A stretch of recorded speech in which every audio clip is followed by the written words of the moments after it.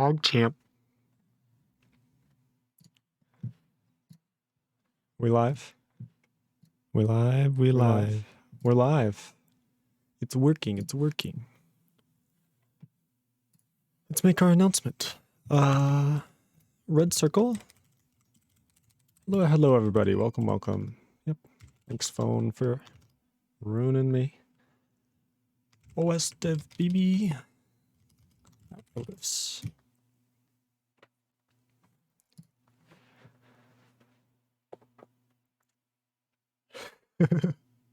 What you'll be streaming? Twitch is on. Isideush says, hola! What's up, Isideush? Thank you so much for tuning in. How's it going? How's it going? Oh, yes. Sarade, how's it going? We got Isideush, we got Sarade. The whole family's here.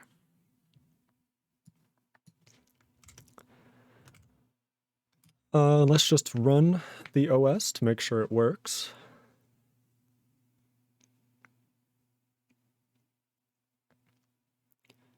Beautiful stuff. Javesmear says, good evening, Neutrino2211. Hey, how's it going, everybody? Welcome, welcome. It works. And it really works.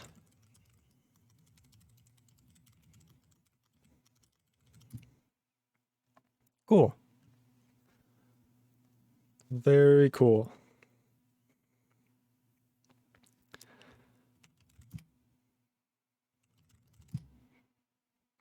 Okay, well, we have a little basic shell, and we can do anything we want. I think we decided in the Discord, not exactly certain. What did we decide to end up doing?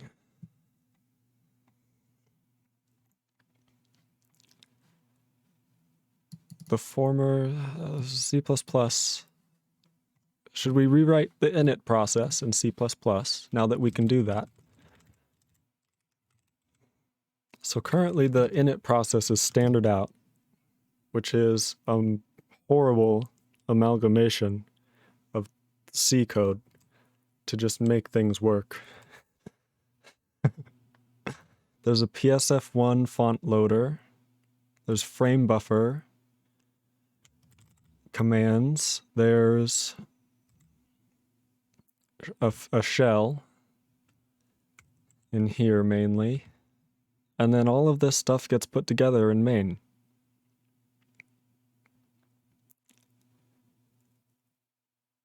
So here's the thing. So this is sort of init process, Windows Server, and the shell all in one process. Yeah, all in one program. That's exactly right.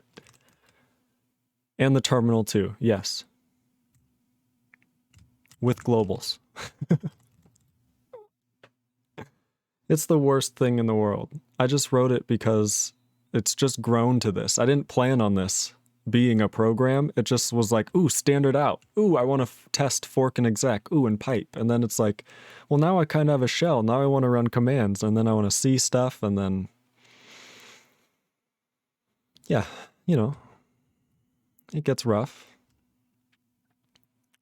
The worst thing in the world is flatten in SCA++. I don't even know what that is. I feel like I've heard about that. So, something that's interesting.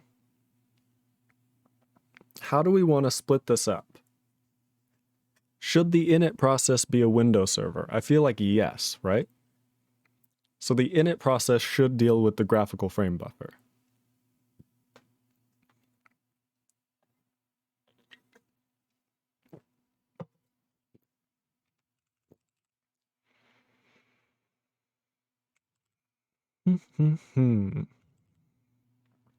So if the init process deals with the graphical, Isideush says, what's a Windows server? Great question. So remember how an intercept, we have the STL example. Oh, Sarade. We can test the STL example now. Totally just forgot that yesterday. That would have been cool to test. Lamau. Either way, in the SDL example, we basically call SDL create window. And in doing so, we're basically saying that we are a client and we would like a window, please, which means that there needs to be some sort of server that gives us this window. And SDL interacts with that window server. On Windows, it's like the WinAPI stuff. And on Linux, it can be anything like Wayland or X or lots of things. But yeah, like the X server is generally the Linux window server. Sroid says, I've mentioned it before, it's a function that flattens nested lists, but there's a lot more to it because percentages are involved. Jesus. And no, init typically starts everything else. The X server at least is a separate program. To be honest, we don't have like any networking anything, so I don't know, and I'm not experienced in it. So I don't know how to make a server client system. You know what I mean? The best I can come up with is a pipe. And that's still rough for me. Yeah, we don't really have sockets or anything at the moment. Exactly. That's why everything's going to just be kind of shoved into the init process. I think it's fine for now. But I think what we should do is separate the shell from the actual anything else, so that we just exec into the shell with the arguments. How should we do this? So the shell should be like a REPL.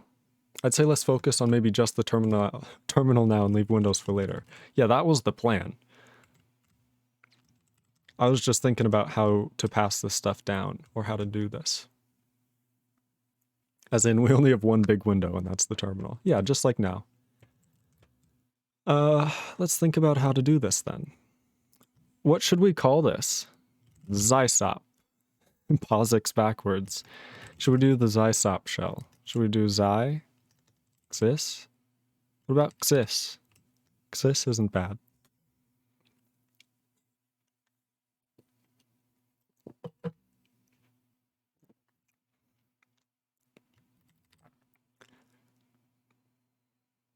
Isdeush says Bob. Sorry, it says LSH for LensorOS shell. Is Lish already a thing?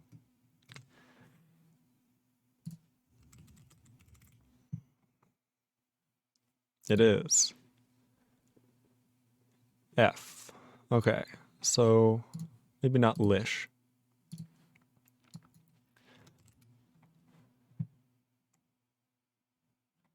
Zish. Let's do Zish.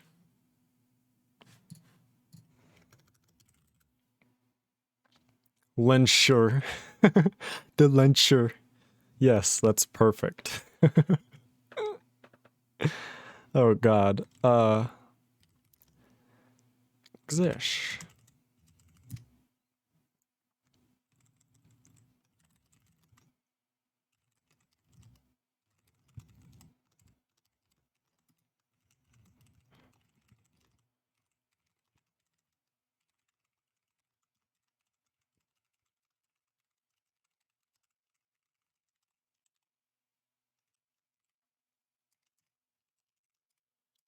So I'm just going to copy a file from Echo, which is another C++ project.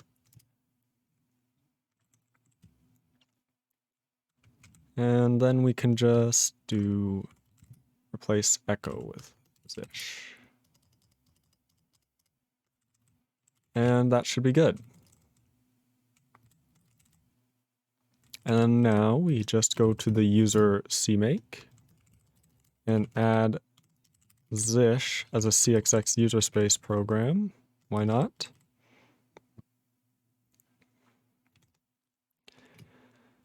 And from there, I did pause this, right? Yes. From there,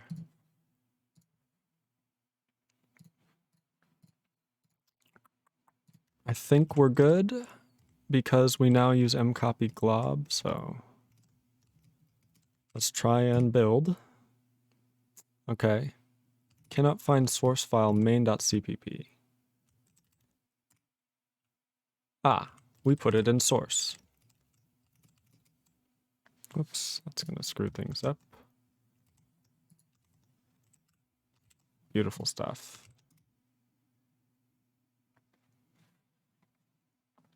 Beautiful stuff.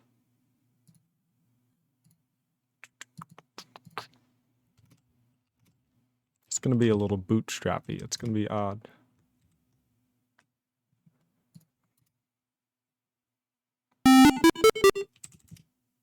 Pog. We did it, chat.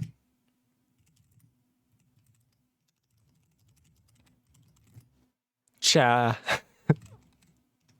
I can't type. Lamau. Pog. Okay. What do we do? What do we do? So we now have main.cpp.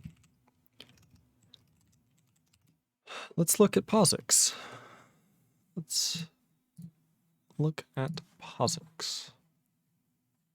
So POSIX, I'll put this in the description. POSIX has this, here, I'll link it in chat too, just in case. So it says quit actually closes it now. No, it doesn't. That's funny. I typed quit and then I just pressed Control-Alt-Q to quit QEMO. I haven't done the FADT parsing yet. I'll get there. I'll get there.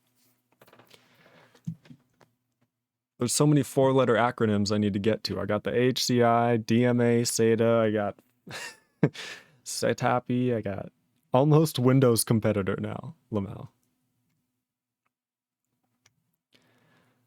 So the shell, if we want to do a POSIX shell, we basically have to do some shell parsing.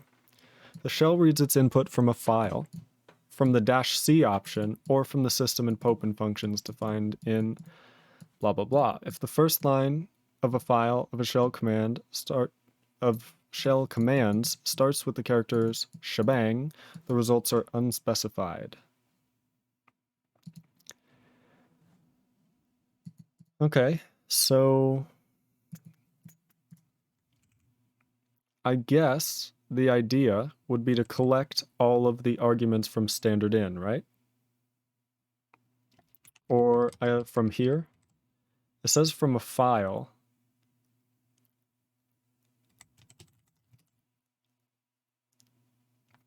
That's because shebangs are handled by the kernel. I mean, we'll just handle them in the shell since it's unspecified, but yeah. Because we can just exec into that thing with our arguments. So, it says C shish. This is the command language of that shell. Execute commands from a command line string, the standard or specified file. The following additional options shall be supported according to all of the, oh Christ, okay.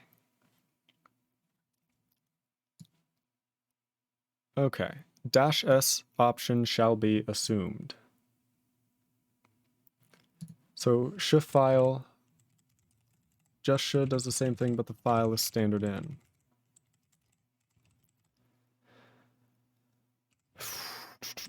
Okay. So if argc equals 1, shell-c some shell command runs some shell command. So I have a question.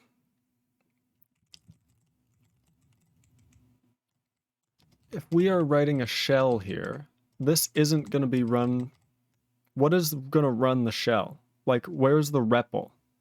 So does just running sh mean that it reads from standard in until you press enter? But then how do we re-enter the shell? So does the shell loop forever? Do you see what I'm asking? Am I going crazy? Does the terminal re-enter the shell all the time?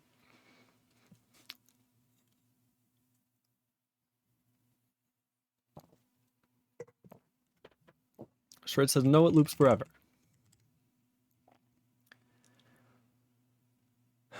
So this is almost a no return main.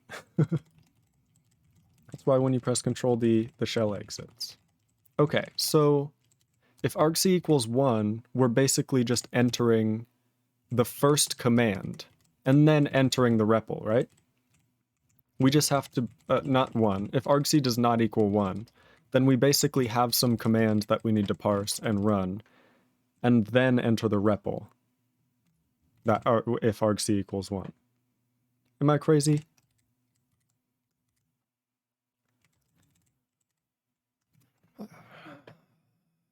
Because basically, we're going to read commands from the standard input, which is just the regular REPL. I just start with the REPL and add the rest later, to be honest. Okay, let's do that. Let me look at the current REPL and figure out how it works. We have a forever loop, so I guess we enter a forever loop. And technically, we should probably have like an unreachable thing here. We might be able to get away with that, but we could do standard terminate. Really, it doesn't matter. We can just return 0. Everything's fine if we do end up breaking out of this loop. We never do, but if we do, see, that's a nested. Should be fine.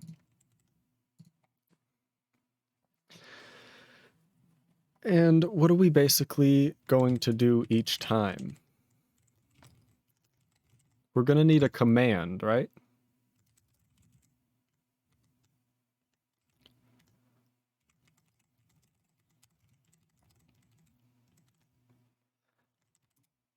We need a cleared command.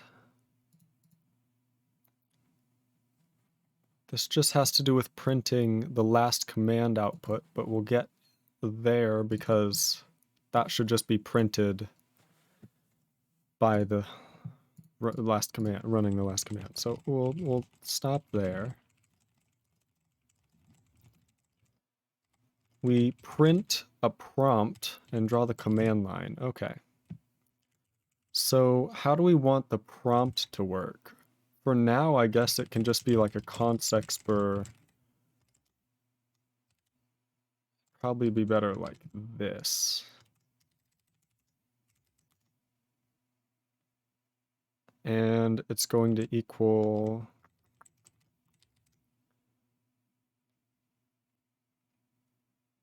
I mean, it can be anything. That's fine. Sure, we'll do 2 spaces and that. Why not? And we would like to print the prompt. That's not how that works. That's also not how this works. There we go.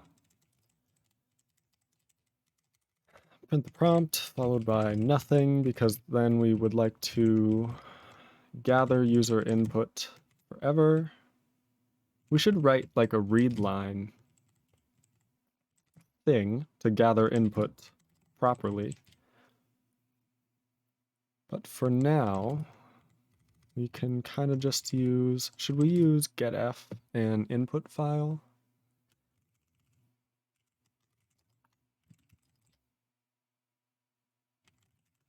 Is this how that's how that works, okay. So we would like to read, we're gonna have to use getC here, aren't we? Because we don't have like the file wrapper yet. Is it gonna be in standard IO? Is egglet even happening? Definitely not. Okay, that just takes a stream and returns a character.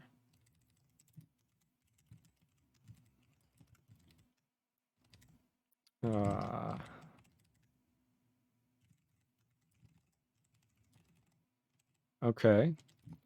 And basically, we want to do this forever until it equals a new line. So we're going to say, while we're doing this, And it does not equal a new line. I'm pretty sure that's what we have here. Yep.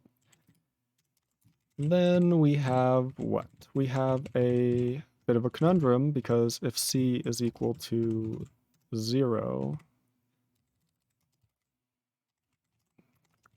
what do we do if c equals 0? I don't know what we do then. It's probably just a null byte. It's probably not handled specifically.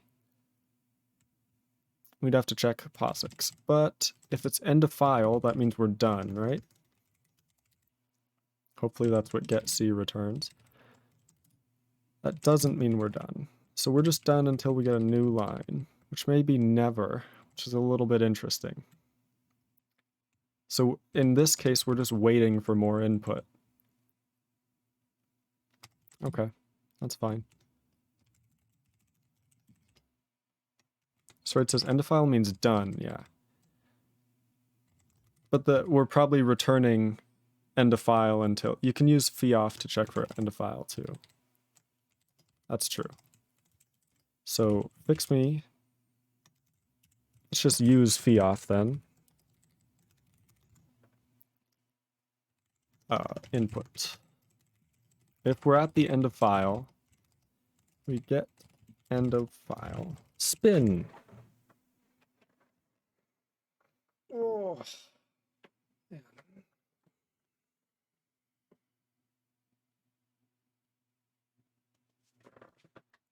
Okay. We get end of file, spin.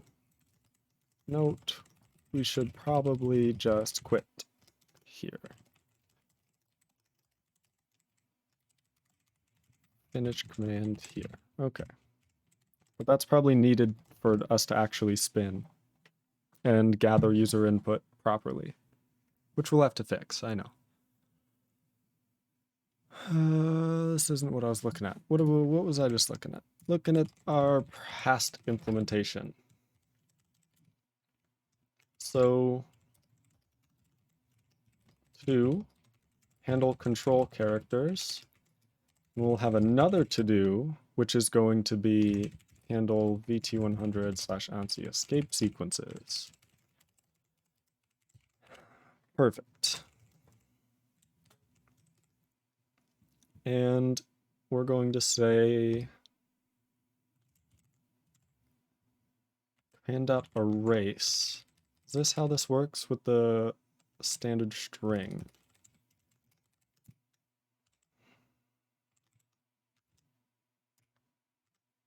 Erase.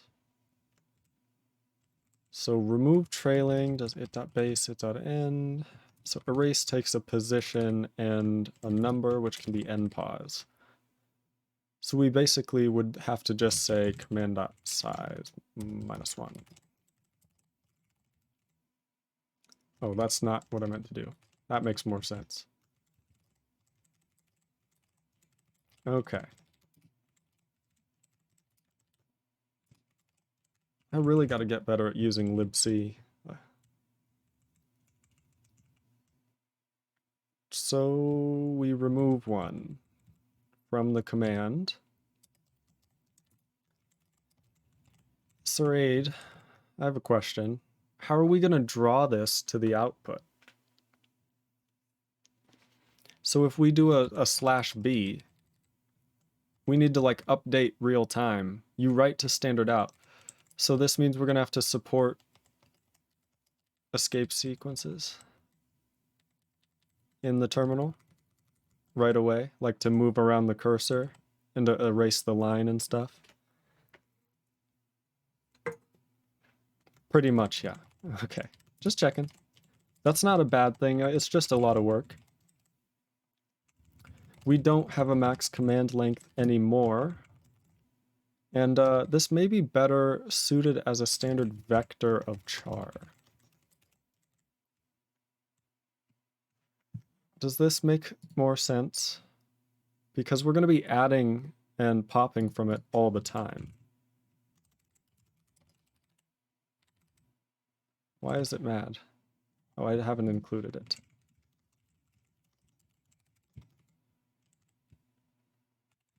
So it says doesn't really matter in this case. I see. I mean, if it doesn't matter, I'll just use a string.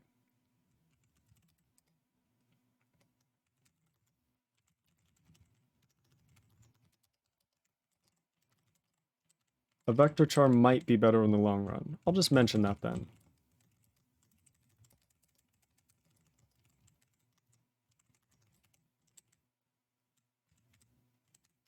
Because we don't really need SSO in this case. We don't, but it does help a lot. Because most of the commands will be short, like ls or things like that. And the only reason to use a string over a vector char is SSO. It's true.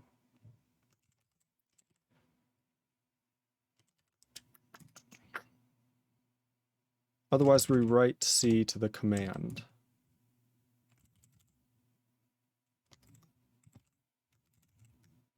To do.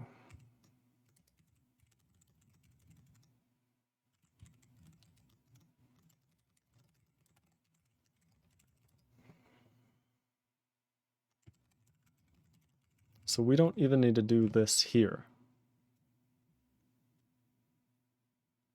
We just need to send these directly to the terminal. So, and if it's in the input, it's kind of odd. So maybe, disallow VT100 in command input.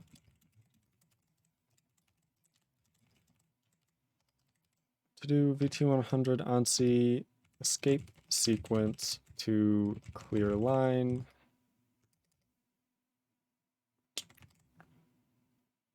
I guess, yeah. Set cursor, draw character.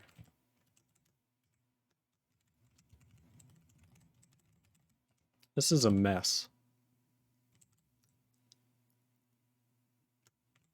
A better thing to do would put it outside the loop and then clear it in the loop. Yeah.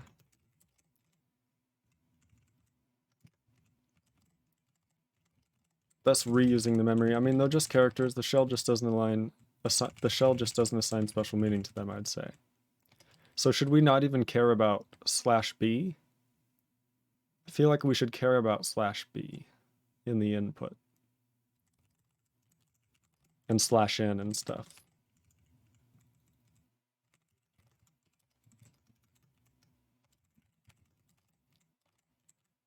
There are a few exceptions like backspace, etc. Okay, I just want to make sure. I was like, do we not need to handle any of them? And new line, obviously. Yes, that's our exit code. So then we can print dot command.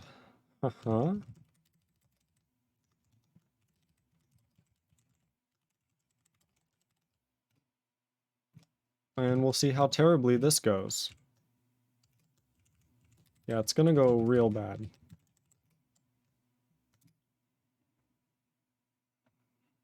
If we don't know what to do with it, we just treat it as chars. Yeah.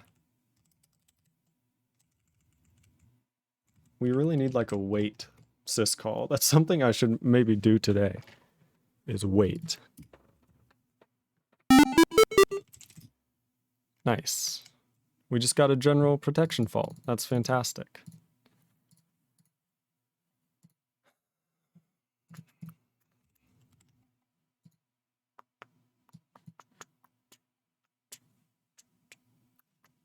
What am I doing wrong?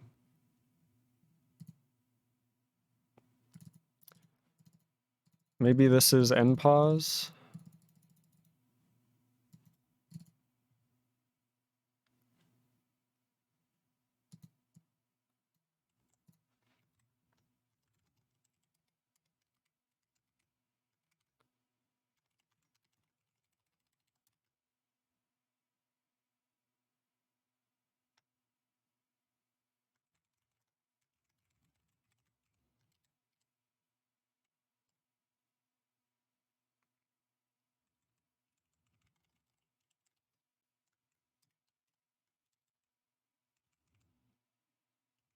Oh, I didn't do the actual check, Lamau.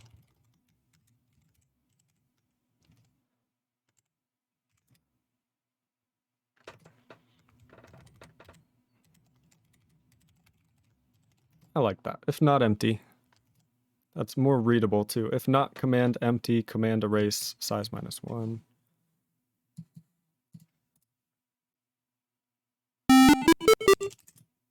No, that wasn't it. It's in user space.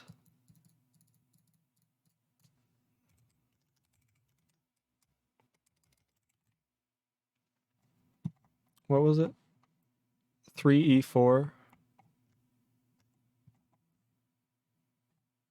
That's after main. Okay. Interesting. Okay, it's not in start.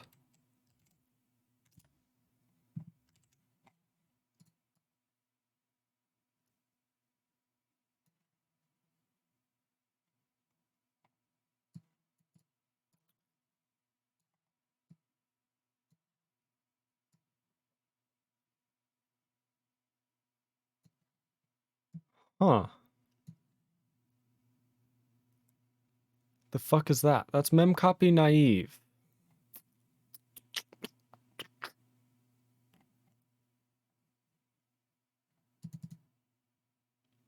Why is it using DS and ES though? I don't know.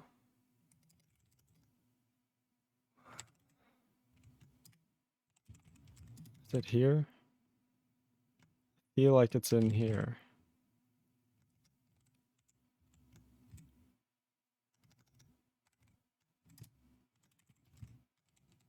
Where is memcopy? Bits. No. Is it literally in the string header? Yeah, it is. Okay. And then that's in bits string intrinsics. Okay.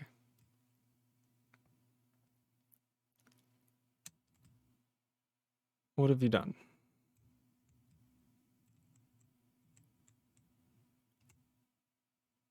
What am I looking at? We have memcopy naive dest source n. Volatile return original dest.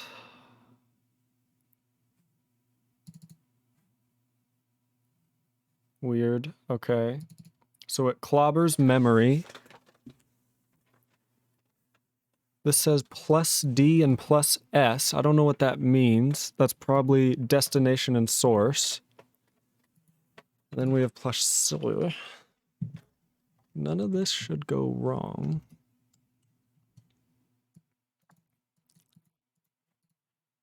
So we are properly getting...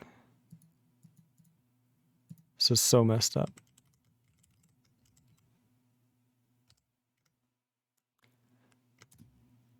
That's a little better. So we are properly getting dest and source, our two arguments. But they're offset by DS and ES, which is... Do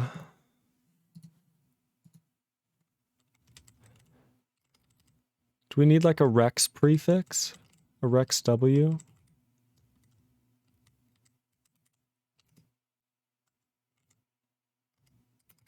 Is there a GNU as manual?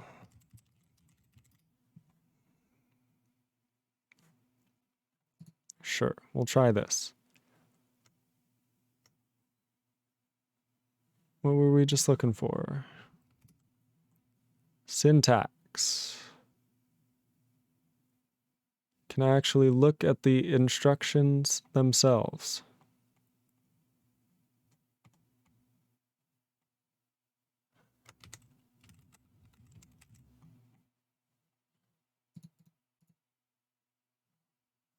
For x86?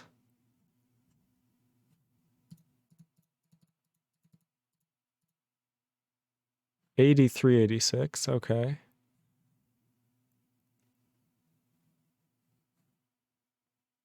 Jesus.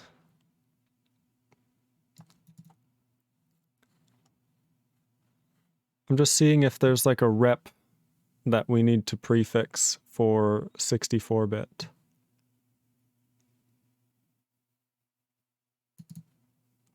Apparently ESDS is supposed to be 0 in 64-bit mode anyway. Can't guarantee that that's the case.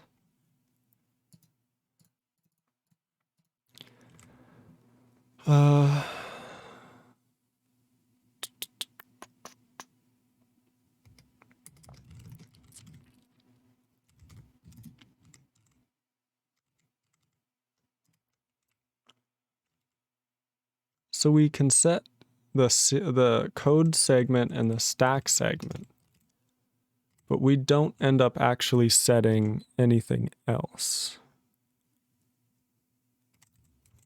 Because I don't think it's in this CPU frame. Fucking... Not what I meant to do.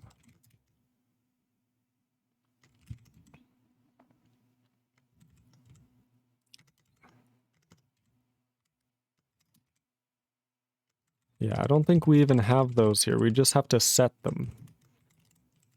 Can you try telling it to use a Rex prefix? I don't know how to necessarily do that. I can try.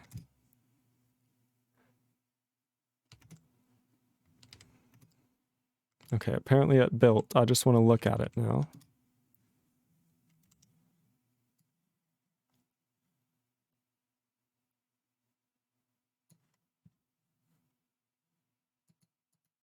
Yeah, it still did it. And there are 64-bit registers, but that's memory.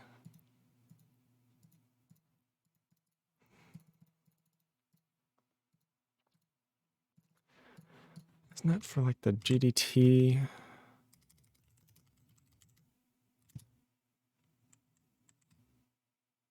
They all have 10 in them.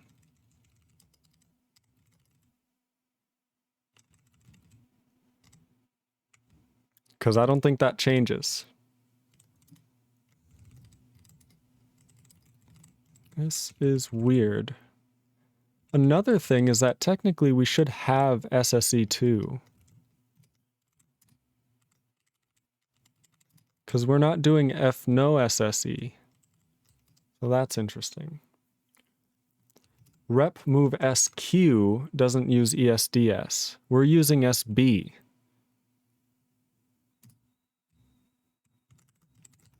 Is that it? Oh. Should we just try? See if we get the same general protection fault? So it says don't do that.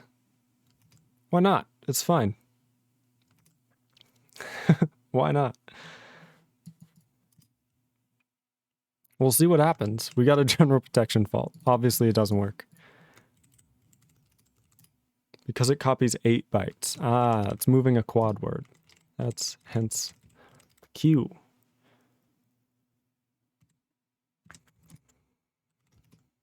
Well, you would think that memcopy works, because we use it quite extensively.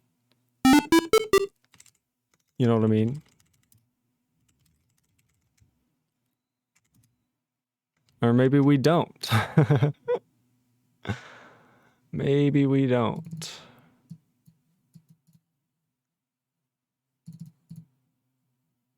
It's not user accessible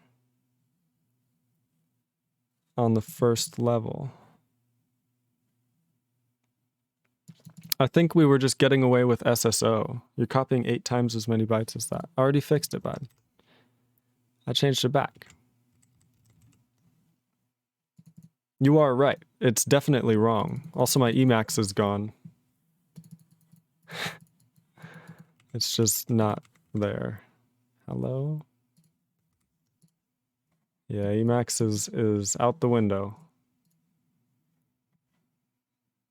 Appears to be doing nothing. Is it ClangD holding it up? We'll close ClangD. See if it comes crawling back. Oh, it was ClangD. Jesus.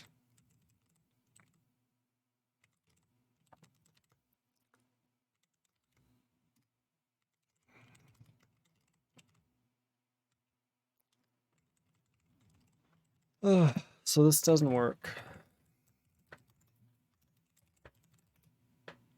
I'm pretty sure we were just getting away with SSO.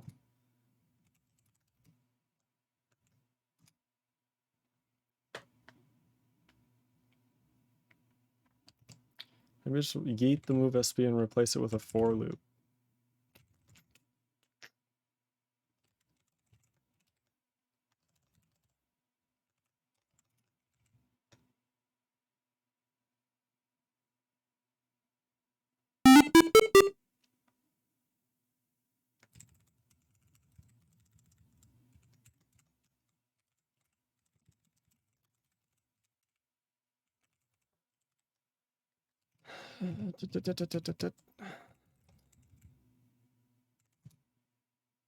It's working. Okay, hooray.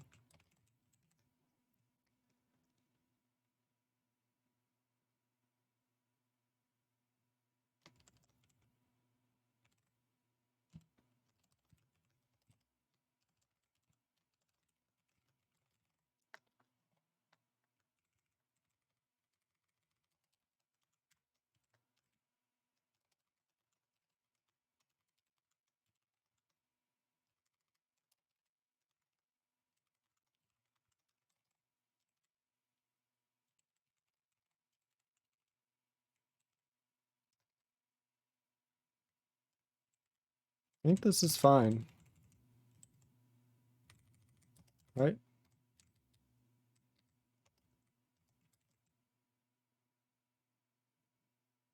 N refers to a count. We minus 1 to get its index.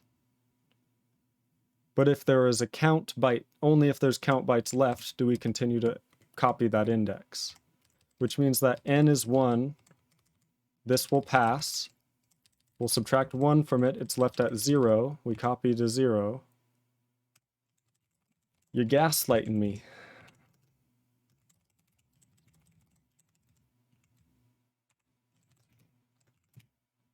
I don't care. This makes my head hurt more. What are you talking about? It's not about making your head not hurt. I don't care. It works. We copy the things. It's not off by 1.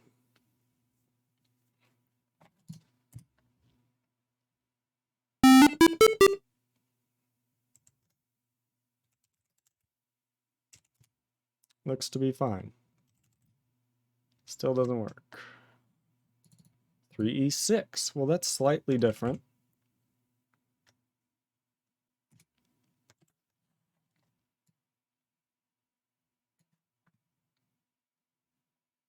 It's still the same thing. So how are we mem copying the wrong thing?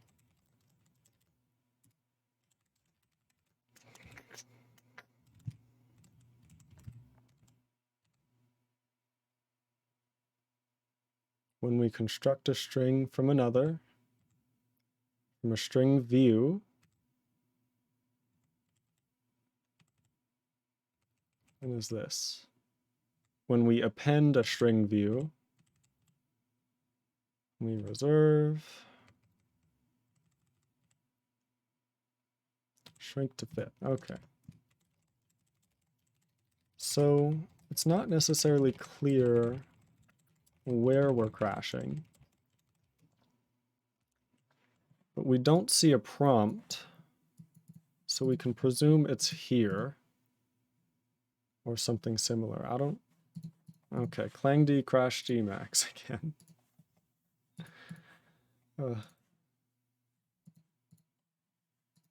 Is it that ClangD process? Is it that ClangD process? Is it that ClangD process? Is it that one? Nope. It's just, it's gone forever, maybe.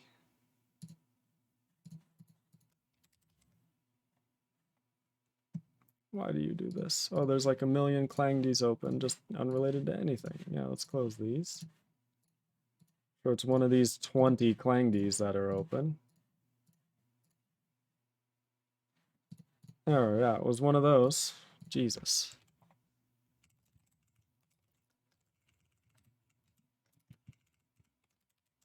Let's make sure it's not like a global constructor or whatever.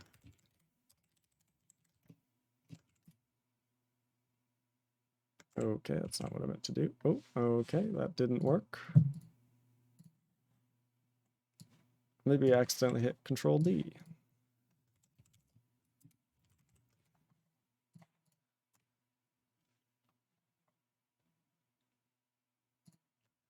Okay. Hopefully we see hello world.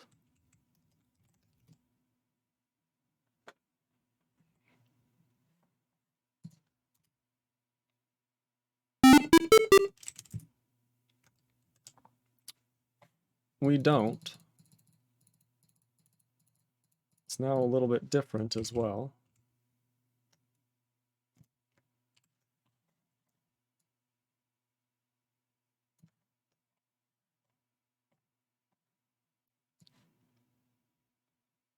It's now a movable. Rax EAX. That doesn't make any sense. Comtrue, thank you so much for the follow. Comtruce? I don't know how to say that. Where are we at? Movable. Move, zero extended. What is Zeeble?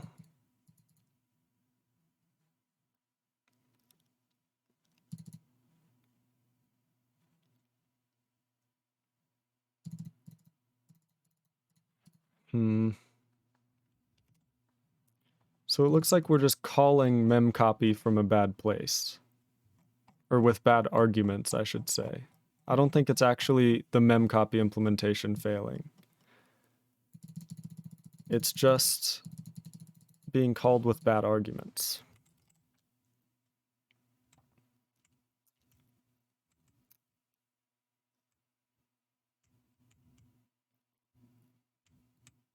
So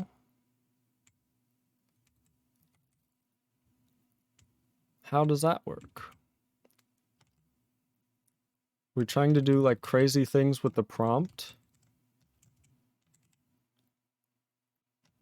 Does that matter? Whether that's global or not?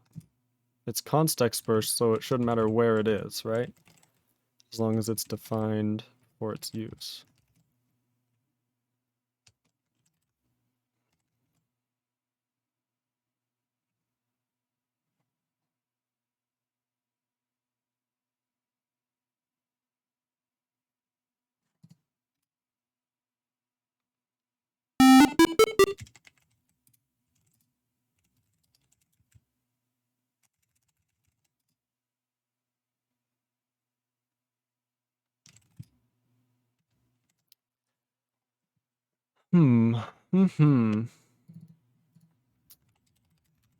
Could it literally be line buffering once again? I know the F-flush won't be built, but we should have the line. Let's see if this new line gets us our output.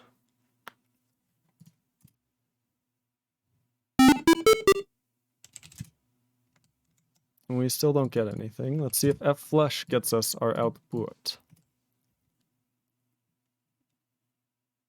I've been dropping frames today. My internet's not so good, I guess.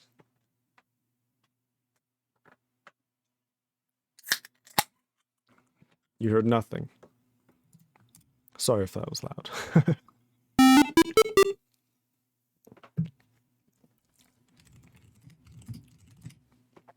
Okie doke. It seems like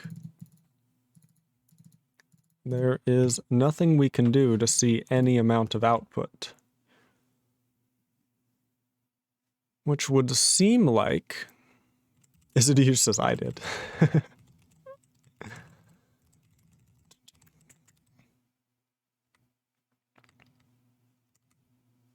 What do we have going on?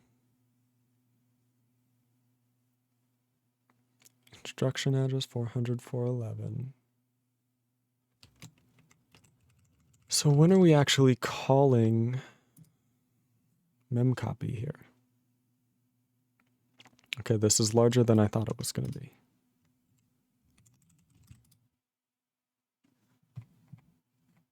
From memcopy naive, okay. Where it's a loop. Makes sense. In start. Not in start.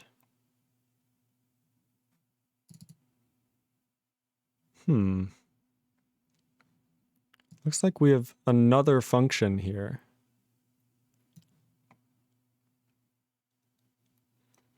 I don't even know what it's doing. It takes an argument.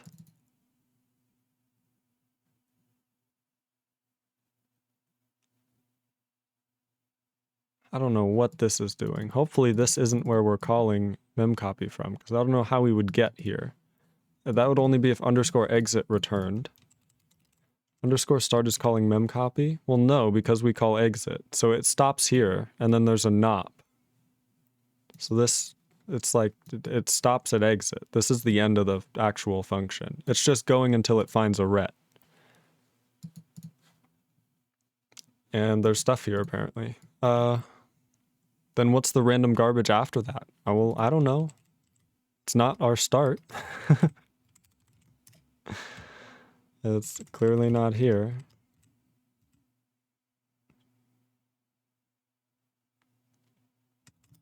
Clearly not here. We could put ret. That'd probably fix things. Yes, I'm sure it does.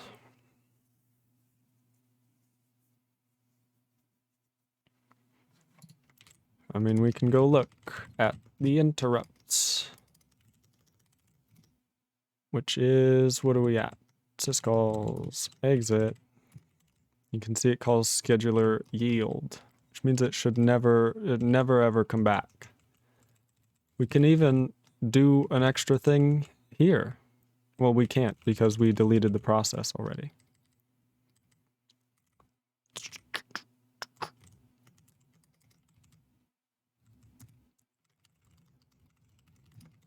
As you can see, state equals sleeping. It's no longer in the list, the process queue, so it won't be switched to, even if it could be. What did we just do? Emacs. Why are you doing these things? But we remove it from the process queue, so there's not much to, we can't switch to it. We set it to sleeping, and then we destroy it and delete the process. So I would say it doesn't return, because we then yield, which means that the scheduler picks a new process to switch to.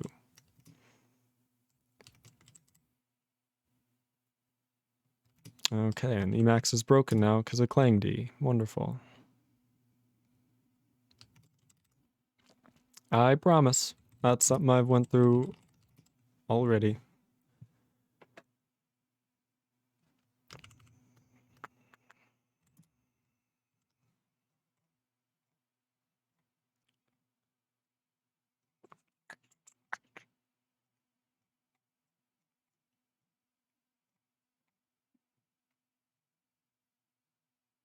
Interesting. So even when we put a ret, it doesn't just go to a ret, it just goes until there's more stuff.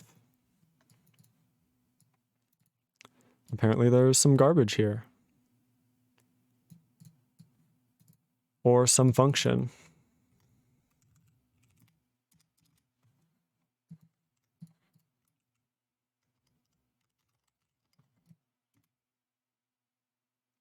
It's not ever called. We've got a lot of calls to memcopy.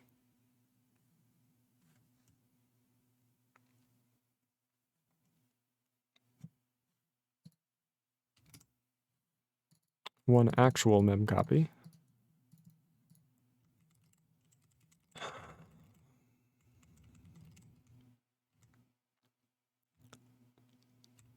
So is it just constructing the string?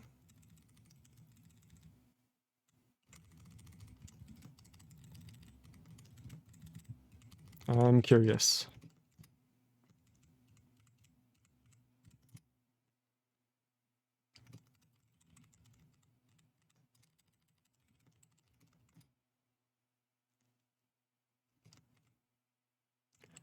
What if we just loop until we get a new line? And then we continue looping forever.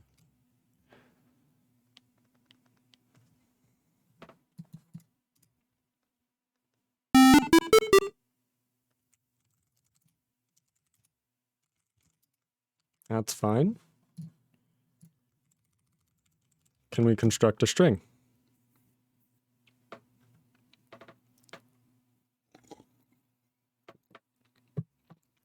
Infinitty, thank you so much for the follow. Nice name. So relevant.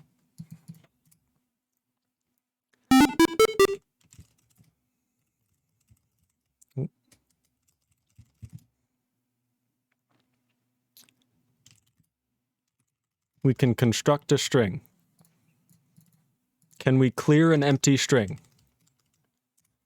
That may be it, Saraid. It may be that we can't clear an empty string. We may have never tried to do that before.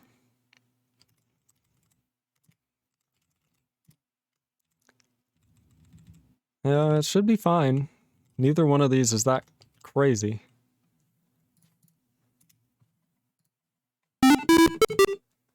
I mean, it should be possible.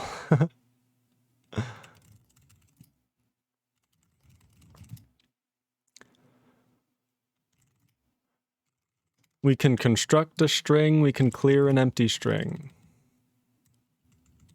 Can we call if not command empty on a string?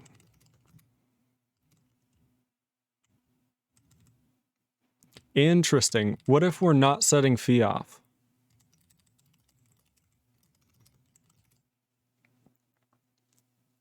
What if we're not setting phi off?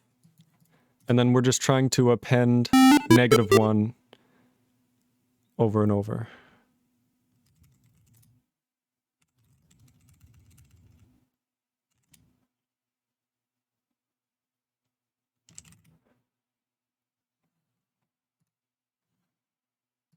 Well, everything there seems to be working. So let's try adding everything back with this new change.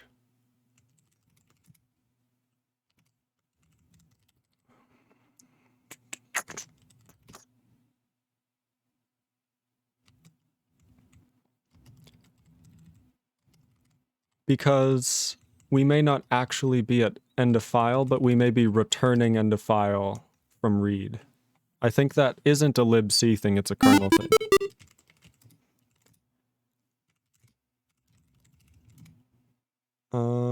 Zish.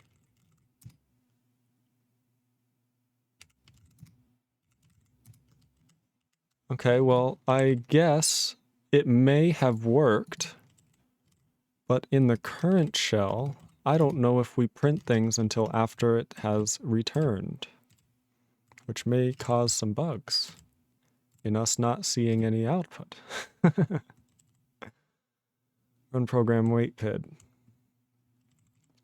Yeah, I think that might be something to do now. Maybe I'm crazy, but we read 1 byte from the pipe at a time until we can't anymore.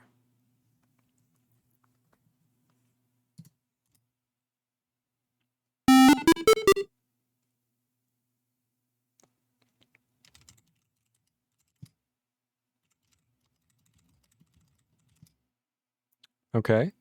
Things seem to still be working. Okay, I think we just accelerated straight into here.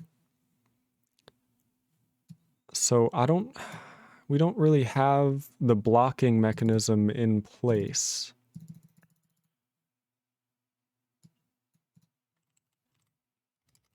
I think that's another kernel thing.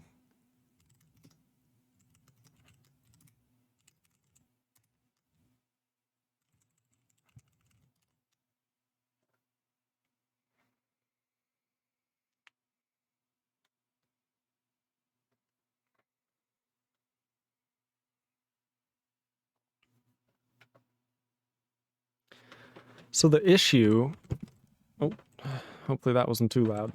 Here's my issue with putting a while loop here, right? The issue is that we're in a syscall, which means that until we iret queue, no more interrupts are going to happen. And that means that we're just going to stay in this while loop forever.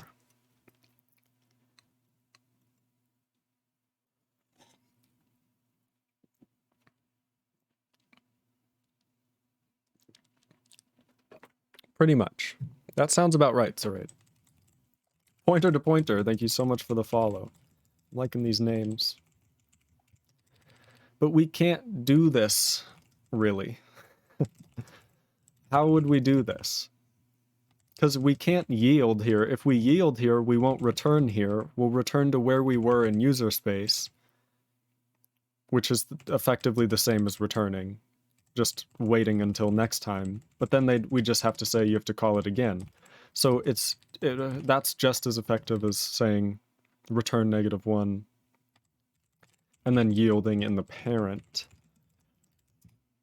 But we don't know when to yield to. And there's probably bugs if we call wait PID on an unexisting CPID. I think the process needs to be suspended until there is input. That doesn't, but then when the process comes back, where's the process? We can only jump back to here. We can't jump back into halfway through an interrupt. That's not good. So we have to finish this interrupt somehow. You know what I mean?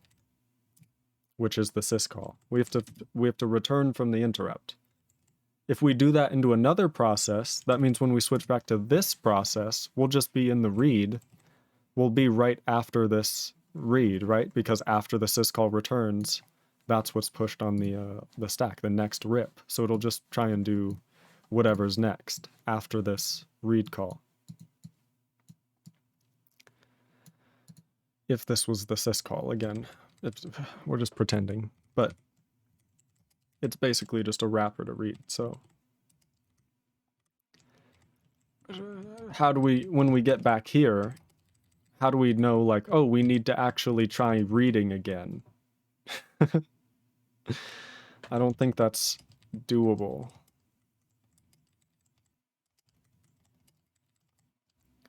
Or we have to somehow save the state of the interrupt, like the kernel here, and then somehow try and switch back here.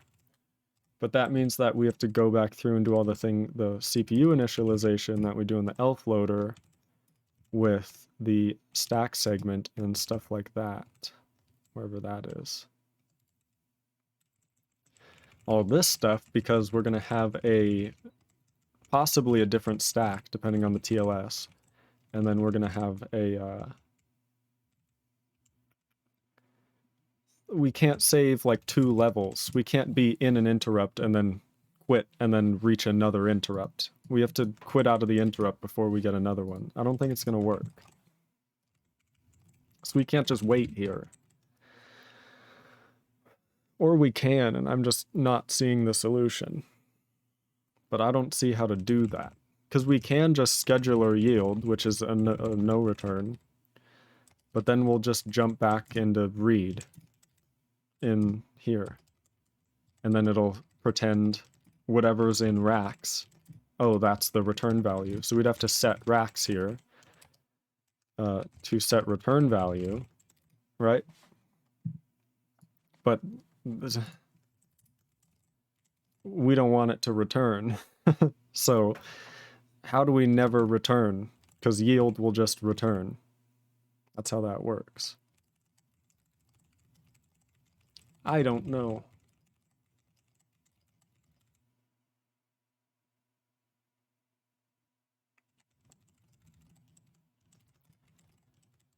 But yeah, so that's not doable yet. Because there's nothing to read, so we get -1. We call wait PID, and then it just never exits, so blah, blah, blah. Initial solution. Make this exit.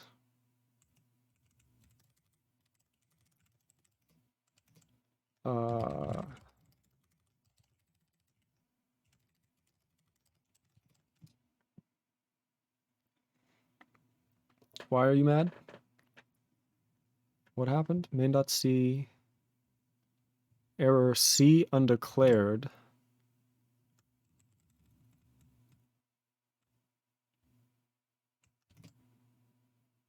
While read, oh, this is here.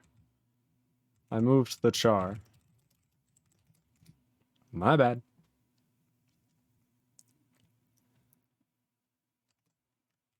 But yeah, it's kind of a confusing one with the pipe there. I'm not sure how to actually wait in the middle of a kernel thing, unless I spawn another process that then actually does. That just sounds messy.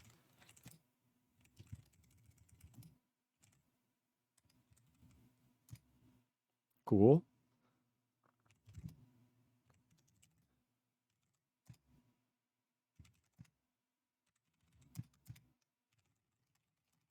Okay, so it never exits. That's something to know, as far as we know. Well, it does not equal /n, print got command. I want to print the prompt. I want to print the command. I want to...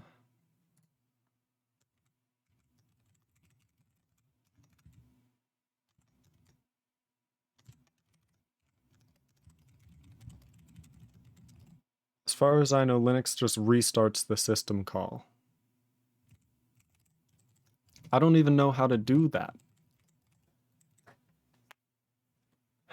Because the return, the interrupt frame refers to the instruction pointer after the syscall. So it won't return to the beginning of read when it returns, right? It'll return just after it and do this comparison or whatever. So if we do have to return, how do we like alter the instruction pointer in a known way that it'll redo the syscall? Cage, I don't know how to say that. Hi, I've been watching your videos on YouTube and I really like them. I'm glad. I'm glad you chose to tune in live as well. Why are we not ever doing anything? So we say command.clear, write the prompt. Can I f-flush here and see some stuff, maybe? I would love to see the prompt get printed out. I guess that's not going to work because the pipe thing. So we have to get to the actual output.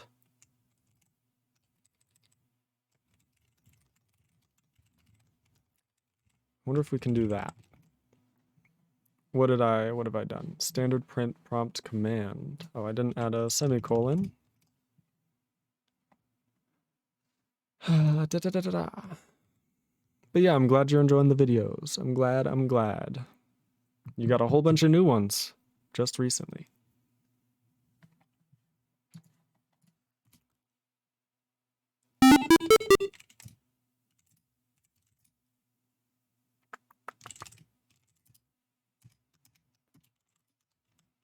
Interesting. Doesn't work. Why no work? Ah. I know why no work.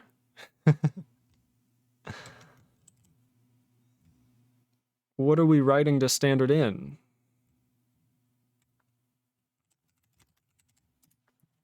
Of the program. We aren't.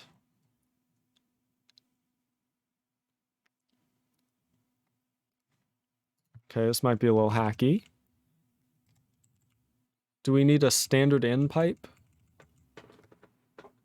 So we have a pipe right now that we read from in the parent and write to in the child. Do we need one that we write to in the parent and read from in the child? That way we can have standard in redirected.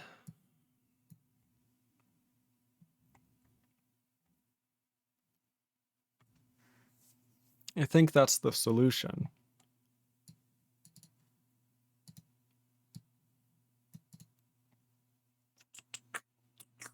Otherwise, what could we do? We could just change the init process to the shell, but we don't really want that. We want to separate the init process and the shell, which is a simplification. So we need the new init process to then exec into the shell or fork into the shell, because it'll act as a terminal and kind of do that thing that this does. But then if we do that, we'll never actually see anything. Fuck, man.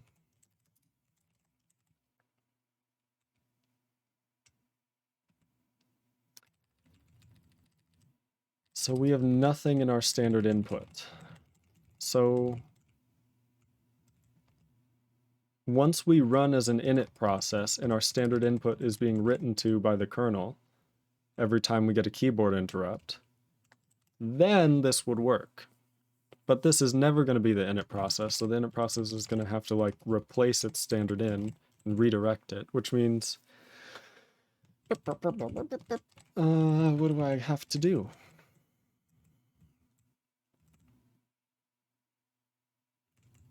I would vote that I should just redirect standard in from here. Let's try that.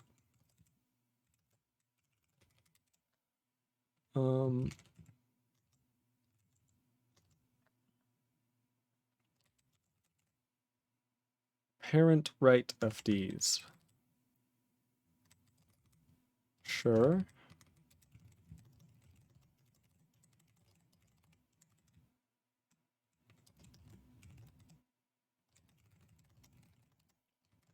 So we would like to close the read end and close the write end.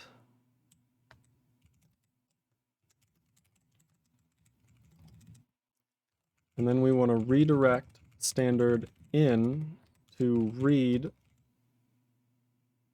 from end of pipe.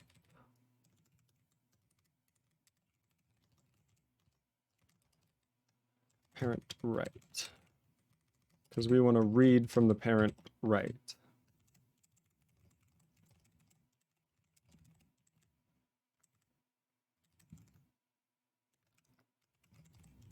Okay.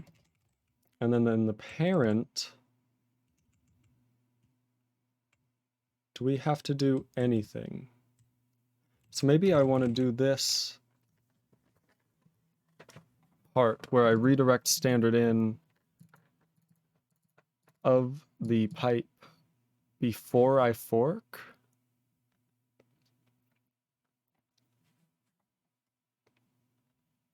Well, we want to redirect standard in only in this process, and we want to redirect standard in to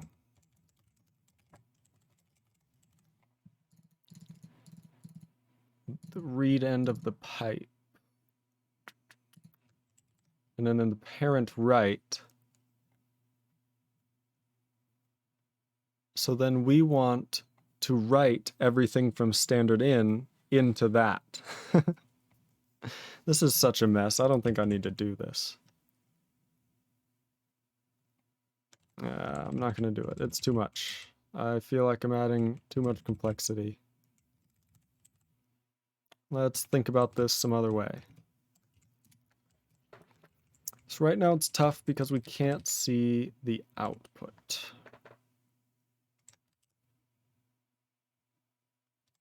Because we're redirecting standard out into a pipe.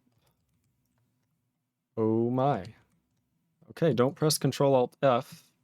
That goes full screen. Good to know. I cannot move. Okay, geez. I can't type. That was a buggy startup, huh?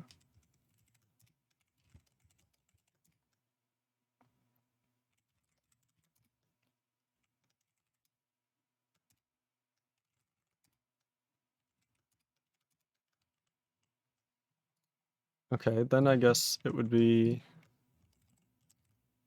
in Zish. Why are we never returning now? Because we never get standard input. So if we break here instead of that, let's see what happens. Cactus Corp, thank you so much for the follow. I'm up to 350. It's such an amazing community. Thank you so much. Be sure to check out the Discord. There's announcements every time I go live. It's a ton of fun.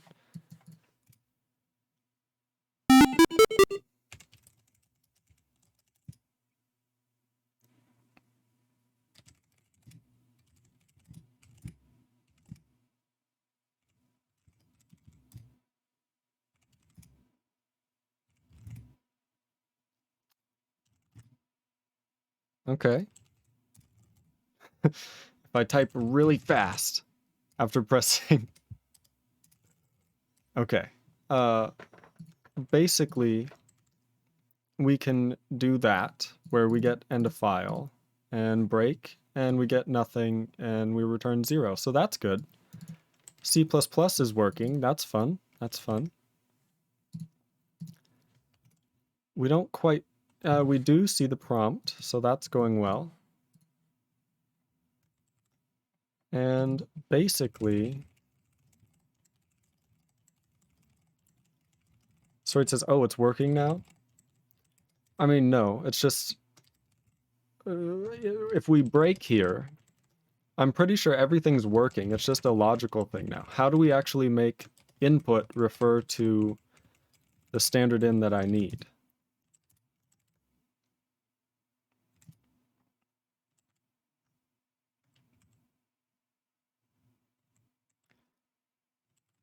How can I redirect this process's standard in to the parent standard in? Are you making a shell, or what's the task at hand today? Great question, I'm going to call you K-Jugs. K-Jugs, great question. So there is a LensorOS shell, which is part of my OS, our OS, I should say. It's free and open source for everybody. And basically, there is a shell, but it's written in C because that's all I could get working when I first started user space in the OS. And it's written horribly because it wasn't meant to be a shell. It was just the standard out example program, and then it kind of grew. You can dupe onto FD2 to say. Legendary. The question is, how do I keep around Surade? How do I keep the parent? Okay, let me say this. Gotta think about how to say this. At this point in time, when we make this pipe syscall, we are the init process.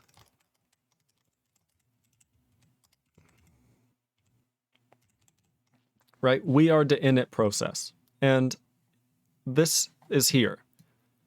After fork, it gets messy. Let's not worry about that. We are the init process. Our standard in, right, refers to, what does it refer to? Our standard in refers to, our standard in refers to the init process standard in, which the kernel writes to. Yes. How do we keep this standard in around for the child process, right? That's what I'm confused about. How do we keep this standard in around for the child process? Because when we create the child process, then we no longer have the same standard in, standard out, and standard error. It's been replaced by the kernel by new things. So we can't just dupe to standard in to standard in. So do I have to dupe to standard in into a new FD after opening a file or something? Like, you know what I mean? How do I copy standard in? How do I get an FD that I can copy standard in into? Because I need to copy standard in so that it's open on the child, and then I need to close it. Well, that's what the dupe syscall is for. But what do I dupe into? It duplicates an FD. We can do that. We can replace an FD. You don't, you just duplicate. No, there needs to be a file descriptor. What file descriptor do we use? We have to get one. How do we get a file descriptor? Sorry, I just keep saying no. So there's no file descriptor. There's dupe and dupe2. We have dupe2. So what does dupe return?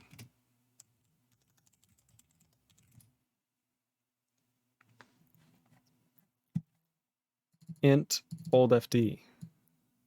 The dupe system call creates a copy of the file descriptor old FD using the lowest numbered unused file. So that's what I was doing. Okay, we need the lowest numbered unused file descriptor.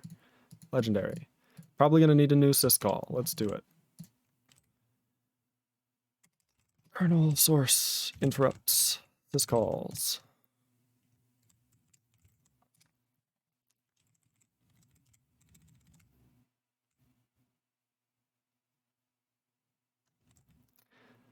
Yes, repfd. Should probably go to the bottom. I really not have to remove the numbers from these things.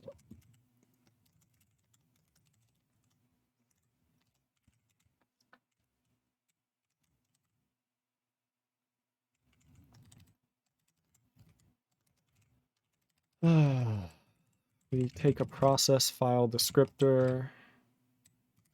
The returned file descriptor will be associated with the file description of the given file descriptor.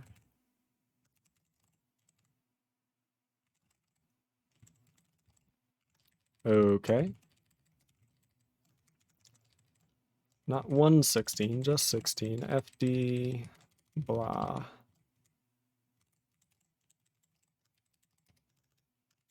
Get the current process. What does dupe2 do?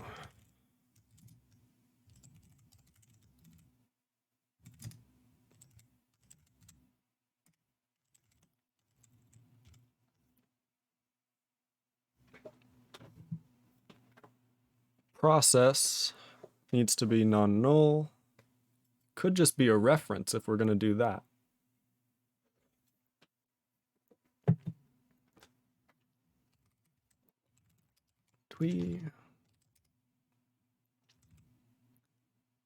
I see, it's all just kind of built on a process pointer. We should change that at some point. Because if we're just going to be null checking, that's exactly what a reference does, but at compile time. So seems a little smarter. But I guess it has to work with our current process thing, which is just a linked list, which has a pointer. So we'd have to, yeah, it's messy. It's messy no matter what. So dupe, as far as we know, this is a little terse little function here. So we're going to be returning probably file descriptors. And we're going to say the returned file descriptors will be did I really say that here? No, okay. The returned file descriptors will be associated with the file description of the given file descriptor.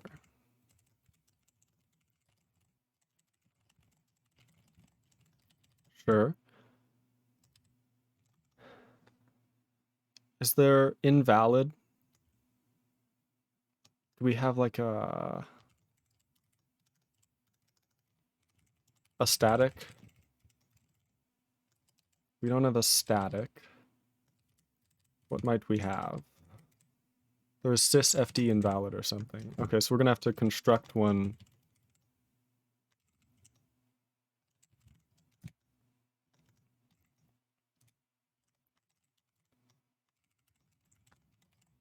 Legendary, okay. It thinks I'm in C, that's a bit of an issue. Can I? Okay. I'm gonna do this.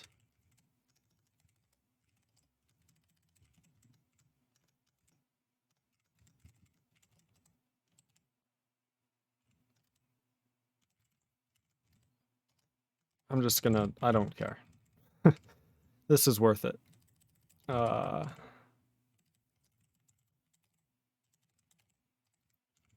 Why do we do this in this way?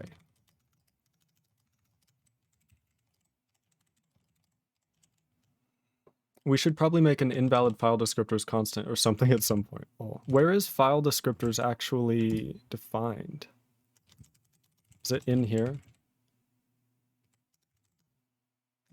It is right here. How do we do this? Can I do this?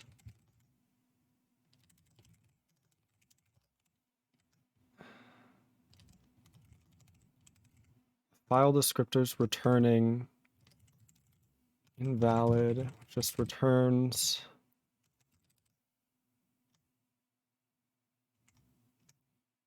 Basically proc it. I guess, okay, this is why we don't have it. Because it's the default constructor. We can just use the default constructor.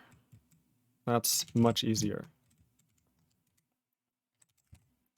So we can just do this. Legendary. Lamau. Yeah, just return brace. Okay. That makes that easier. So now we have file descriptors out equals files.pushback. So if we push a new shared putter, everything should work out. We don't want to replace, we just want to get F. And then we want to say process file descriptors at fd is equal to new sysfd. No. So we don't want to replace anything. We just want to return. Oh, maybe we just return that.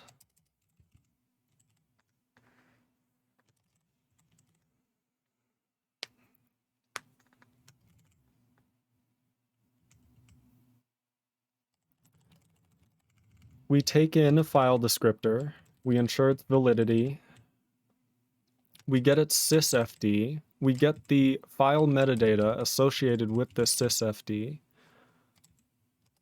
we make sure that's valid, and then we push back. See, this is a shared putter, right? This is a standard shared putter to metadata. So we then push this back. I guess technically we can standard move here, can't we? Because we have a shared putter, you can move it. Okay, legendary. So we have shared putter F. I'm getting better at C++. This is good. So this shared putter references this file metadata. We make a new entry, a new sysfd for it. See, that's not enough. That's not enough.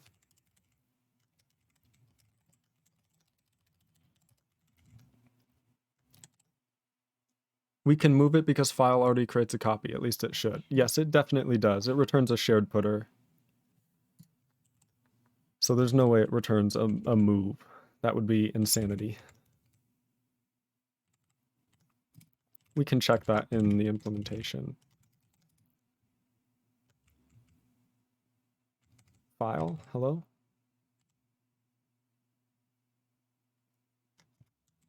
Yeah, so we create a copy. AutoF. This is a shared putter. We know, yeah, there's multiple copies going on. We should be fine. We're good. We have enough shared putters to go around.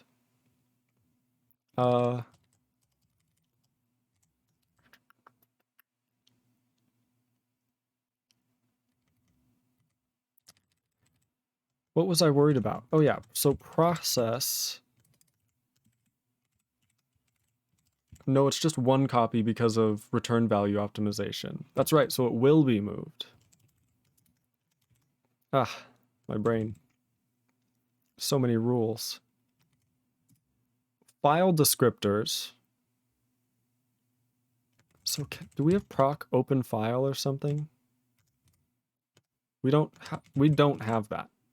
We probably should have like a process level API to open a sysfd within its file descriptor table.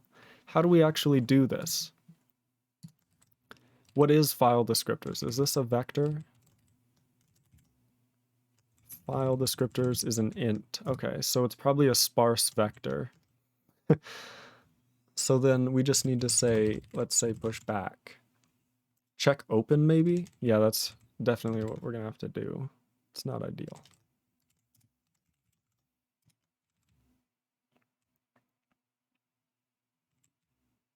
return add file.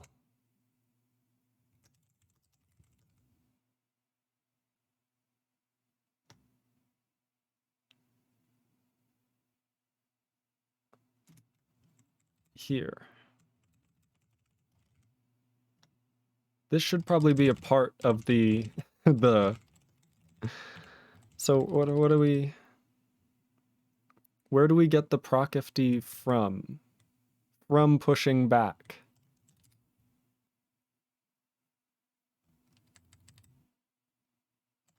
Okay. And what do we push?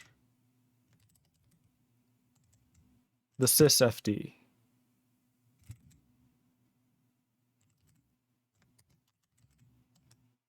Is that what it is? Why am I blanking?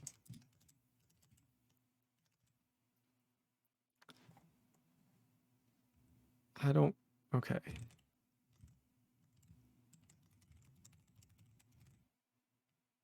Global. I guess it's a global file descriptor, okay. I think this is exactly what you want to do here. No. I guess we can pass process. It is exactly what we want to do. Okay. Once we get file, so we have file, so we can call add file, and we just need to call it with our process. And we want to do F.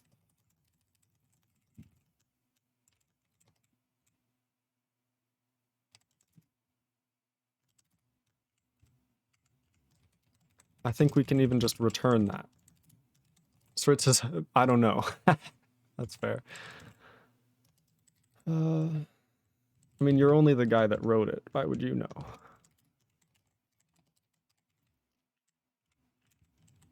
Well, let's see if our syscall makes any sense. Dupe.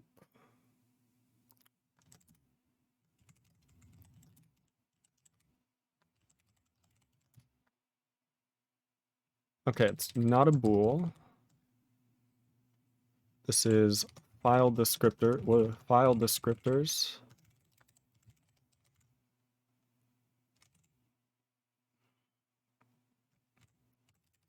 If fds.invalid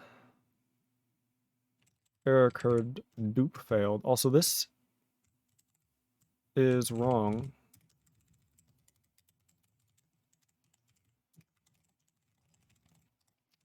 Just gonna fix that up. And if, I mean, we can just return fds dot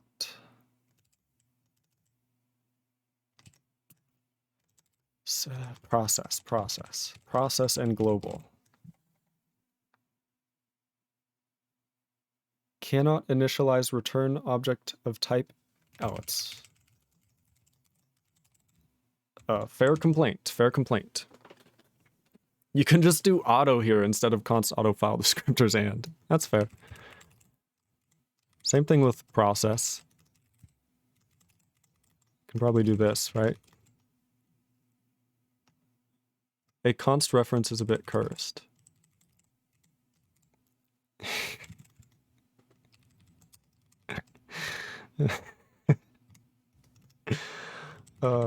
No, you don't do auto reference. I know. Just auto. I was just thinking about const reference. So realistically, do we ever want to allow this to be, should dupe return a const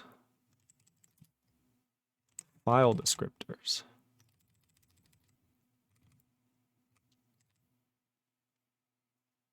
I don't think it matters that much. For example, all of this is const, and we didn't mark it as such. I feel like, do we need this much const marking? Is this really the C++ we're supposed to write?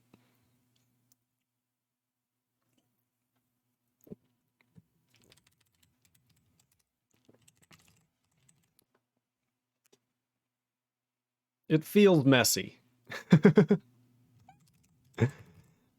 Const makes no sense there anywhere. It doesn't, but it might help. Make everything immutable.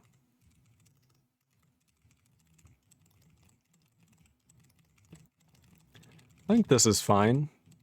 So we now have an error because this isn't big enough. I really got to figure out a better way to handle syscalls. I mean, I'm fine with having a jump table, but I feel like the mapping within the jump table needs to be a little more easy to move around. Like maybe we should set this up more at runtime. There's no reason this has to be, I mean, this is only for user space syscalls, right? The kernel doesn't make syscalls, so if we're setting up user space, I would hope we have a heap and stuff. So maybe we could get this jump table into like a vector and just use vector.data as the jump table.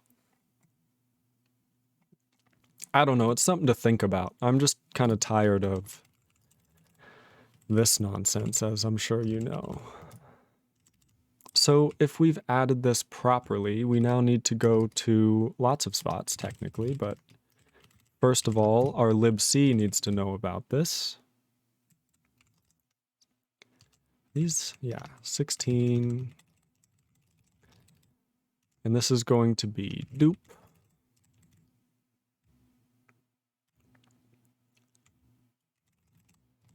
Okay, so we should now technically be able to dupe. Let's test it. We're gonna do something very simple. So we need to do syscall dupe on the standard in file node. So it says const helps, but not when you use it like this. I was that bad, huh? And then this should return. We're probably gonna have to do like a C-style cast here.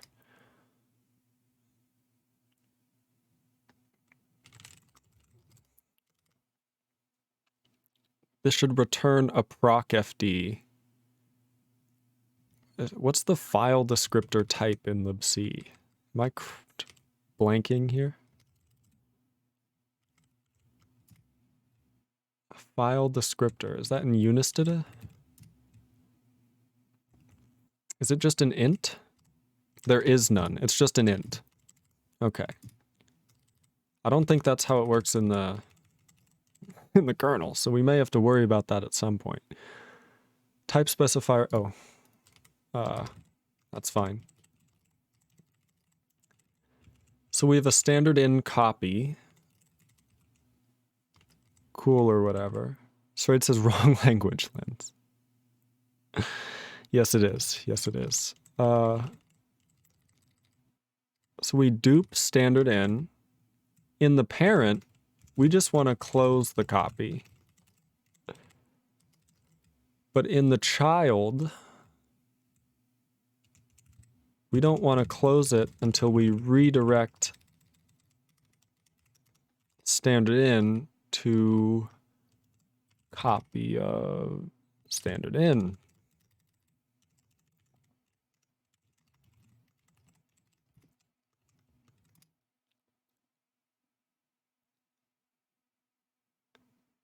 Sysdupe undeclared, did you mean sysmap? I did not. Sysdupe undeclared. What does that mean? That means that syscalls.h didn't get updated. Which is quite interesting.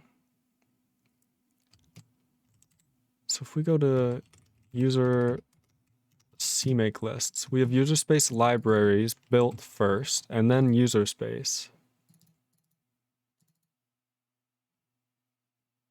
We add user space libraries, install libc.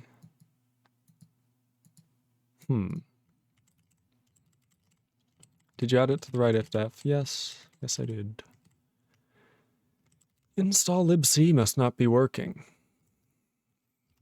What if I run it by hand? Is it just a dependency thing? It was a dependency thing. So, standard out depends on libc. Ah, okay. Technically, our user space programs depend on libc. Libc doesn't depend on install libc. User space libraries depends on install libc.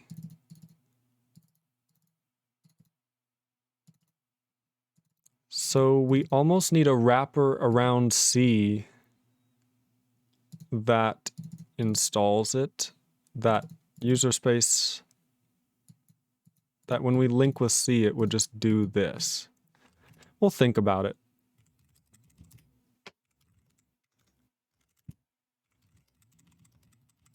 Who cares about libc doesn't depend on install libc, because who cares about that part, right? Well, it wouldn't make sense, because then that's a circular dependency. Install libc actually depends on libc. So libc depending on install libc would mean you try and install it before you build it, which doesn't make any sense.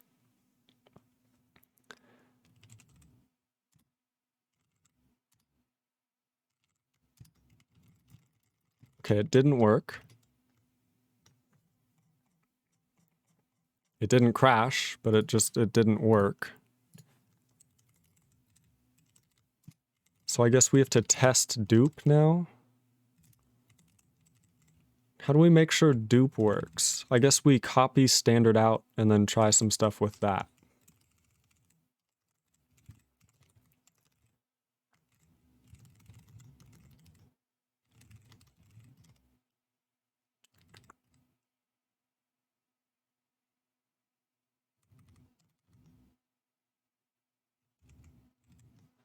I think we do FD buffer size.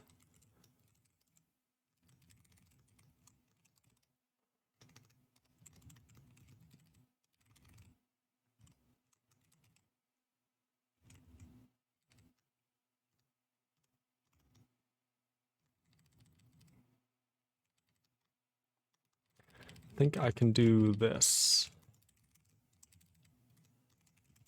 Welcome to the jungle. We've got fun and games.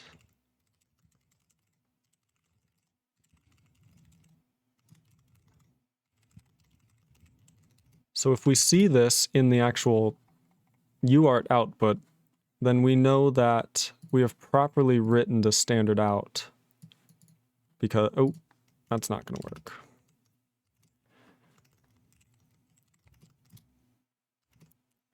So we're going to dupe standard out, write to it, and then close it.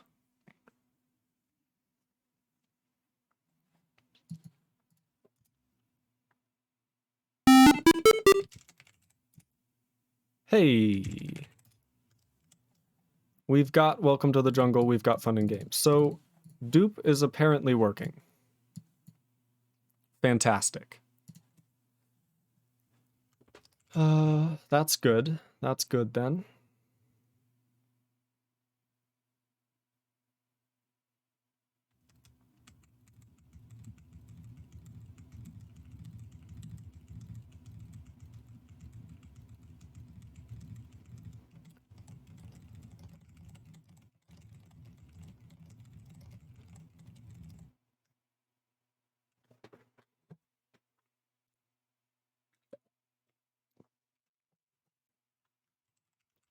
So standard out works.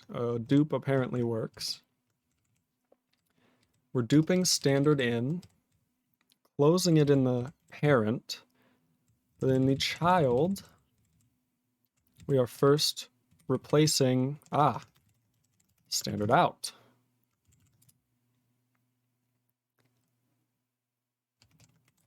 How do I fix this CMake dependency error? So when we depend on libc, we need to depend on libc being installed. But we don't want to depend on all user space libraries being installed. So it's almost like we need like libc to be created as a target that depends on C, that depends on install libc. So I wonder I wonder if I just have to depend on the install, because that depends on libc. So libc will be built, installed, and then, okay, that's probably it. Okay.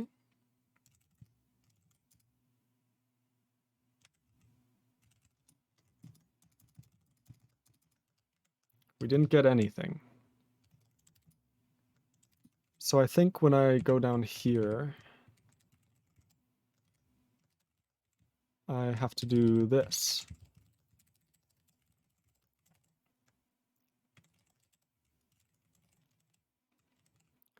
And I think that should fix our woes. And I think that may even fix me having to do this, but I should still do it just so no matter what they get built.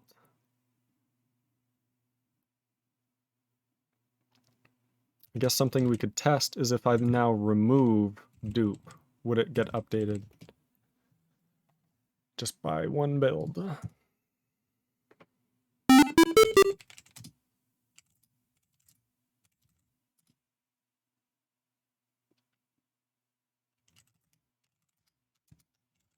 Damn.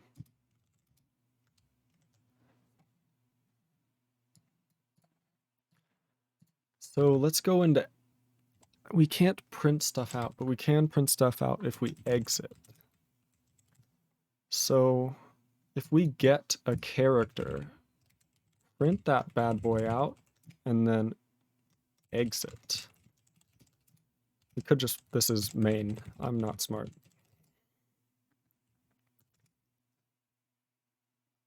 Did that say exit is in vector? Oh no, it says include C standard lib. By the way, Sir Aid, how do we deal with that? Like all the C standard lib and stuff like that. Aren't we gonna have to copy like standardlib.h into C standard lib? Technically, if we want like C standard lib to work. Is that a compiler level thing? C standard lib includes standardlib.h. So we're basically just gonna have a bunch of wrapper files. Okay. You create a C standard lib. Yeah, okay. So typing gets us nothing. How does typing actually work then?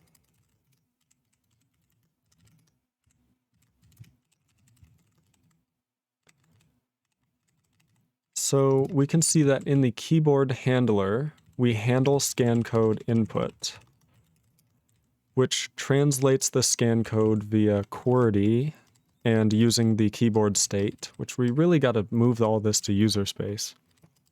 We'll figure it out.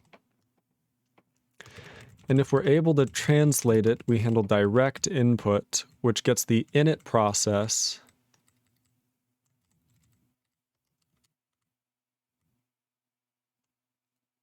fd 0. That's the sysfd for that. And then it says get the file for that. And then it says if we get the file, write to the file with the buffer. That is a size of char. Why do we have write? Oh, this is offset and then input. Okay. Okay. So this uses the input driver. So what happens if we copy?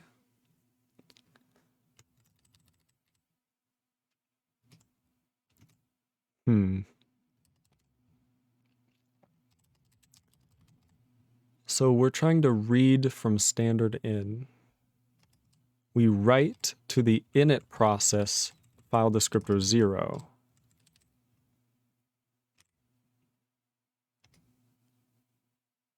Hmm.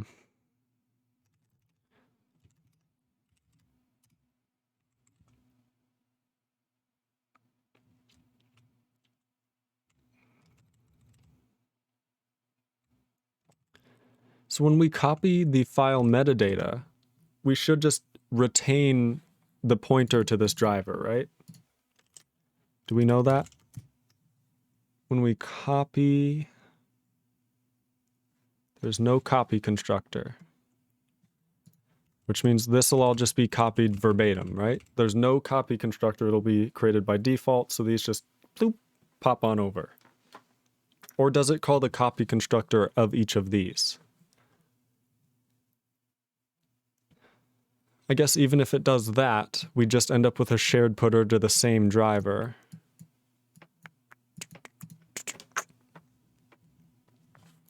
The default copy constructor calls the copy constructors of the members. Okay, so when we copy the shared putter, the underlying pointer won't be copied. Like the underlying data, just the shared putter.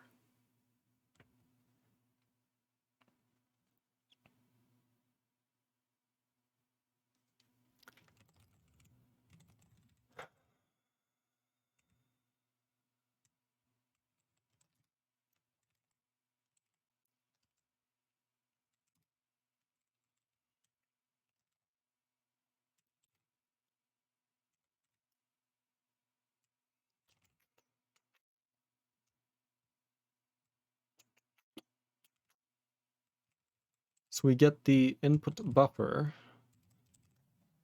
Support, wait until there is something to read. Yes, read in a loop to fill buffers larger than, so this is the input driver. It's a lot like the pipe driver.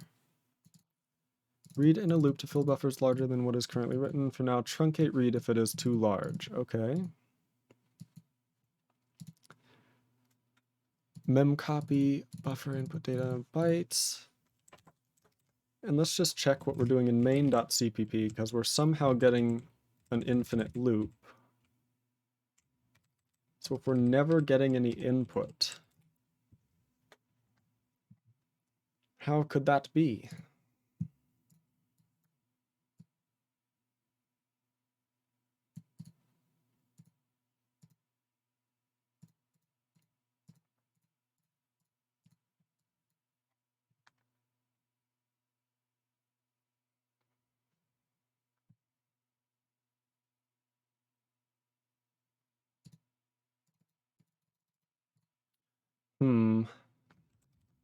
Suspicion.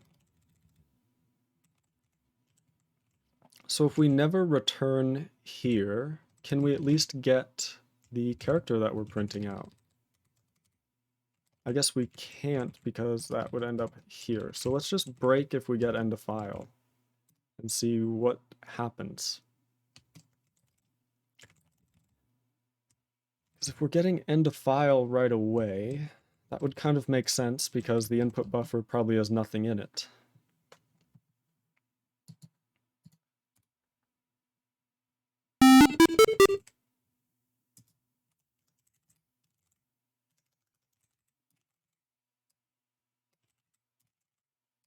So I'm not able to actually get it to have any input.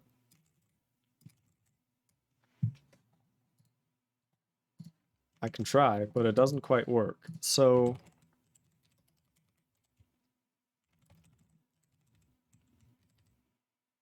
because we don't spin here, then this means that we need to spin, right? But if we never get anything, why would getC just not return the proper thing at all? So what if getC doesn't work, but getChar does? I'm curious. Because we know getChar is used by main.c, and it works, as far as we know, that at least we can type things. And see them.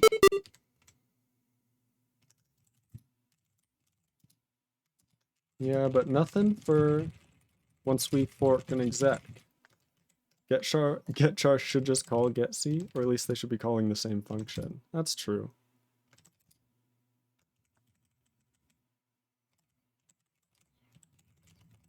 I'm just confused why we're not ever getting anything in this input. Can we somehow debug reads?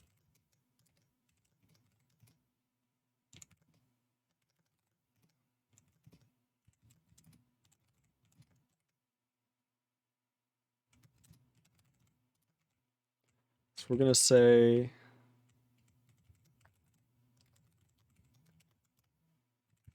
nothing to read from input. Should wait, but we don't. Sorry. I have a feeling we're going to see this a million times per second. Because we're just reading over and over and over and over. So we should enter zish as fast as possible.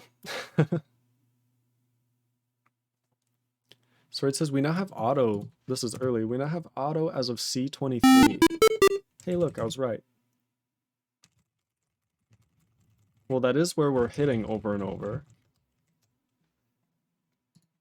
So now we just need to go to the interrupt and say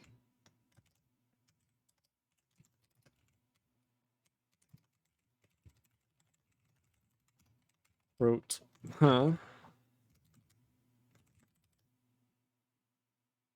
Reverend Clown Shoes. Thank you so much for the follow. What a name.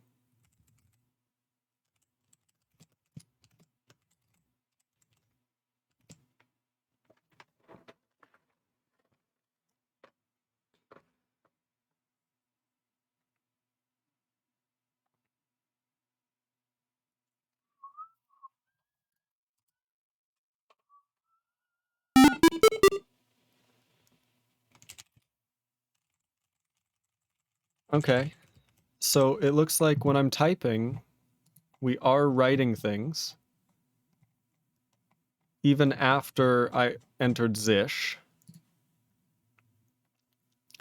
So we're writing things that are then never read from.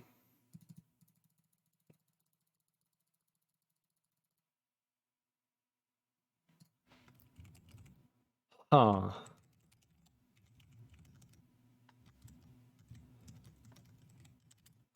We're writing things that are then never read from. It's like it's creating a new input buffer. Or input driver. Or maybe just a new input buffer, yeah. So where is the input buffer stored? It's in driver data, which is just a void pointer, so it has no copy constructor. It'll just be copied. So what if I do buffer at,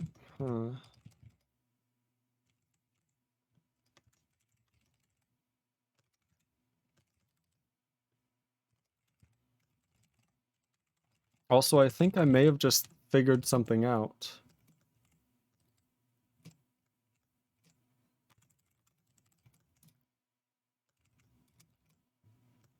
To wait, if we saved the CPU state at the beginning of the syscall, if we were in the middle of an interrupt, we could technically switch back into this interrupt. But that would mean that yield couldn't use iretq. It would just have to update the current C. It's so complicated. It's a mess.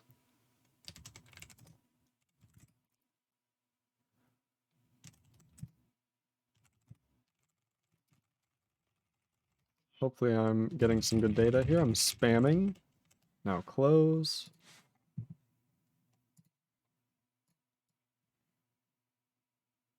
Well, that's an issue. Saraid, I think I know what's going wrong. So how is this being copied? When is that happening?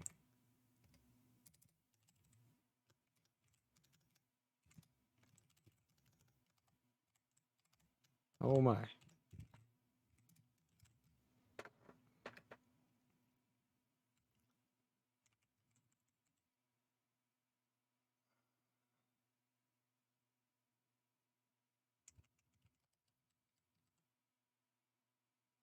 I had to do the same thing in the pipe.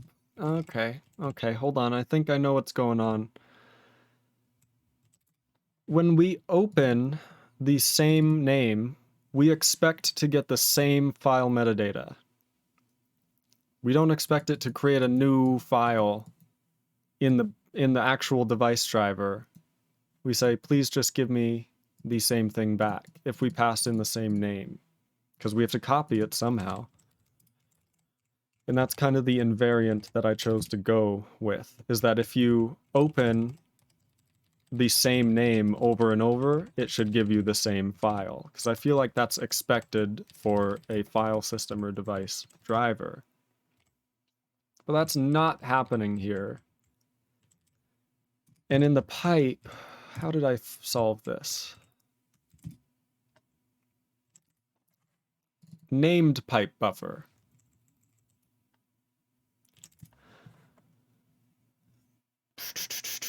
Basically,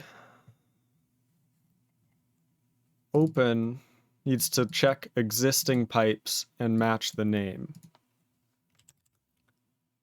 The thing is, if the file has been deleted and a new file has been created in the same location, then it wouldn't be the same file. Well, then it wouldn't be an existing thing because it would have been closed. A closed file is different.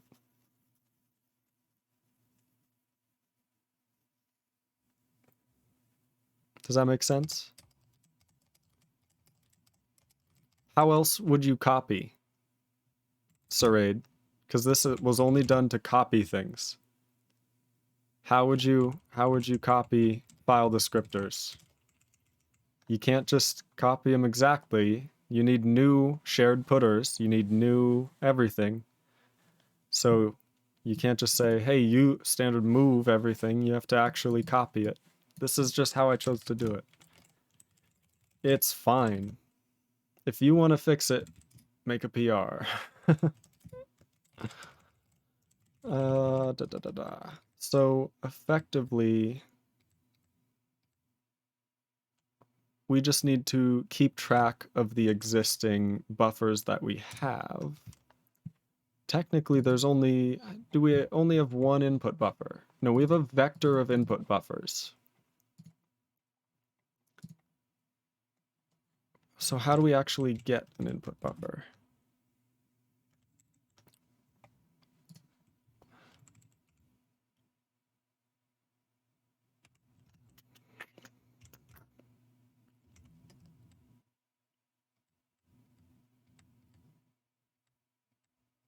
Okay.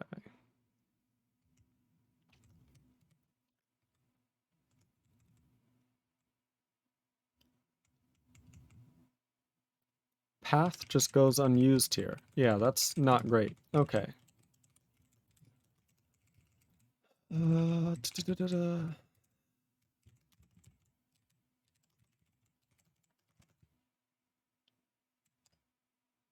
I still think it makes sense for this to happen, where when you open up a named input buffer, can this have a reference? And a standard string name. How did I do this in pipe? Let me just not do it too differently, right? With a weak putter to metadata. Because we have to copy, we have to make a shared putter from this. That makes sense. Because that's what we have to return. So we search by name, return meta, and use buffer. Sure. Not ideal. Not ideal.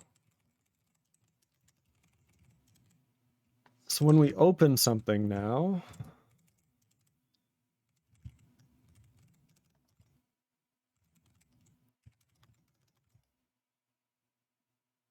for every existing buffer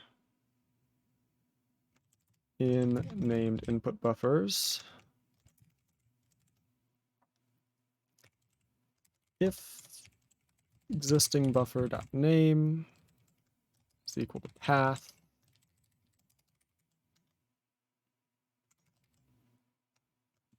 String to string view is fine, right? Do I have to do this? Return. Yeah, this is the bit of a messy part, but this is when we return the meta lock.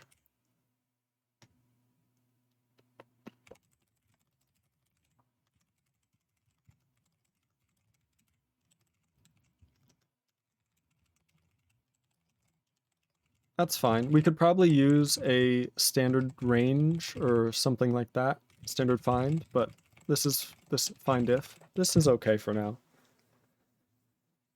Do you want to create new sysfds too? If not, then you could probably just copy the file descriptor table. I'm pretty sure I need to create new sysfds as well.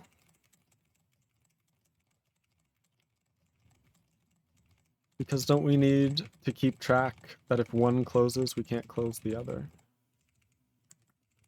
So this should return existing buffers, but then we don't actually add to it. See we have to push back. I could just call it input buffers. Why not? It'll be very similar to the pipe driver. So input buffers, because auto F.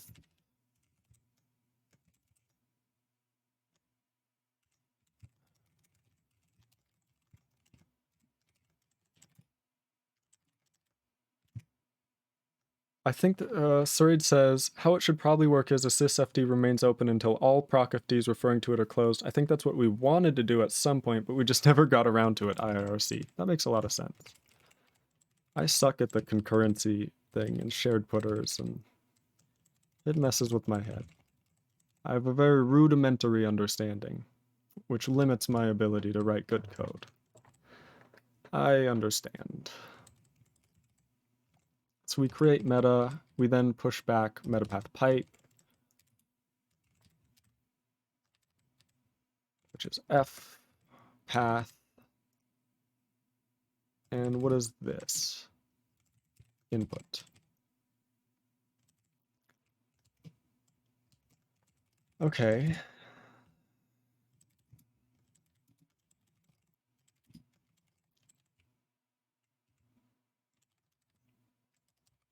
So when I input driver open, so if we now we'll do a fix me. Path is empty. Comparison.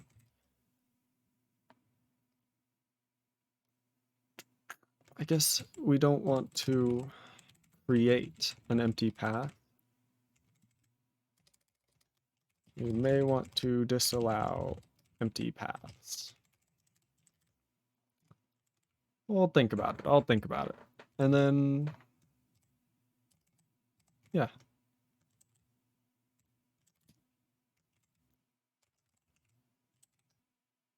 Sroid says, Lamau, Clang format has a flag called experimental auto-detect bin packing. The docs say, note, this is an experimental flag that might go away or be renamed.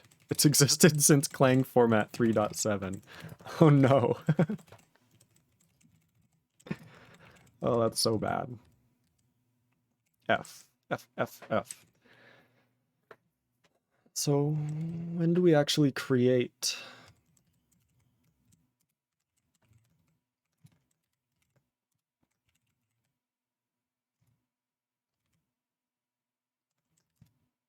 We just make an input driver.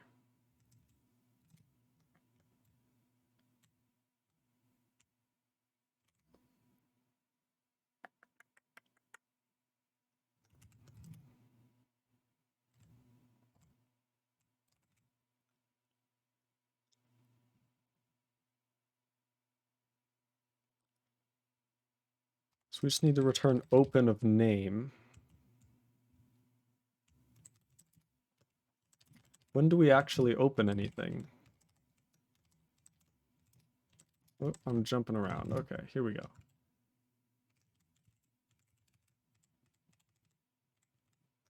So can I look at where this is used?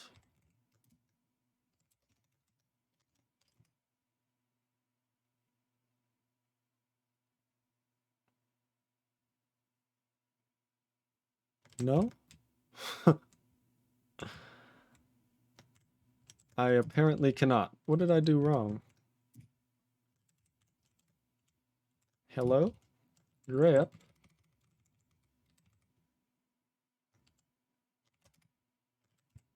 I don't know what's going on there. That seems a little odd.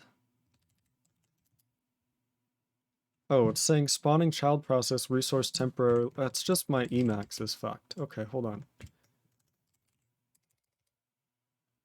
How do I want to do this? Well, that's annoying. Emacs can't spawn any processes because ClangD messed up something and Windows doesn't trust it anymore.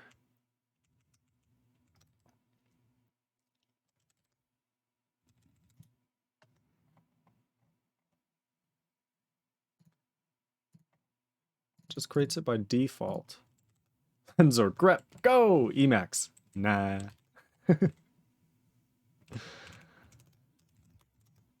uh...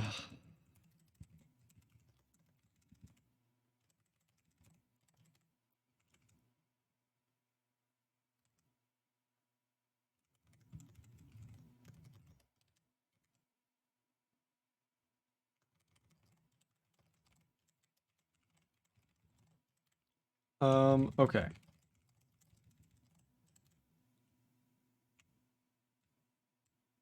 We now just need to make sure. How do we open a new file for the standard in driver?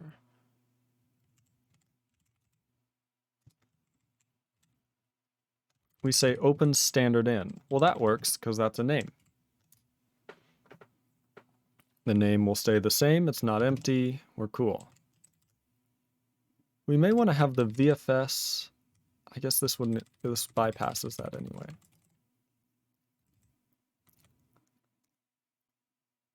Why do we do it this way?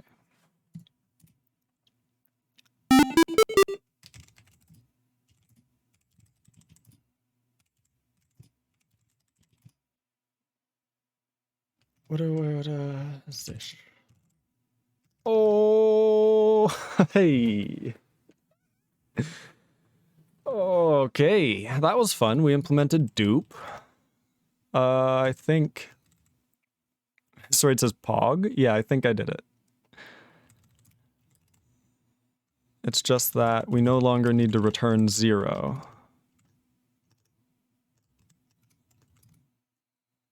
Sorry, it says pog.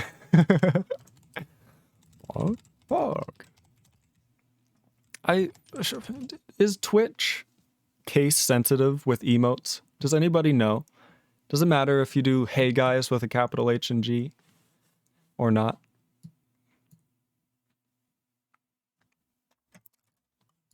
I should pog. Sorry, it says let's see.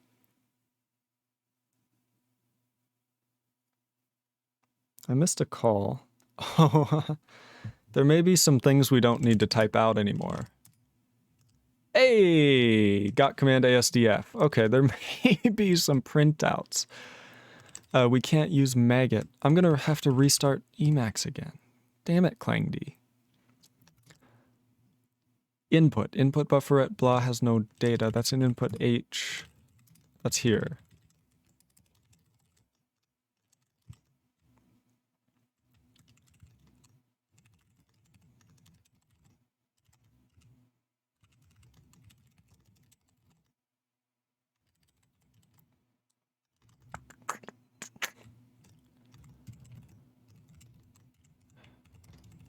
Debug input driver.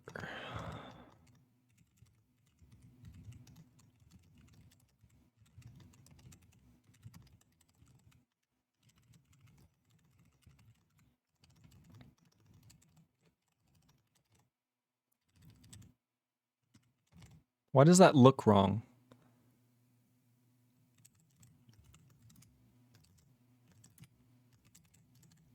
What else has this? It's not in here. Aha.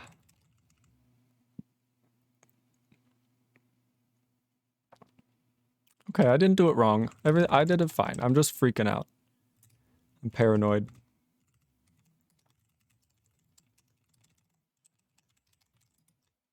And this is in a header, so we have to undef it.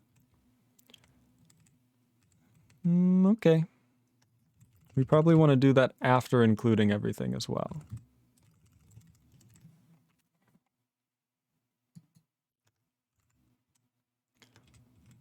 Input buffer size should be, that's kind of recursive. So whatever this is,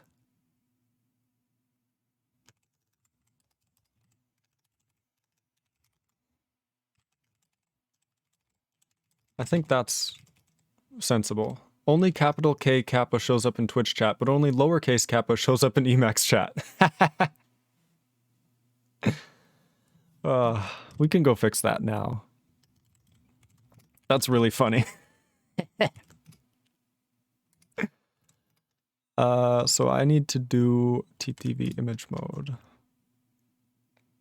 So it's kappa with a capital K?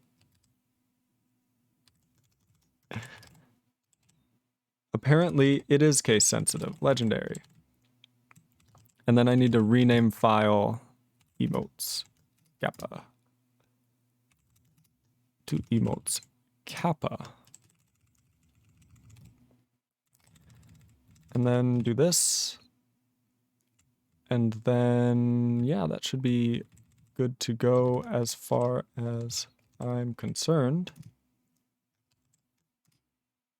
Hey. A little fix up live there. And then it is case sensitive, so I do need this case fold search. Very cool.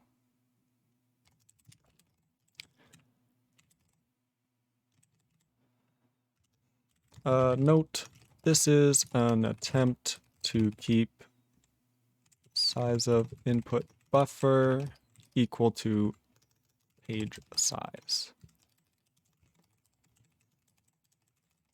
Sure.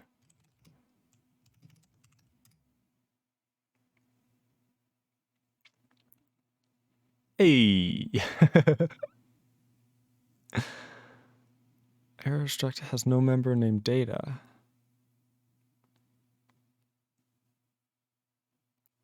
So I just really broke things. Okay, that's fine. Because I didn't include common. Yeah, I don't have common. Probably do this type of thing. B, C, D, E, F, V, T, U, V. Okay, I'm trying to figure it out. Memory common.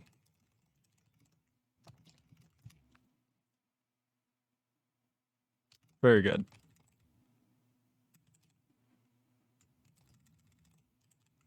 So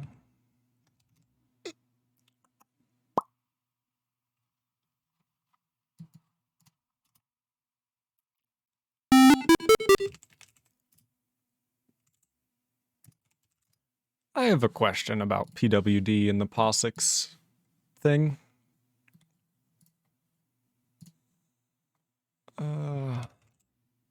What?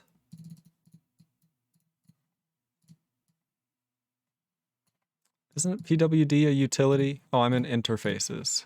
I'm a genius. Shell and utilities, utilities, PUDA. Okay.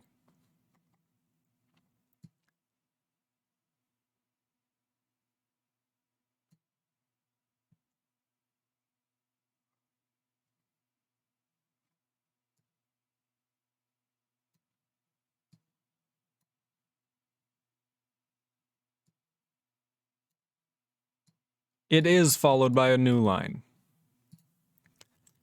I have to fix PUDA.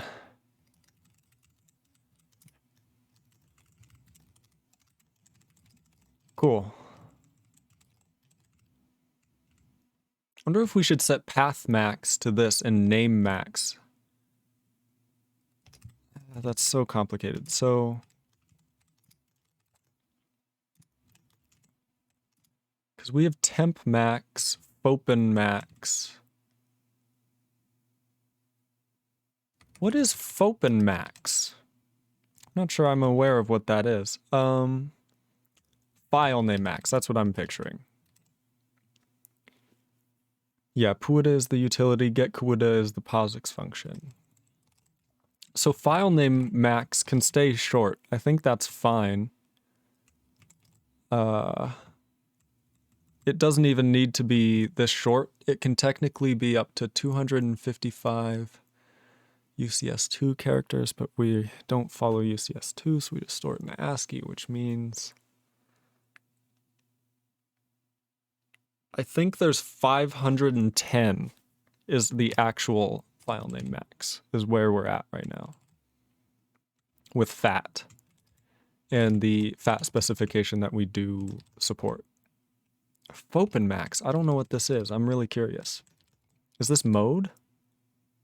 No, mode's a string, so it must be the max length of path name? That can't be right.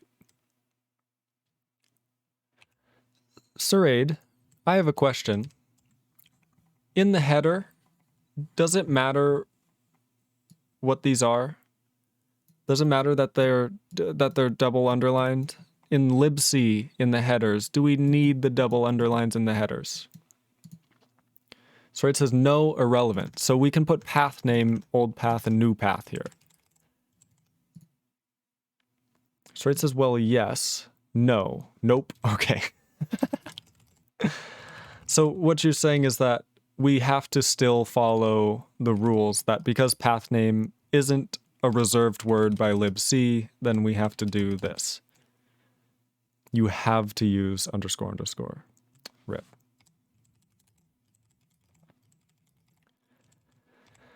So I thought you were asking whether the parameter names mattered. That's very fair. I did word it in a terrible way. I just want somebody, once we get like better IDE support, I want it to not show up with underscore underscore when they see their pop-ups. Because like currently in main.c, if I hover over, I guess it's not running in there, but if I find somewhere where I am, maybe here. No. There we go. See how it's underscore stream?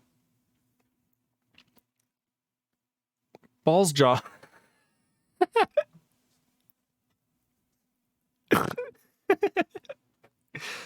just said that with way too much confidence. I should have read that before saying it out loud. Balls jaws. Why do you have to use underscore underscore? Great question. Sorry, it says, I mean, that's the same for me in Sea Lion, though. I agree. It's just, I hate it. It's not that it doesn't happen even on MSVC or GCC. It still happens there. I was just wondering if we could fix up the user documentation to be cleaner. Where was I? Okay, underscore underscore from Balls Jaws. Basically, this is libc, right? We are within the LensorOS user space libc. And the problem with libc is that every program in existence will include it. Yeah? Including is the same exact thing as just copy and pasting the file into that position, right? So we just copy and paste standard.io.h into here. Now imagine if we were to do hashtag define path name for some reason, we wanted this to actually be a call to like real path of FD, and it takes in an FD, right? If we want to do this, that's totally allowed. This is fine. This is a C that should compile, and you could go on to use path name down here, and it would call real path, right? But if we then include standard IO with path name defined to real path, And we end up with a path name here being replaced with real path. This isn't ideal, right? That wouldn't work. It's not going to compile. So we have to use underscore underscore because that is the only standard library reserved identifier prefix. So basically an identifier that starts with underscore underscore, the standard C, the C standard says that any identifier that starts with that is undefined behavior. You can't use it, which means that if you were to define underscore underscore path name or whatever, right? Then that isn't on the standard library being undefined behavior. That's the program being undefined behavior and relying on it because underscore underscore is a reserved name. Same with anything that's a single underscore and then uppercase, which you see in things like when a line as and a line of was added, right? It used that same syntax because this is reserved for the standard and keywords and new things like that. Whereas double underscore is reserved for the implementation, and then everything else is for programs. Gavin Seaver and Verbatim Studios, thank you so much for the follow. I appreciate it so much. That's why we have to use underscore underscore. Ballsjaw says thanks. Awesome. I'm so happy that helped. I am happy that helped. So we print the prompt. And then after every command, we print the thing. What's the actual... I guess we don't really have to worry about that yet. So pwd does print a new line, which I think we've fixed. So let's see if we can do like an interactive...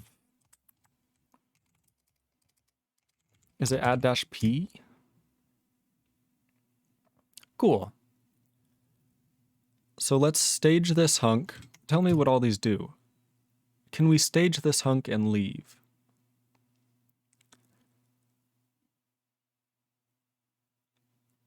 No, but we can do Y then Q. And we can do get diff. How did I do that wrong? That's wrong. How do I see get diff staged? That's what it is. I'll remember, don't worry. I'm going to zoom in a little as well. So get diff staged. We now just replace this. We can commit and say yes. Use proper name of syscall. This is in the sysdollar. I'm totally spacing. Do I use a colon here normally or not?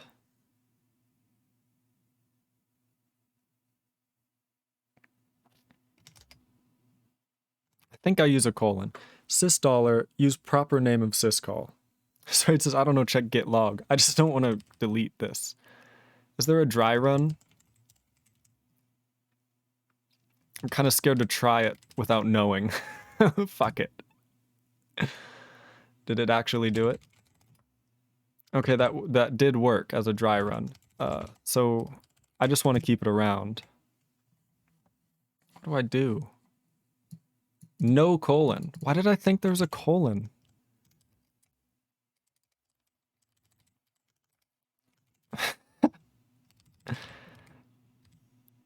Use proper name of syscall.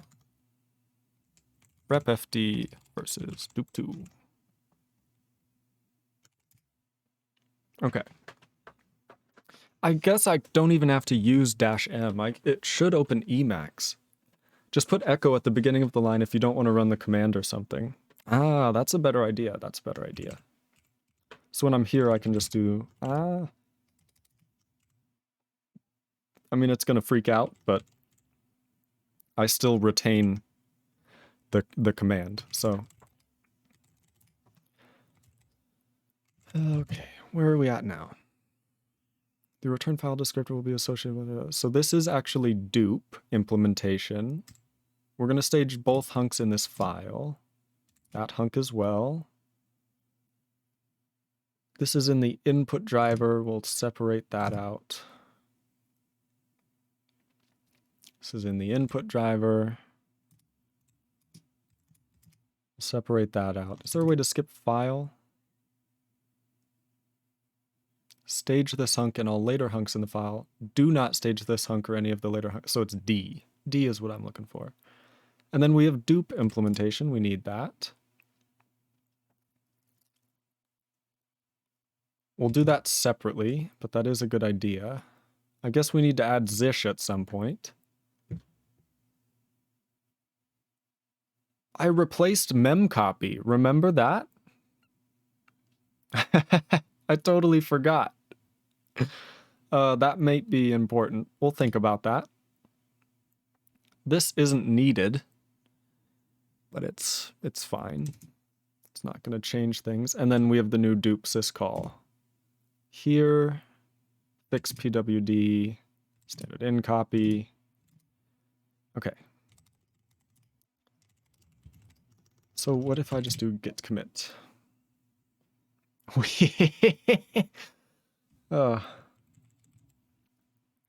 This is fine. We get Emacs. This is good. And basically, what we would like to do, what even Emacs is this? I do want to check. It's 30, okay. That's why it's freaking out. Well, no, I'm running 30 in the background too. So this is going to be another sysdaller, and this is going to be implement dupe. Turns out we need to be able to duplicate a file descriptor for a given process. Who knew?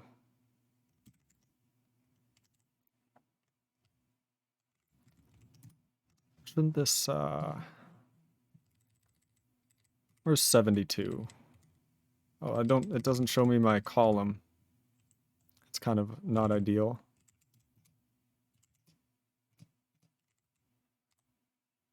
Gotta love running git commit in the terminal, only for it to open an Emacs window instead of just using maggot. I would have just used maggot, bruh. I can't. My Emacs is all screwed up, and I don't want to restart it. It can't, because clangd makes it spawn a million processes, and then Windows says, you can't spawn any more processes. So every time it tries to exec or fork, it just gets denied. You're right, though. I would just do that if I could. Can I do Alt-C to go to column? Alt-G-C? I can. Okay. Implement dupe. What do I actually do?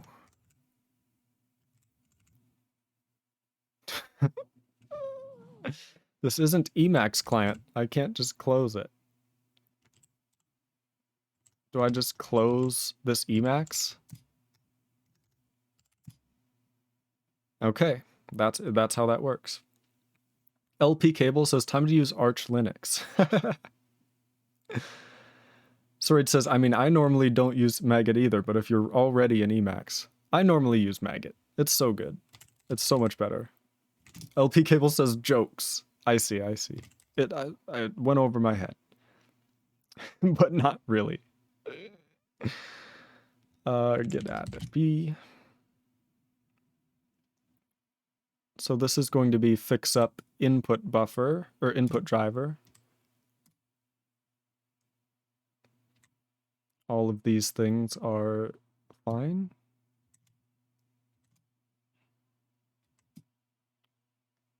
And then we are done.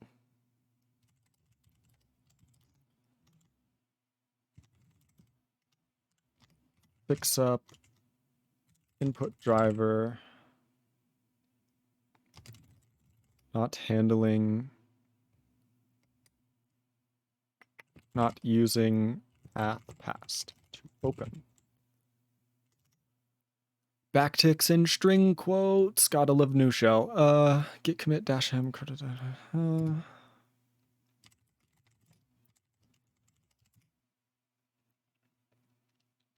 We can do this user space fix.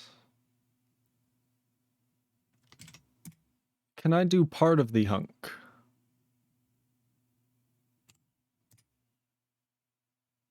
Legendary.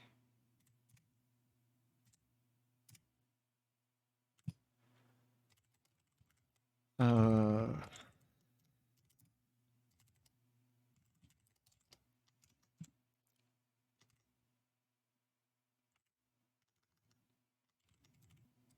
don't know what to do here. Maybe CMake? User? I don't know. User build? Make user space programs require installation to be complete. Oh, you said there was a thing in the Discord. This is how C-Line displays it for me if you're interested. Extern int bind underscore underscore fd underscore underscore address lane throw, which is len bakes long. So it just gives you the man page, which is quite amazing. So maybe we just need to focus on writing some man pages or something. Make user space programs require installation of depend. See, this is so terse.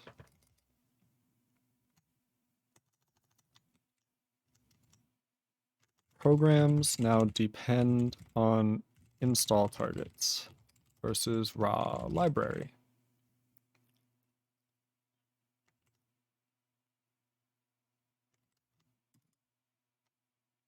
Can I then like...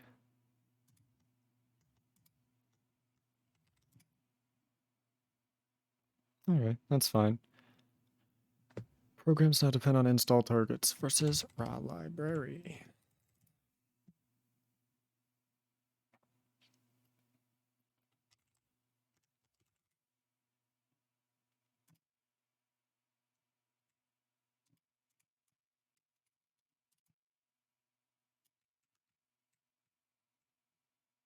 So we have the PWD fix up.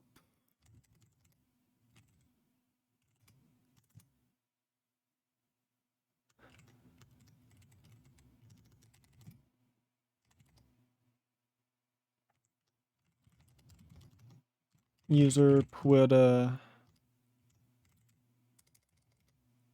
actually print a new line after the path. TNT Master says, hi, I'm here now. What's up, TNT Master? Welcome, welcome. Saraid says, yeah, it does that. The only problem with that is it ends up giving me the Perl man pages instead sometimes. That's amazing. So now we have Zish, memcopy, ret, and that. Okay. User. So let's figure out if we needed to do the memcopy stuff, because that's quite important, I would say. Bits, string intrinsics.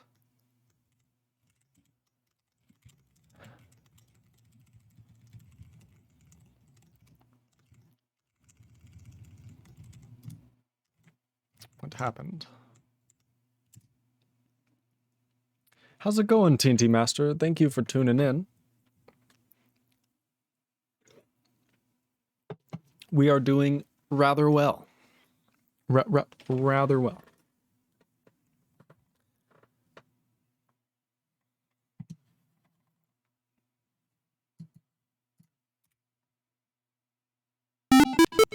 Blaze it. PWD. Echo. Wow, wow, wow. Perfect. Zish. Zish. So you can see that I can type ASDF and we can do no prompt, prompt with A, prompt with AS, prompt with ASD, prompt with ASDF, then we get the command ASDF. Huh. So if our terminal properly supported escape sequences, we could reset the line and it would reprint properly or something.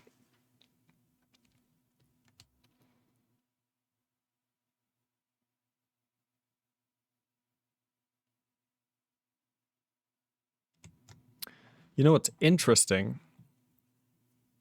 we could just use /b for now. Be a little messy. But we can get a command from our child shell. That's very cool, zish. And the libc fix doesn't appear to be necessary.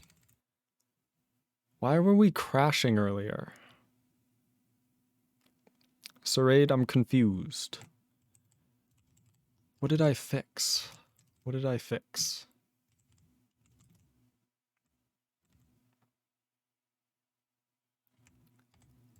Interesting. Interesting.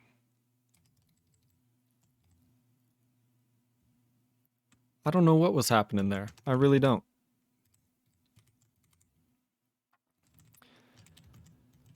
Sure, this is fine. So presumably, I guess I should also do this after I change libc because we had that.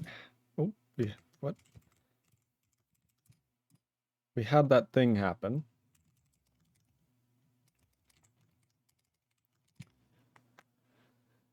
Let's run LensorOS. Get us in, get us in. So we kind of just want to pass things through rather well.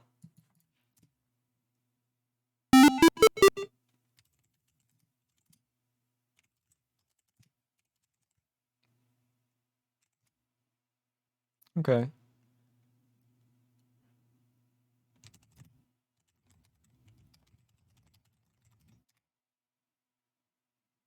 Okay, well, we were nearly there, but we got some garbage. That's a little interesting. How do we print something new on all different, on all 4 of the lines? It's a little worrying. Got command what the, and then it never ends.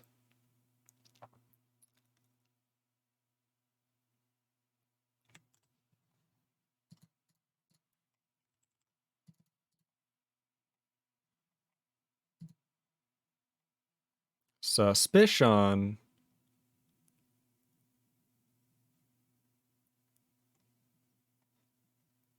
By the way, this should be forever, but we're only doing it once so that we can actually see the thing.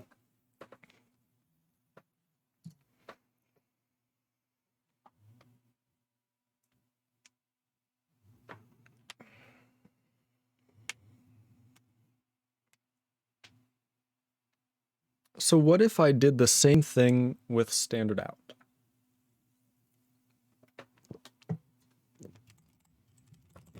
As I do with standard in? That would mean I kind of just print straight through, right?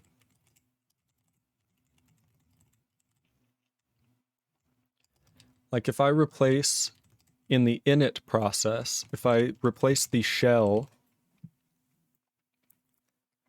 so let's say I fork an exec into the shell. If I just replace the shell's input and output with the init process's input and output,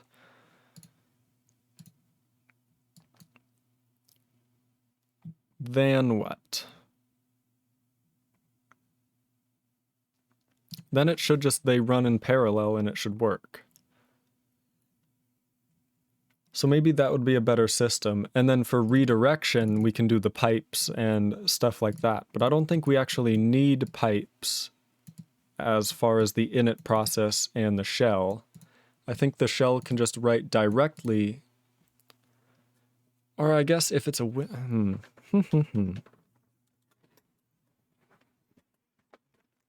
Let's think about this. So we have a bit of a shell. First of all, we should try and parse this command a little bit. So we're going to say auto, which is hopefully a string view. We're going to say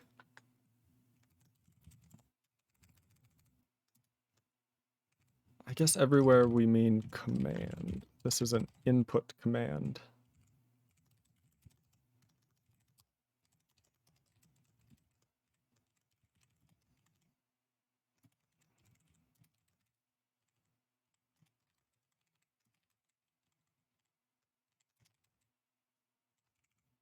Okay. Now I'd like to get the command which is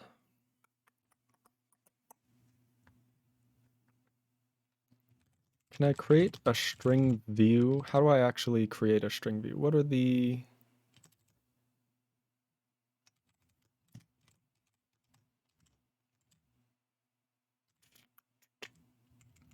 data and size? Okay. This might be the wrong way to do things. But I basically want to find the first, here, let's do this. And command end. And then this is going to be input command find first of.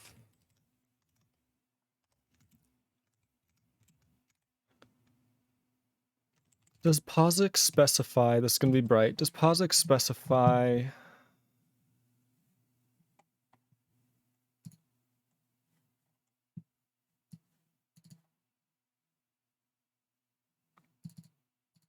oh man.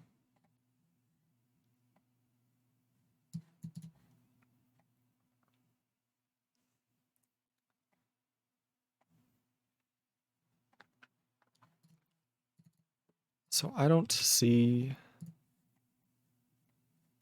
semicolons.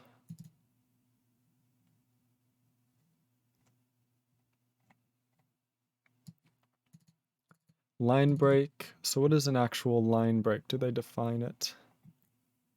It's a new line list or empty. Okay, that's just a bunch of new lines in a row.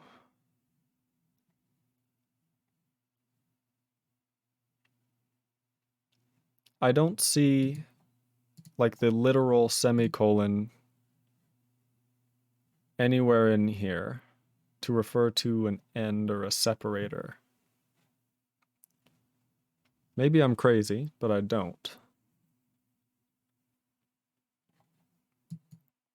List separator op. List separator op. Aha. Search for either semicolon or semi. I think this is it here.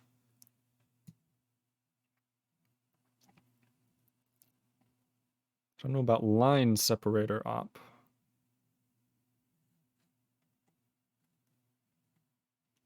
Ah, it's just that's I'm dumb. It's just separator. So it looks like and or colon are also in here. This is BNF, not eBNF, so semicolon terminates rules. Yep. This one does. This one does not. That's an anonymous token.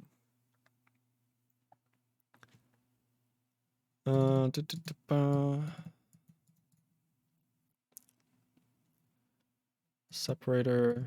It's a line break or a bunch of new lines, so skip as many new lines as possible.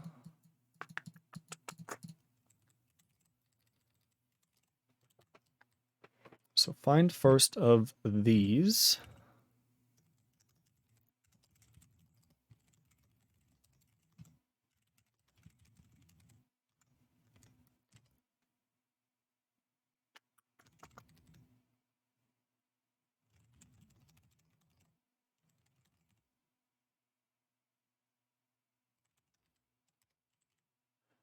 Okay. Wait, if we're writing a parser now, does that mean it's working now? I'm pretty sure it's working, yeah. I'm pretty sure it's working. It is working and it is working. I really gotta restart Emacs so I can get maggot going and figure out what the hell is happening in Git without fumbling around on the command line for 30 minutes.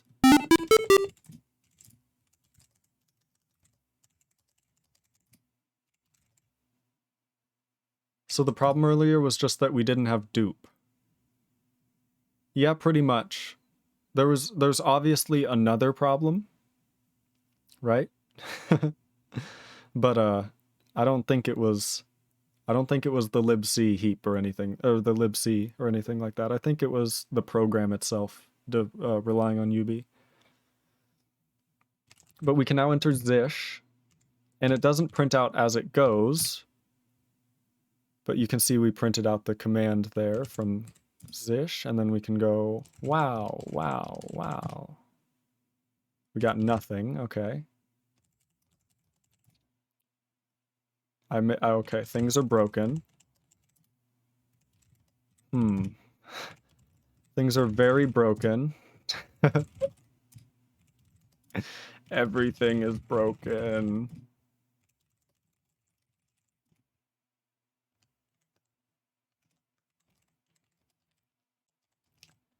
I don't even know why it printed that. Ah, if this is npos, that's probably a problem.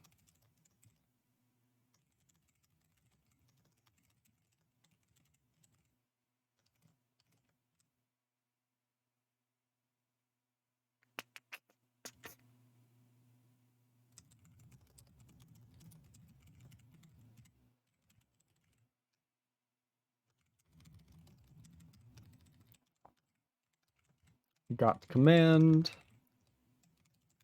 The rest, which is going to be incut.substring command end to npos.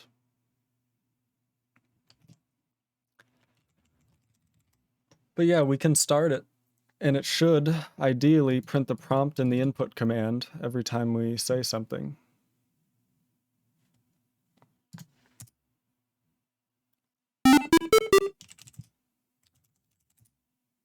There we go. That's better.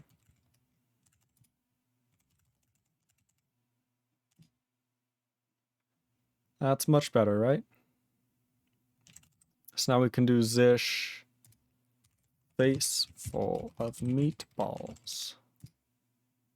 Nice. So now we got command face, and the rest is full of meatballs.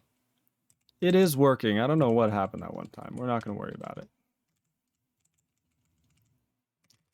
I'm just going to start doing this because it's obvious that we're not handling things properly anyway. Got command blah.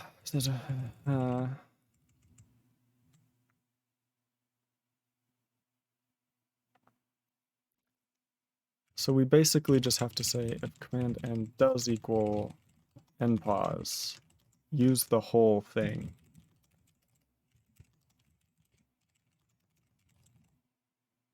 And then we don't have to do this.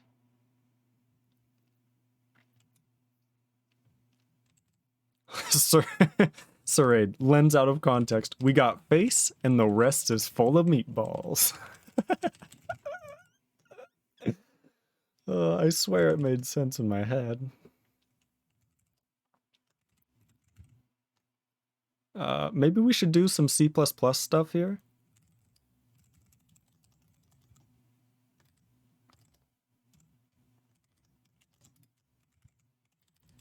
Right? Where we collect an argument. We basically just need to capture input command. I mean, we could be past it too, it doesn't matter. And I think its return type happens here.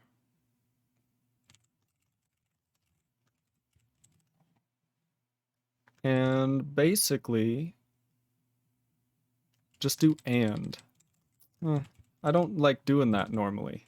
I like being explicit with what I capture, because capturing all of this seems like all of this. You don't want to worry about that in this case, trust me. Okay. We'll see how it goes. So we just need to do command end equals input command. We're gonna kind of need to have a moving pointer. So we need to shrink a string view over and over. So it says and only captures what it needs. Is that true? I didn't know that. I did not know that.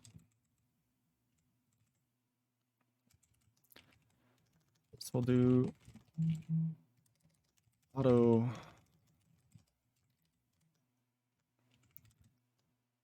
the rest equals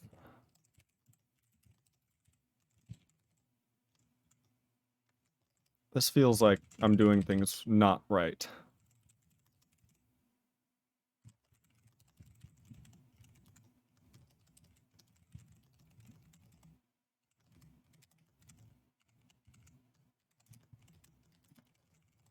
So we have the rest, and we want to say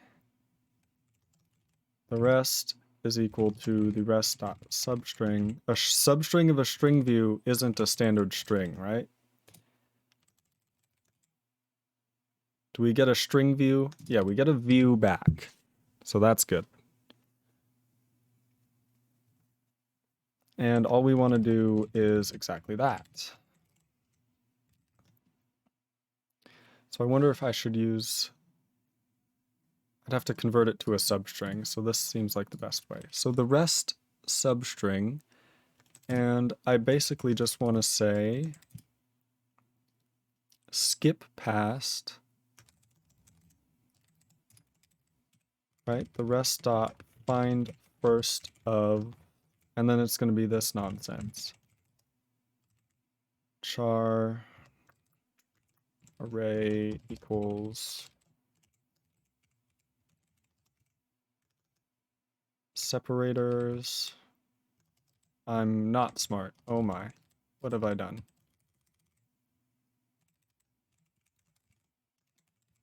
You'd have to write and input.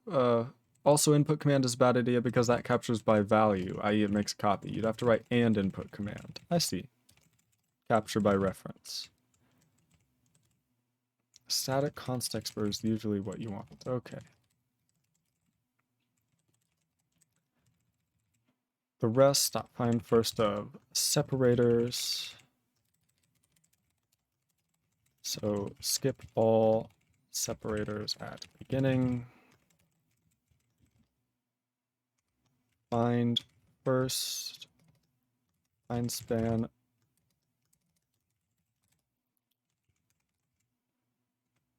Find next separator. And this is going to be auto arg end.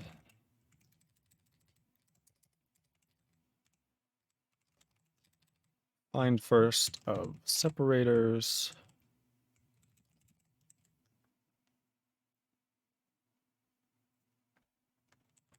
And two, it's spelled separator because it's derived from the same word as part.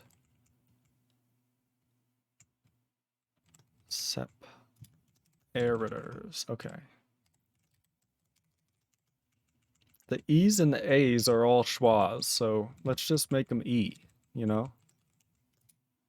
Can we do that?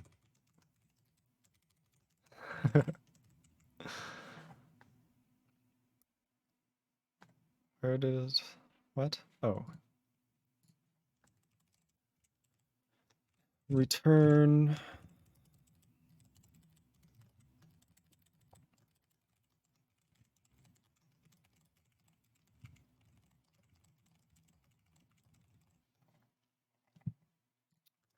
And that's not going to work if it's npos, I don't think. So we have to do this anyway.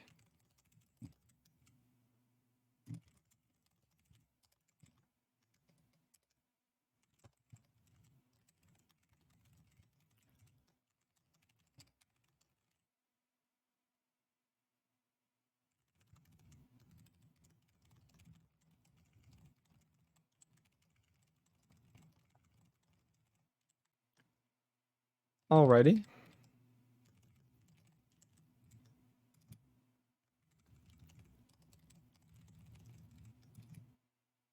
And what do we now have to do?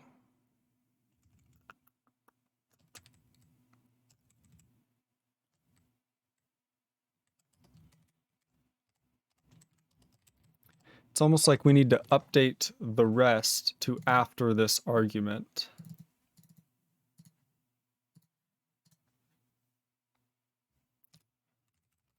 Arg start.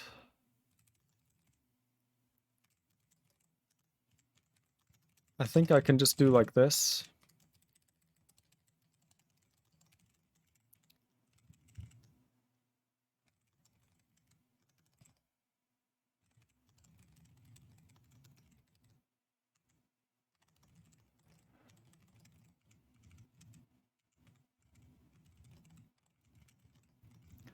Update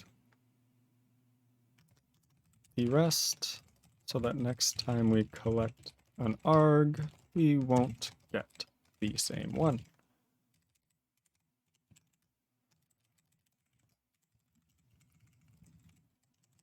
I think that's right. It's all a bit messy.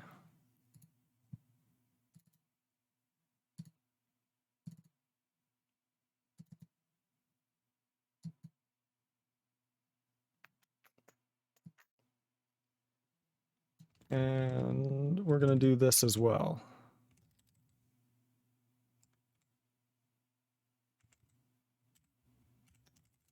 So auto next start equals blah. I guess why would we have to do that? So if the rest is empty, return empty. And then we can say while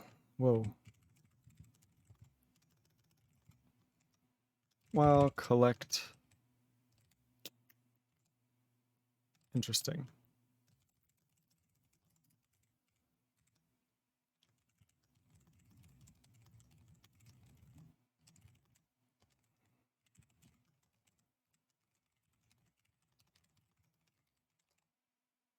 I wonder if I should just do this in the actual collect arg.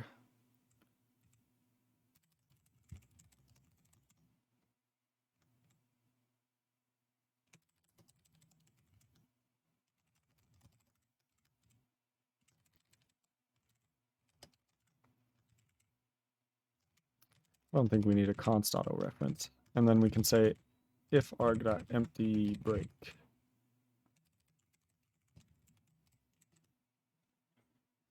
Sorry, it says, by the way, if you want to ask me anything, just at me on Discord or something if I don't respond, because I also got stuff to do.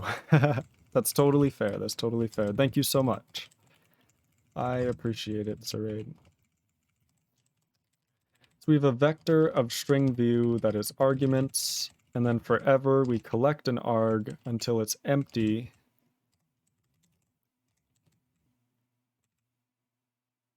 And then we're going to say if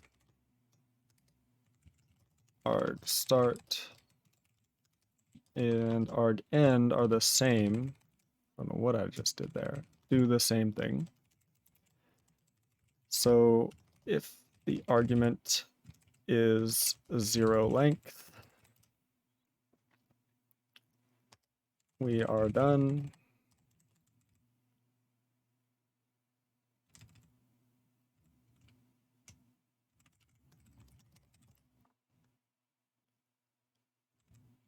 If the argument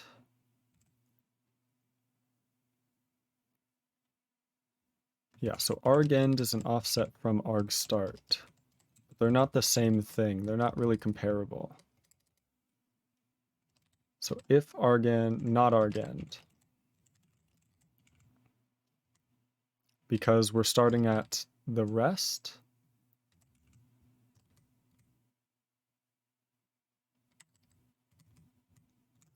So what if we didn't do that? And we just said arg start find first up. I feel like that will make me feel better. Because the optimizer should be able to see arg start is actually just the rest. But yeah, so we will need to copy the string view, but it's only 16 bytes. Versus the entire string into a new buffer heap allocated. This is just stack allocated stuff. Moving around, everything should be fine.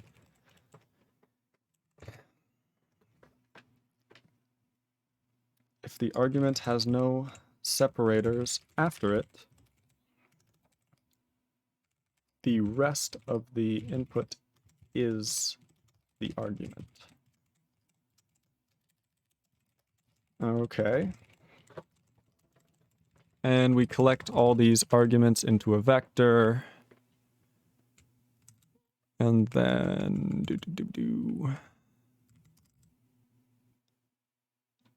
So now let's move this stuff down here and say got command blah for const auto reference arg and arguments.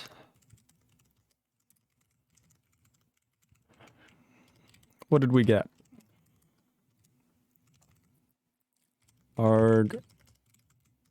Let's do this. Arg blah.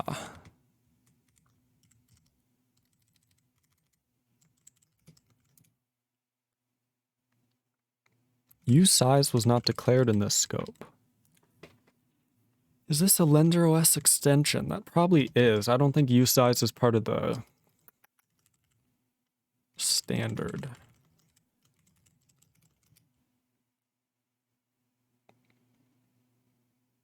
SizeT is not a member of standard.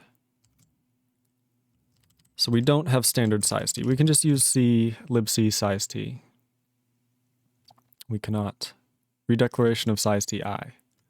Wait. Oh, because we're in this stupid one-time loop. Okay.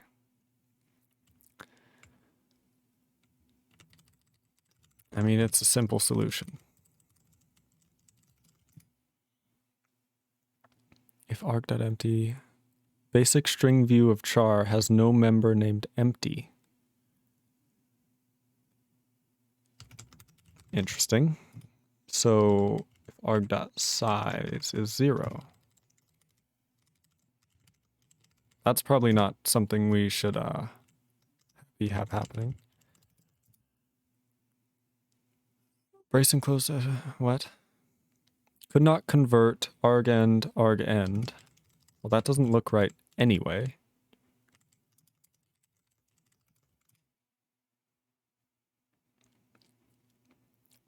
Could not convert from brace and closed initializer list to string view.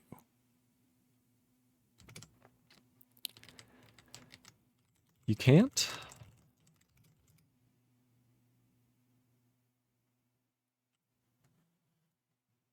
What are you complaining about? Oh, because it's no longer a...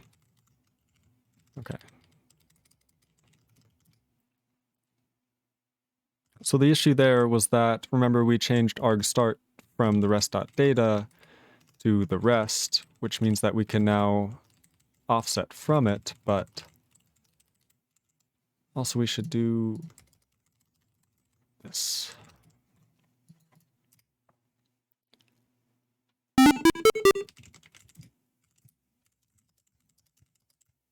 Wow. Okay, it works. And if we enter zish, we should be able to do ASDF meatballs Grinch Frankenstein. Okay, it broke a little bit. It broke a little bit. How have I broken everything like I did last time? Nope. Okay, that's good. So let's go xish ASDF xish ASDF. Oh, not like that. Xish ASDF ASDF. Nice. But it has the wrong start. arg0 has the wrong start.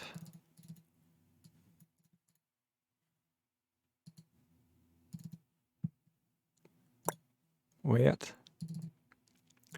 So find the first not of separators.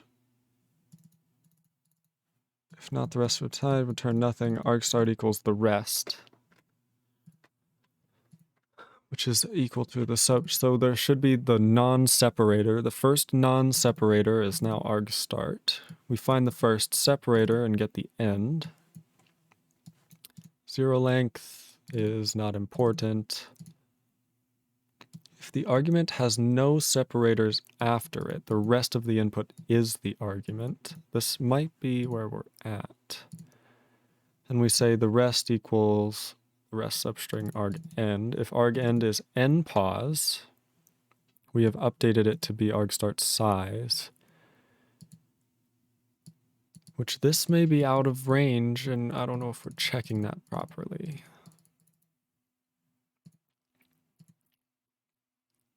Because if this needs to be an index, then this is not a valid index.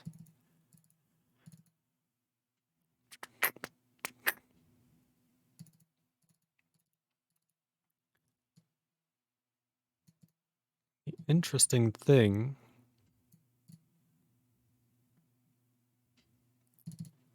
so if argand equals npos,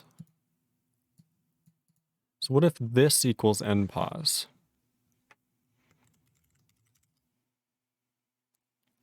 Auto arg start.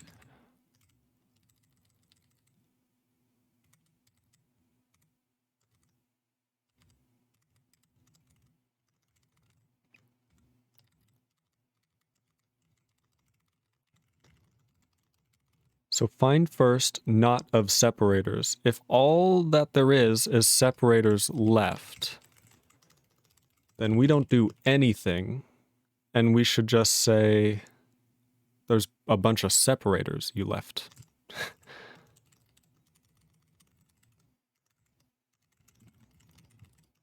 If only separators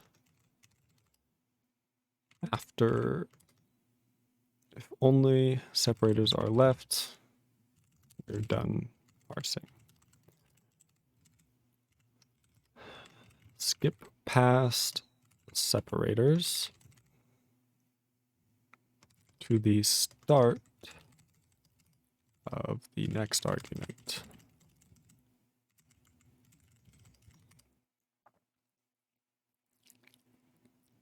The argument, if there is nothing left to parse, we're done. I don't feel like that's helpful. Arg start equals the rest. Arg start because we then need to update the rest and copy arg start. Okay.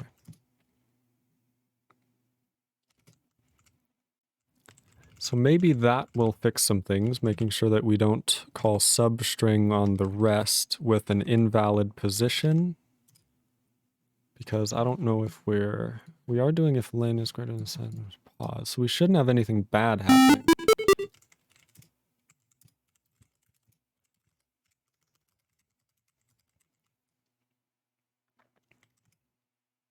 That looks right. Well, that looks much better. The arguments are not correct at all, though. Which is interesting. So I wonder if so we're able to set the rest. That does happen in this outer scope, right? Pushback arg, which has argstart.data argend. Argstart.data is equal to the rest. It feels like the rest isn't actually updating, even though it should be. So I feel like we may need a standard string view the rest. Reference. Is there anything? Hopefully that's all we actually need. And we can just pass the rest continually. It now says expected comma or dot dot dot before and token. That's definitely in the wrong spot. We want a non-const reference.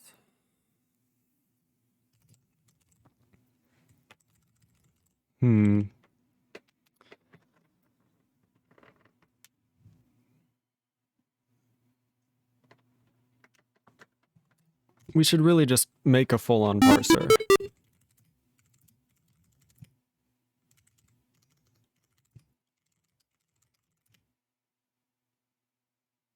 Interesting, interesting, interesting.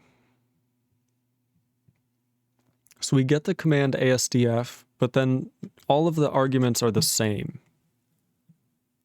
So I was meant to do like this. Sure, why not?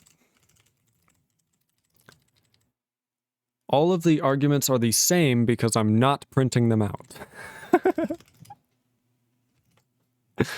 That may affect things. That may affect things.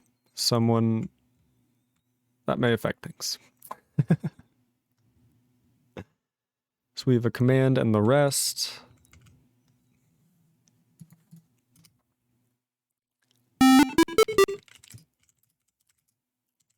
Ooh, yep. Go wow. Zish.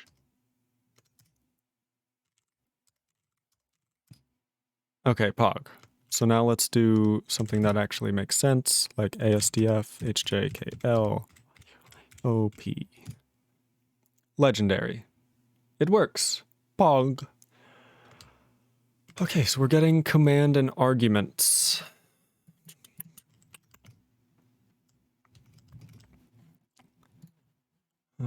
Yes. Shell execution environment. Open files inherited upon invocation of the shell. Exec. CD. File creation mask. Interesting. File size limit, current traps. Shell functions. Function name, blah, compound command, IO redirect. What's a compound command? What's a command prefix? IO redirect. I don't think I need to worry about that yet, but I do need to start worrying about this because a redirect is an IO file, which is a less than or greater than.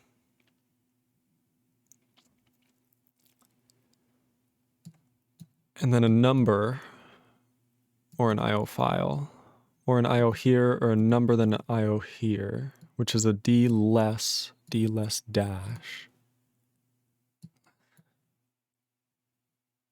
Here end. Word. So this is for a file name, I'm presuming. Well, that's file name. So IO here. Oh, it's dash. Okay. So this would be like standard in and stuff. Which means, as far as I am concerned, I've done the parsing of a simple command word, I believe.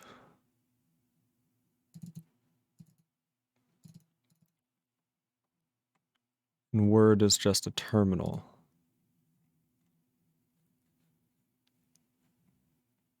Interesting. Token word.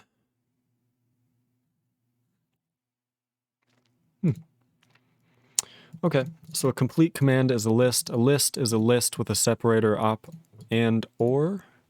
And or is literally a pipeline or another and or and if line break pipeline. I don't know what this is saying. We have pipeline, pipe sequence command, blah, blah, blah, compound command, brace group, subshell, for clause, case clause, if clause, while clause. So it seems like when we start actually getting into the commands and complexity of it, this is what we need. For now, we have command, which is a simple command, which is somewhere down here, which is exactly what I brought up. It's just a terminal. Do we have strings?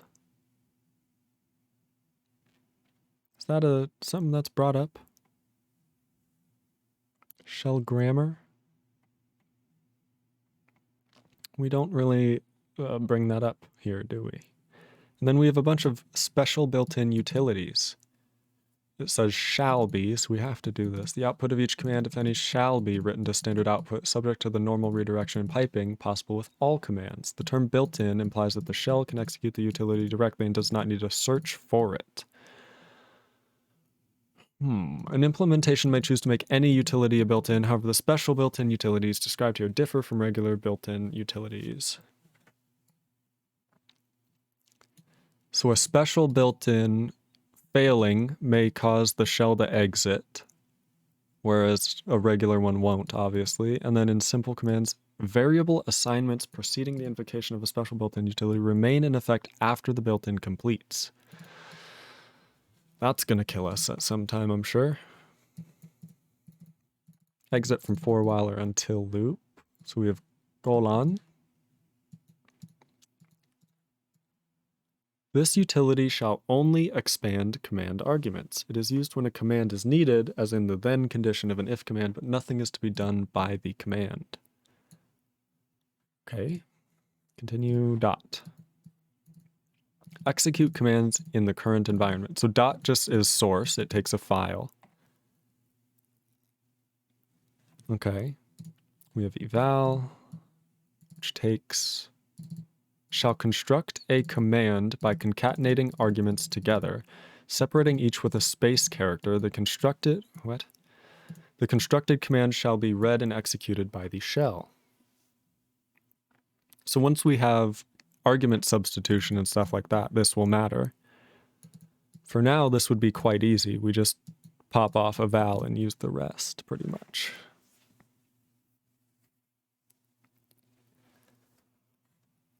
Okay, what's exec? Execute commands and open, close, or copy file descriptors. What? What?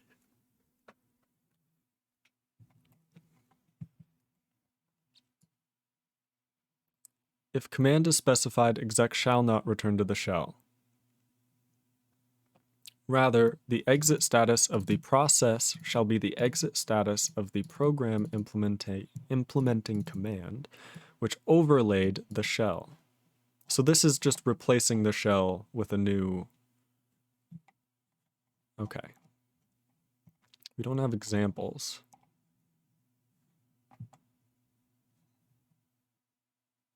What am I doing? Are you implementing POSIX? Yes. We're also going to need set. Set shall write the names of shell variables in the collation sequence of the... Each name shall start on a separate line using the format blah. Set or unset options in positional parameters. So we're going to now quoting. That's where the strings are. Duh. Quoting is used to remove the special meaning. The application shall quote the following characters if they are to represent themselves. Pipe and semicolon less than greater than blah blah blah. And the following may need quoted. That's annoying. Escape character, single quotes, and double quotes. The here document. Okay, that's the here stuff, the IO here. Escape character backslash. A backslash that is not quoted shall preserve the literal value of the following character with the exception of a new line. So this can probably be done during lexing. And basically, if we encounter a backslash, the next thing we get will just be the next thing, and we skip the backslash. But if a new line follows the backslash, then we just continue.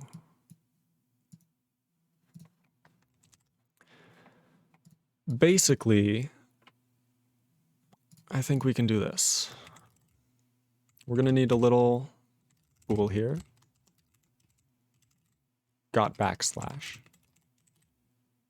And we're going to say if C equals slash, got backslash equals true, continue. And if we get 2 slashes in a row, okay, so all we have to care about is the new line, right? So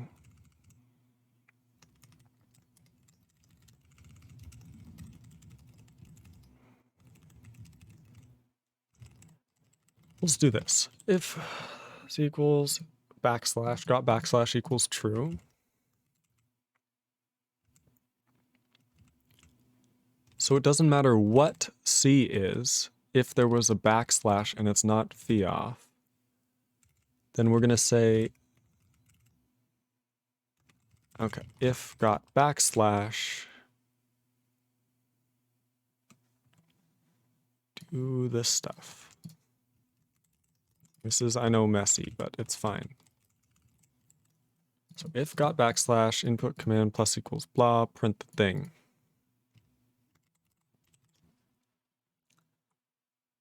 Handle escape sequences. Cool, cool, cool. So if we get a backslash, we'll do the thing. But if we get a backslash and C is equal to new line, then we continue. But we have to set got backslash to false. And we can say, so slash slash n. Let's do slash slash, what is one that always needs, less than. We should see a backslash followed by a backslash, which becomes a single slash, and then we have a, do we then escape this? I think then we just see this, right? This may be something to ask Sir Aid. Postman's is based. Thank you so much. So basically, handle escape sequences. We get a backslash. If it's a new line, we need to skip past the new line without doing anything, which will happen because we don't handle C. We just get rid of it. It's discarded and overwritten.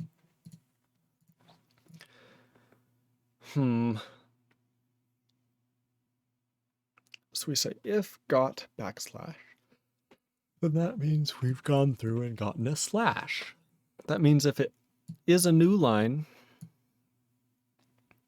then we should continue at the next line as if nothing happened.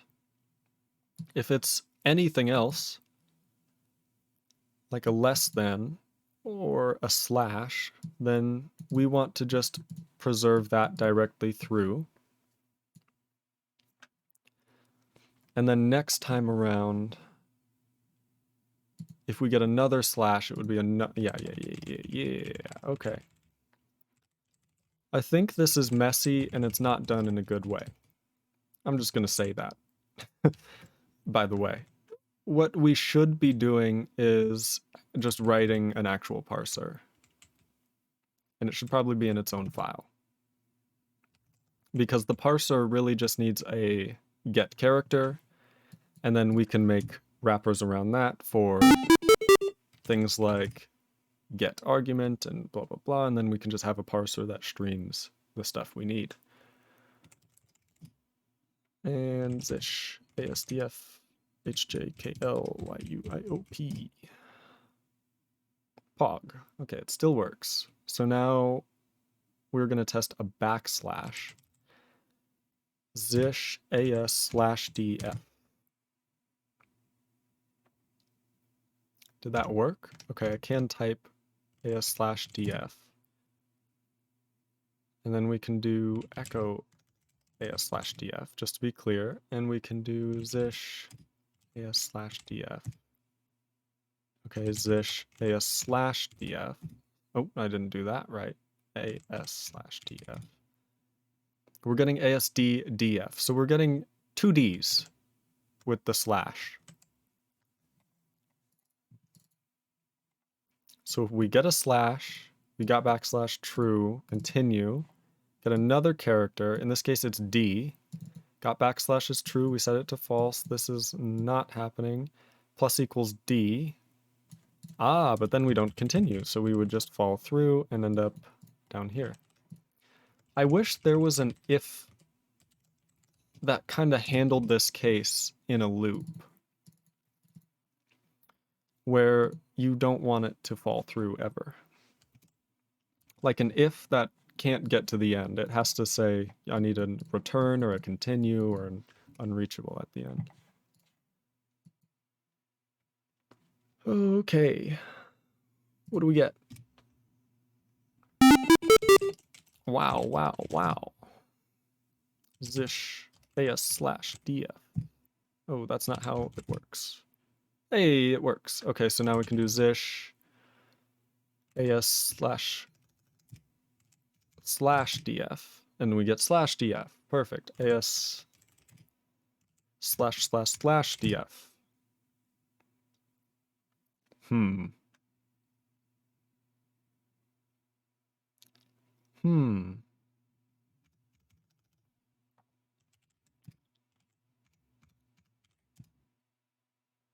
///df. Oh, it would just pass through the D.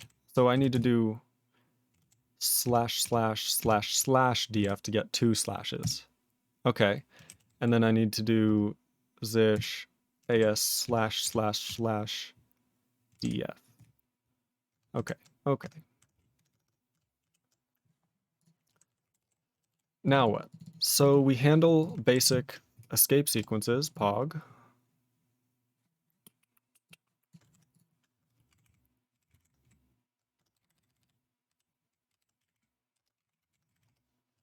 Can I like, I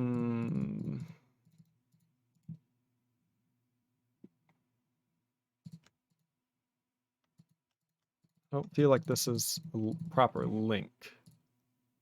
It's not actually a link. Can I copy clean link? Well, that's not very clean, but sure.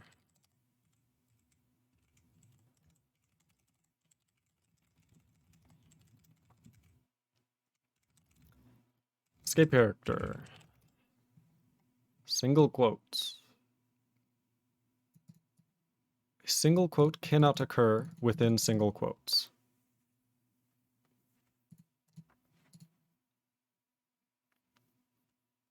So if C equals single quote, then we're within. I don't think we have to do any special handling in the lexing. I think it has to do with collecting arguments, in that we then cannot just find the next separators. So we can skip until separators, but separators would have to include delimiters. Okay, well, this is very basic, but it is working rather well. We can now, hopefully, have a little copy.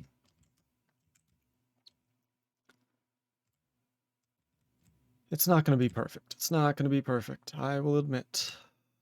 I'll be the first to admit. But if we just copy run program waitpid,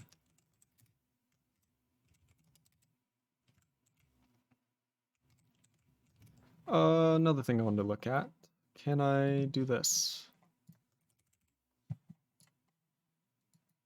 Pid t fork void. I feel like I can do this. So I'm going to go to libc, unistd, and I'm going to just implement blah.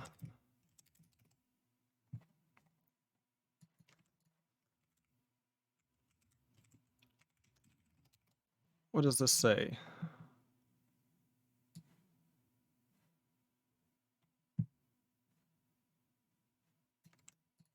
We'll just say it shall be a near exact copy.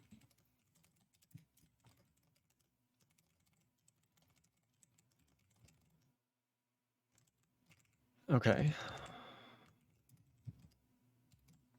And then we'll say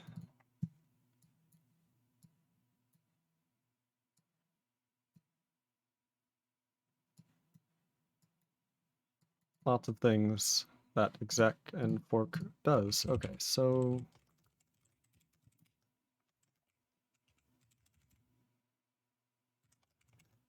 go up here.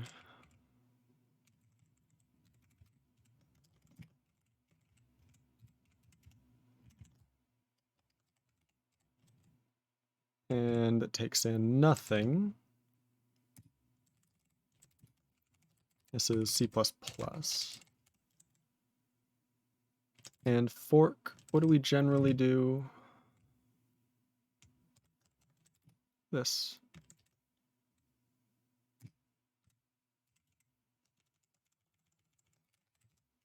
We return sysfork. there's probably a whole bunch of problems with not setting that. So to do, set error no on error or something. Other than that, we can just call sysfork and everything should be good there. Does everything work? What does it say? What? Warning, declaration of fork conflicts with built-in declaration of fork. I don't know if I want the built-in declaration of fork. What?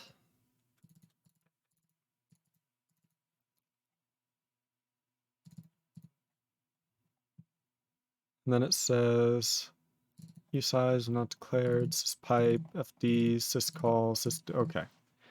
So it seems like I have bigger problems than fork. Hold on. Where are we at? Number one, we don't have usize. Okay. That just means we need size t.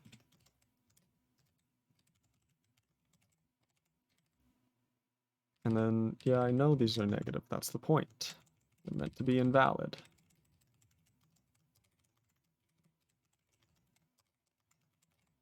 Okay. That's a mess. We need to include sys/syscalls.h to properly make these syscalls.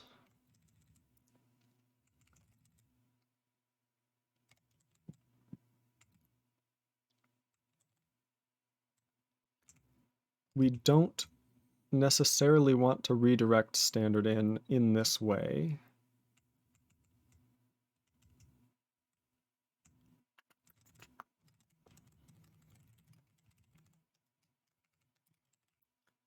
But we do want to redirect standard out.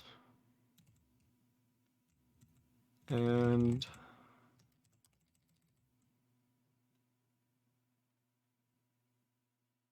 I'm not sure if we even want to redirect standard out with a pipe. We may just want to dupe standard out and then replace the child with that.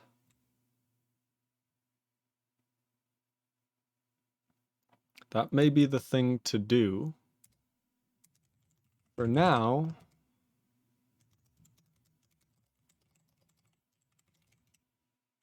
we print C.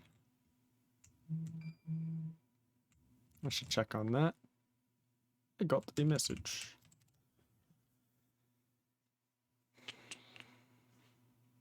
All good.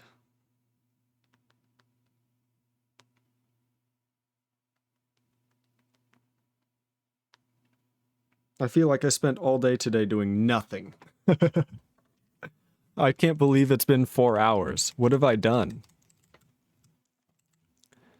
So I think we may just want to replace standard out. Because we don't do that, we are just going to print a character at a time. And then close this because we no longer need it. And the parent has waited, in which case we return from run program wait PID.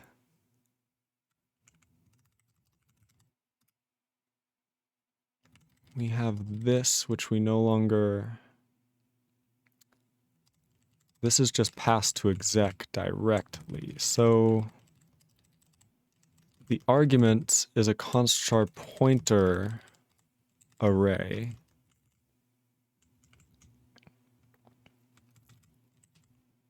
So we're going to do... Basically, we need to check if the file exists. At command, else... Standard print, error, command, we'll say blah, does not exist. Neutrino says OS dev is just that hard, lol. Or am I just that stupid? No, it is, there's so much to jump around. It is difficult. It just feels stupid to deal with like simple problems like why can't Why can't I run a program? So if the file system exists command, and we want to run this program, I don't think I even need to do this. We just want to run this program at command with args. So I think I'm going to do this type of thing. Standard vector of const char pointer, which equals argv. Do I need to zero? I don't think I need to zero initialize. It should do that with the default constructor. And with this vector, I would like to push back. Basically for every argument. I didn't copy that? What did I just do? Jeez. So for every argument, it's a string view. So we should have argv.pushback arg.data.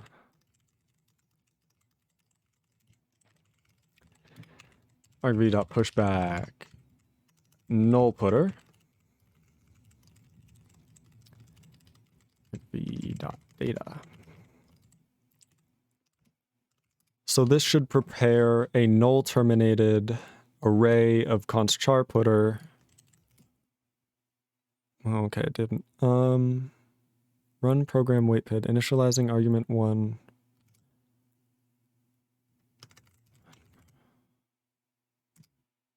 Ah, that's not a file path. I think I could do C string or data. I'll do data. And what do we have? Standard file system has not been declared. That would be an issue.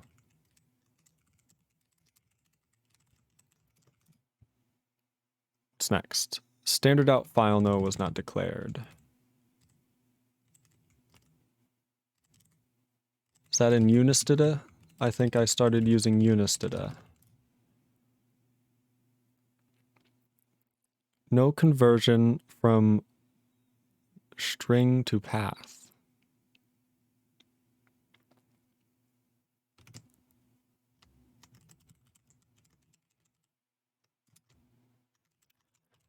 What?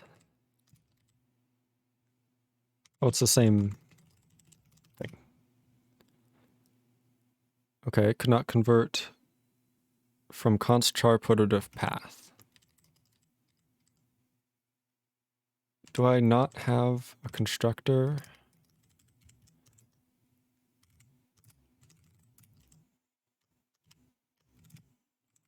Wait.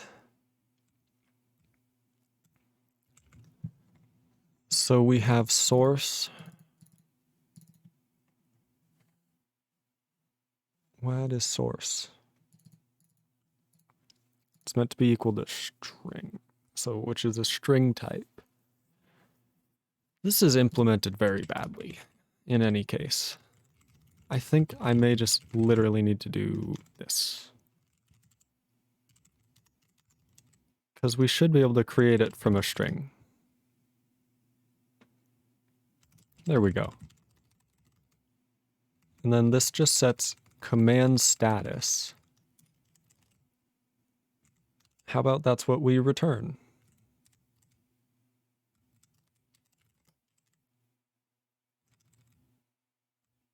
And what?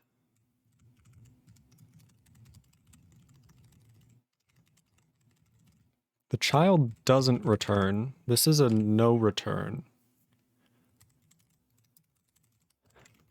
I mean, we'll just return -1 here, but that's not super ideal.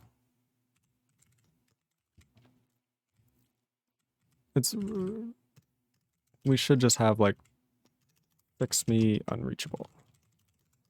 We need an unreachable or something to go here.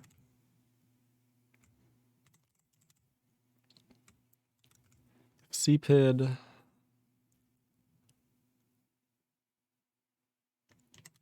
else, because exec will never return.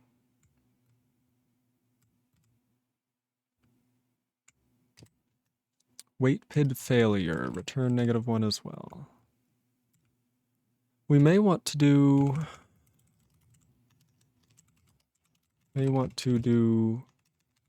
error or some type of variant so that we can tell when program wait PID itself failed versus the program that was run failing.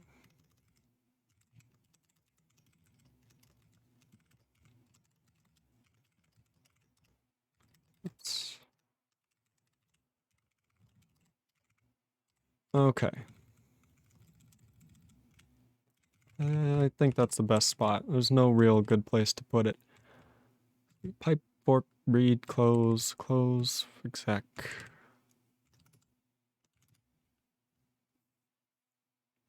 Run program wait PID. We can now do int rc or something like this and say if rc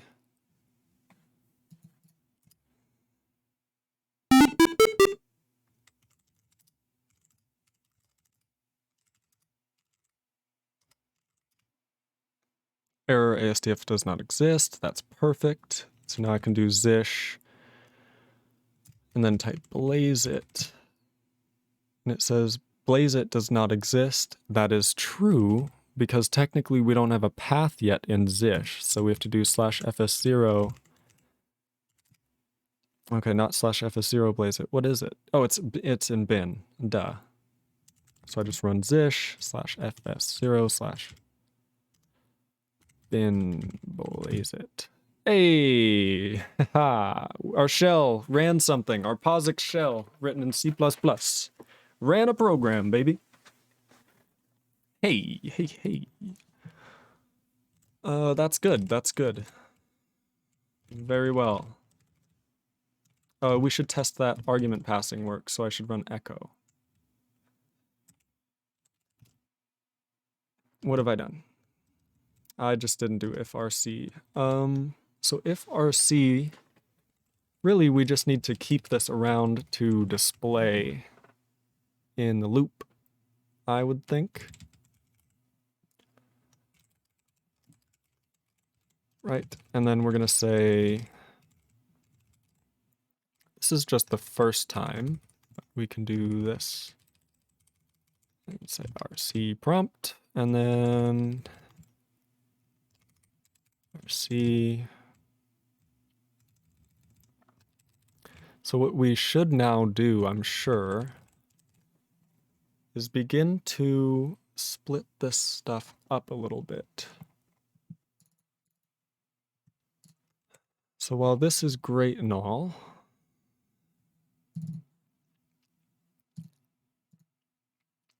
it'd be great if we could create a parser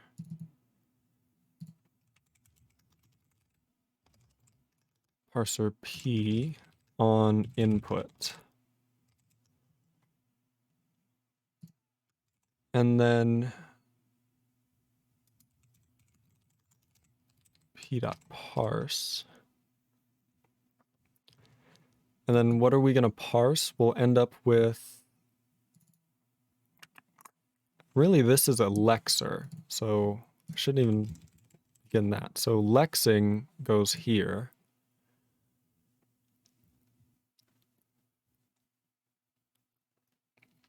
So parsing, I can't even think about that. So if we just called lex, then it would have to return us the next thing and what it is.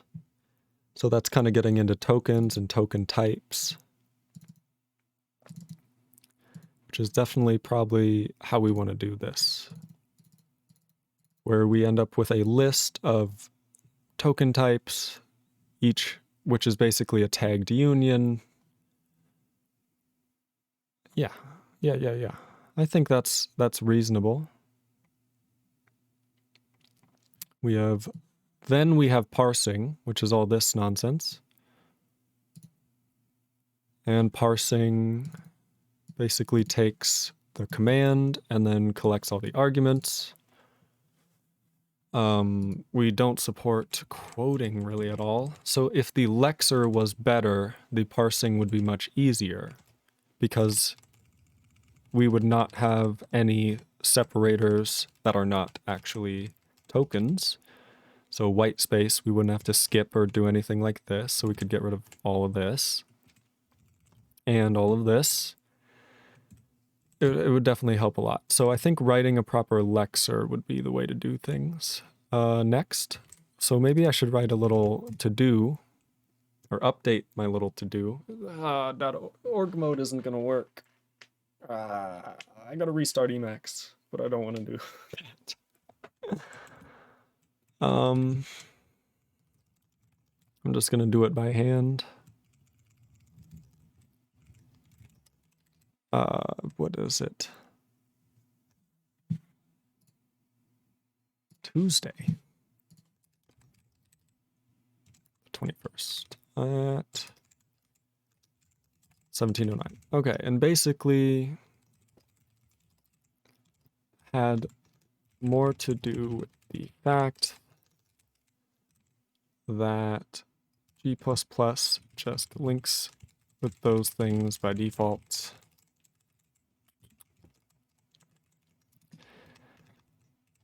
We fixed it by providing both libm and libstandard C++ in the sys root.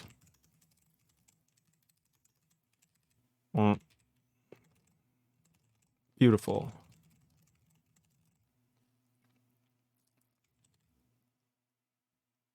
And they now work. Oh. And don't let me forget, I also added no stack protector. And oh, these are the wrong things for org mode. F no stack protector and -f no exceptions. Oh, and -f no RTTI.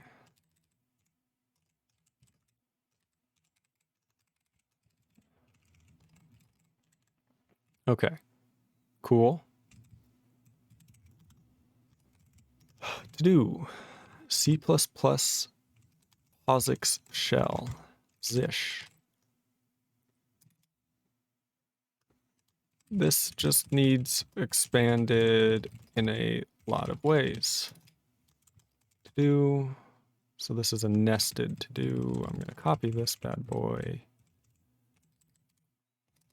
Tuesday, 21st, 17:09. It's 11 now.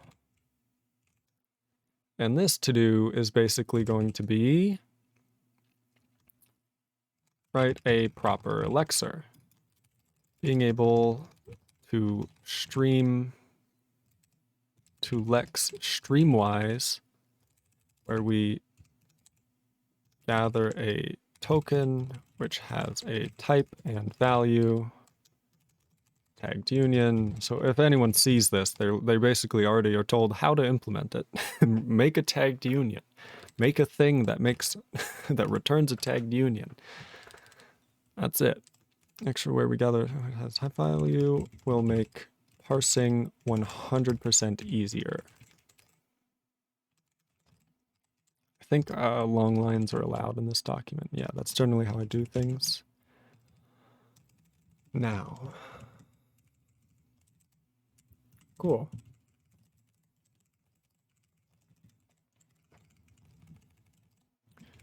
To do. Proper path actually search. Something akin to path to find executables to run. Currently, we kind of just, you know, what do? Currently, we just pass the command directly through to exec.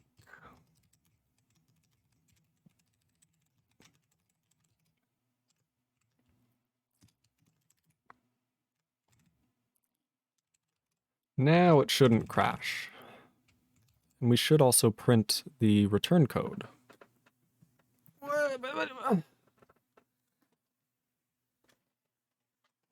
Okay. So we can do echo wow, we can do blaze it, we can do zish, and then slash fs0 slash bin slash echo wow. This is insanity. Okay, that didn't go great.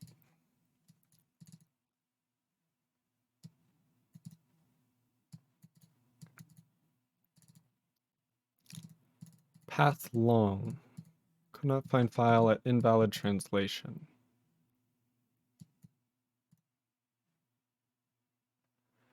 Could not load file when path equals the entire thing. Yeah, that definitely wouldn't go well. Oh. This is meant to be a C string.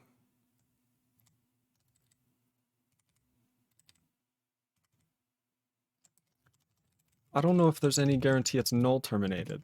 So command is a string view, right? Which means that it's not a null terminated string. And it has no member C string. So we actually need to copy this. This is a mess. If we're gonna need to copy it into its own string anyway, we might as well just have it be its own string, because we're not actually messing around with this string a bunch. So now we can do input command dot substring.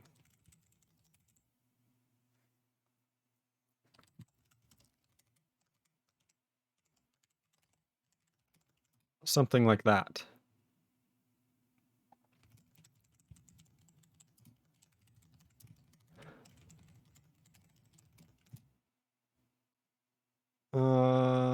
Path. Path from... So we had it from a string view.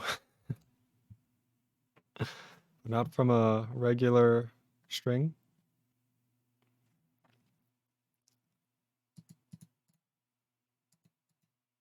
So it says there's a candidate. Conversion of argument 1 would be ill-formed. Standard basic string char reference. Is this trying to do a move constructor? It shouldn't.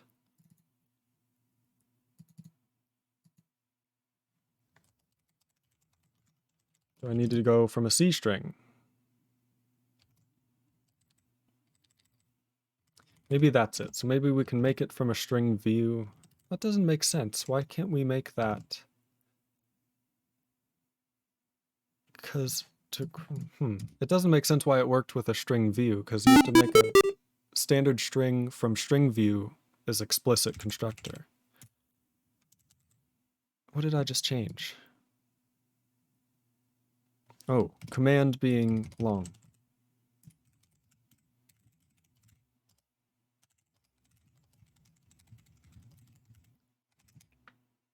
Okay, it's still messed up kind of majorly. Go.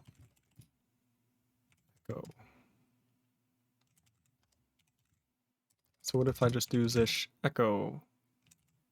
Doesn't exist because I have to do slash fs0 slash bin slash echo. That definitely works. So now let's do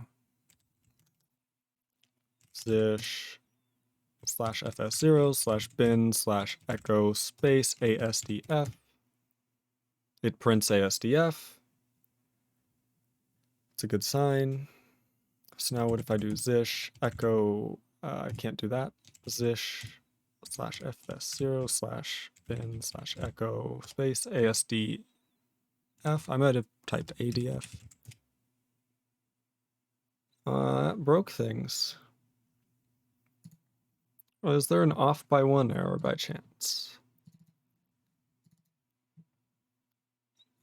Okay, let's think about this. Skip all separators at the beginning. If we get to the end, it's nothing. We're done. So nothing should happen because we get arg, not arg size, break. Okie doke. Otherwise, the rest equals the rest substring. Skip past separators to the start of the next argument. Yes. So this just does this. And then if there's nothing left other than separators, then we're good. We don't need to do anything. Then we get the start of the argument, which is equal to the rest, which is just a string view. Then we say argstart find first of the rest equals the rest.substring argend, argstart data argend. So argend refers to the offset from argstart.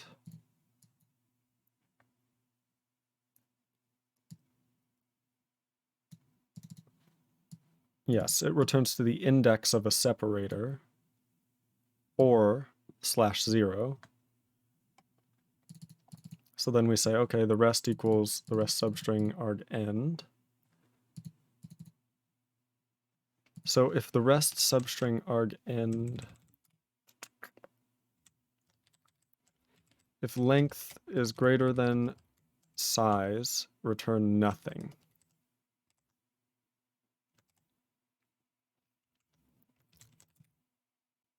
Okay, that's what we want. We want an empty string view. So that should be fine. And then we return argstart data, argend. Argstart is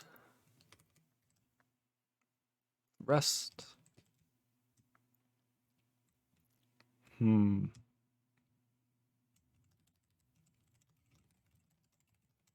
could maybe there's a reference being created, and when we change the rest, we're also changing argstart.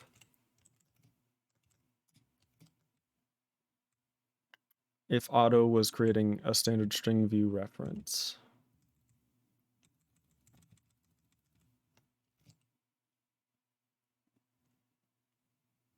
IFSU, thank you so much for the follow. I appreciate it. I can't believe we're over 350 now. Okay, so then zish /fs0/bin/echo. Wow. Okay. That worked great. Zish /fs0/bin/echo. Wow. Wow. Wow.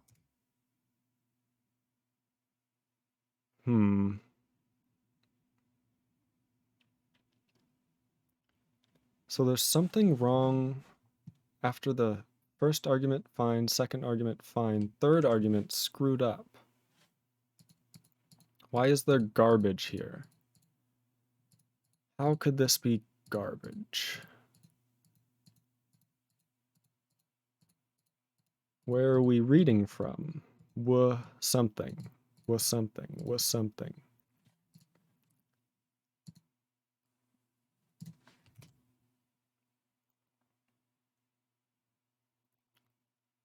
So this being printed out is just this thing up here, which is input command.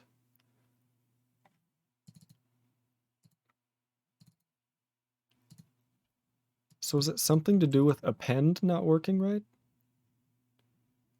Because everything here should be fine. Wow, wow, wow. But we end up with, each time we print it out, we print out garbage. Even though it's a string.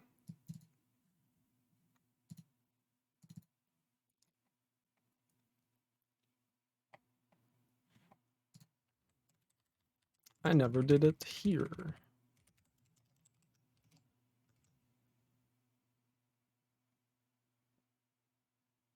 So we got two, arguments just fine, but the last one doesn't work. So is there something going wrong here? We find first of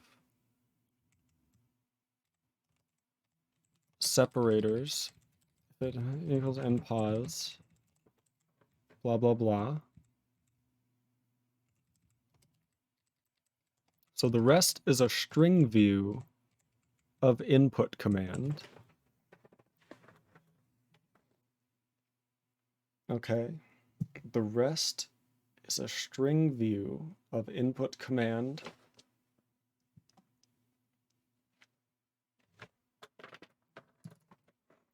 We continually update it to be a substring of itself after each argument.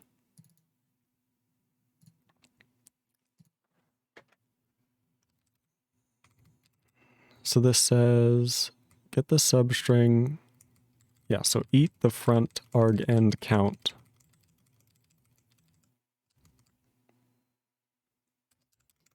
Do we need to do arg end -1? What is arg end here?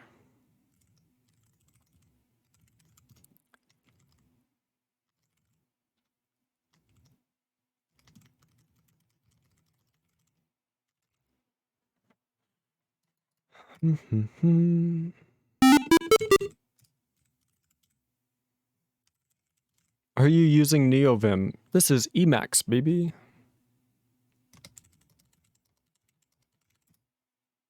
You got a null dereference. Well, we had a user space null dereference, so that's fun. We crashed. We attempted to write to null. It's not anything here, it's this. What have we done?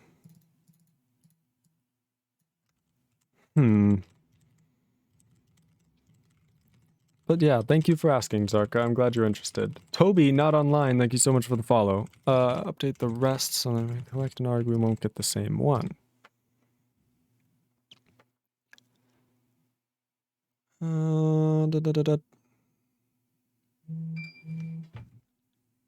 I gotta go soon. Okay, I do have to go soon, just so everybody knows. What are we gonna be doing? So arg end, if we print that out, why am I screwing things up? So I think part of why I'm screwing things up is because I have a string view where I shouldn't. Where should I not have a string view? We have a string view arg start. And we return a string view up to arg end.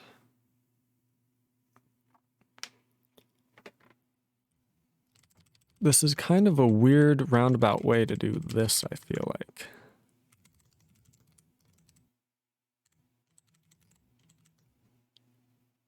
Because this should return a string view up to arg end from arg start. And it will be a maximum of arg start size and a minimum of 0. Well, no, a minimum of 1. So this will eat the first one off the front. So I think I actually need to do this. So we need to go from arg end to npos and from 0 to arg end. There might be an off by 1 error here. And then when we use this, we then push this back onto a vector of string views arguments. That should be fine.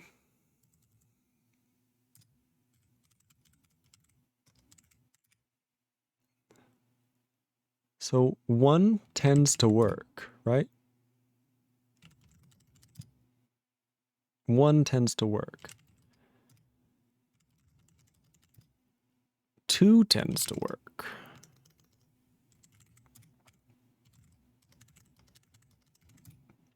Okay, 3 is working now.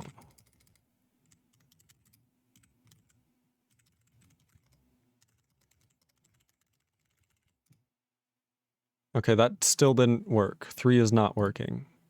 We crashed.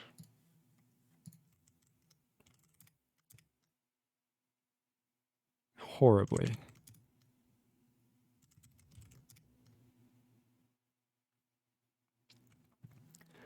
I don't get where this is coming from. So, plus C. This doesn't make any sense. I don't feel like this is my fault. What's happening here? How do we get garbage at some offset? Am I crazy? Because this is up here during lexing. When we're getting, not even during lexing, yeah, when we're getting input, we type a character. And it's saying we get garbage, garbage. How do we get something different each time?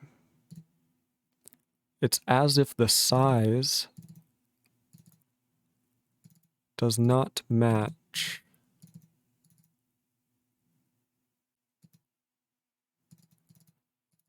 The size of input command almost doesn't match how large it is. Is that the only way we could? Yeah, this is the only way we could be doing that.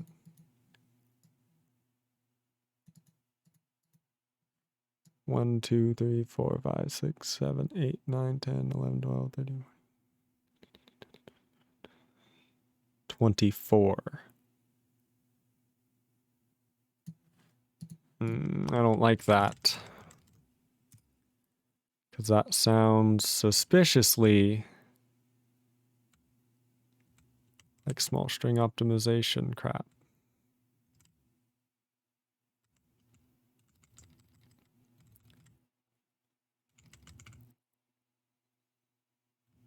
Large string representation, small string representation. So this being a, what is even happening here?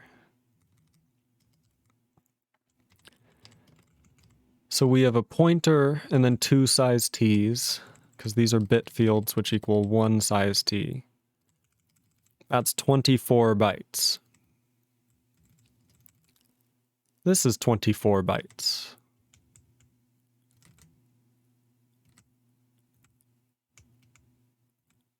So we have data, which is representation size minus size of char, because we have a char at the end. What's representation size? Size of char pointer, 8, plus size of size t, size t. Okay, so this is the size of this thing.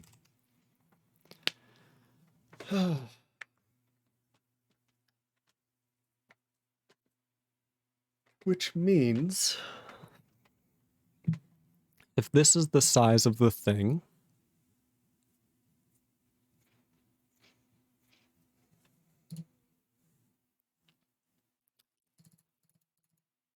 then this is going to be 24.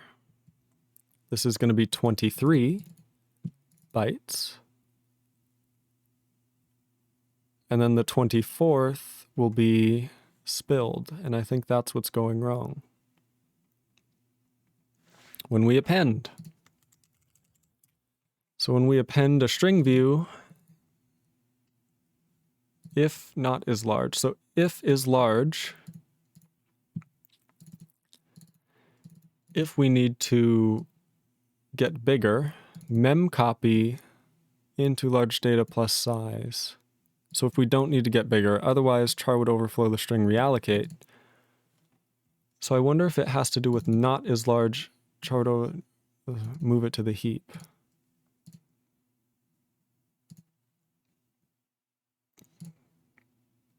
What is max char small? I need to know that.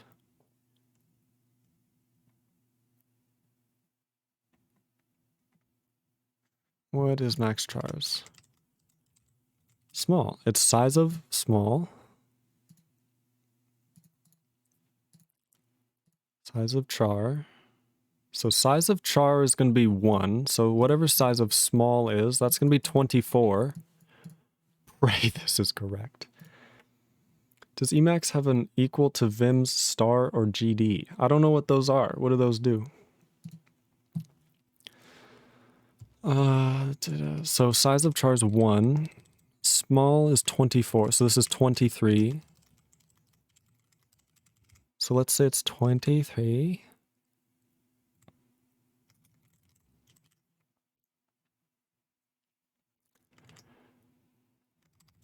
Right.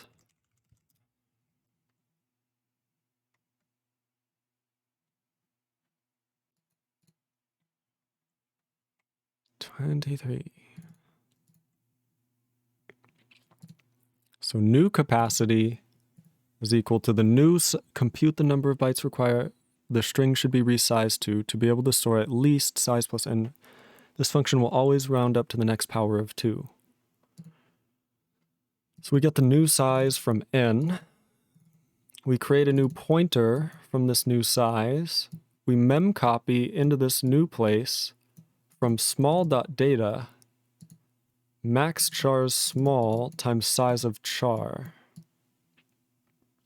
That makes sense, which is just going to be 23. Then memcopy p plus size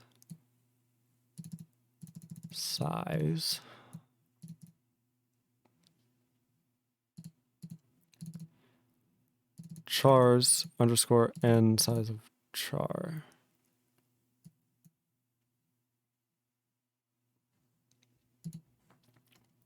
So let's say n is 1. P at size plus 1 equals 0. So is this 1 off or something? Are we leaving size? We're leaving size at size plus n. So let's say it's 1 byte or 4 bytes and we're trying to gain by 1 byte. This new size would be 5, so which 4 plus 1. So this should make sense.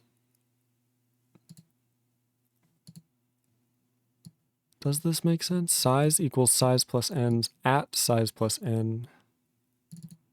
Isn't this an off by 1? Hold on. Size plus n. Zoftfei says, so star is just a fast way of doing control S enter word, and GD is, I think, the same as Emacs LSP alt dot.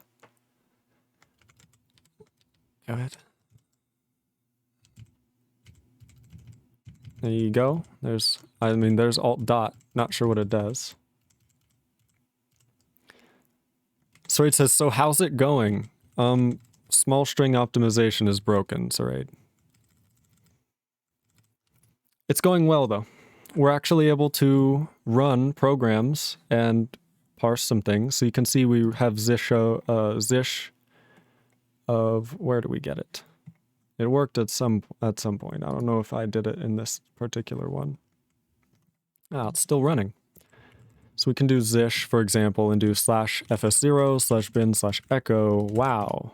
And look, it echoes wow after we do all this nonsense, right? So we did it. Hallelujah. However, when we start to do longer things, aka something longer than 24 bytes, hint, hint, then it gets to be a problem. As you can see, you did something wrong. You're saying long strings are broken. I see. Yes, small string optimization is broken when it switches over to large. So when it's not large and then we switch over, it's broken. Or this is broken, but I don't think it is. That's an off by 1 error somewhere then. Well, clearly. Question. New capacity. Let's say we're just adding 1 byte, because that's the case. So it says probably the null terminator. That's what I was thinking about here. So size plus n is the new size. So at size plus n should be 0, because if we have a size of 4, we're adding 1 byte. Then size is going to be 5. And that should be that there, right? 4 plus 1 is 5, 0. However, new capacity, is that guaranteed to actually... I know it's supposed to be a power of 2, but if we are off by 1,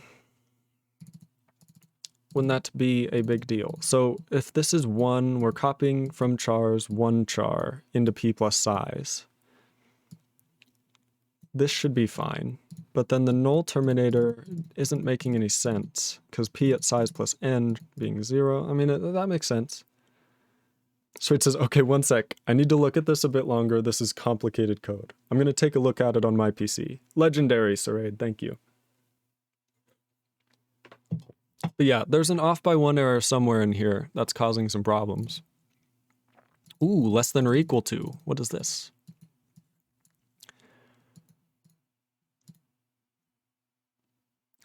If n is 1 and there's 1 remaining, data equals small dot data. Mem copy data plus size chars and size plus n equals 0. Rem cap minus equals n, which means this can be at 0. So if this is 1 and this is 0, that wouldn't work. We're going to have to overflow.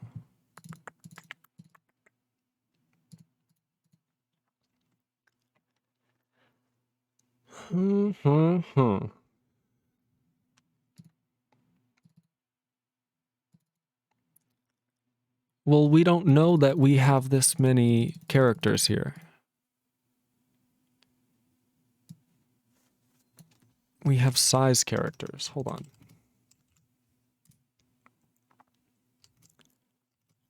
Everything has to rebuild. We have size characters. We don't have max. There's no guarantee we have max blah blah blah amount of characters to copy from small data. I mean, there is, I guess, a guarantee that that isn't invalid memory, but it may contain garbage.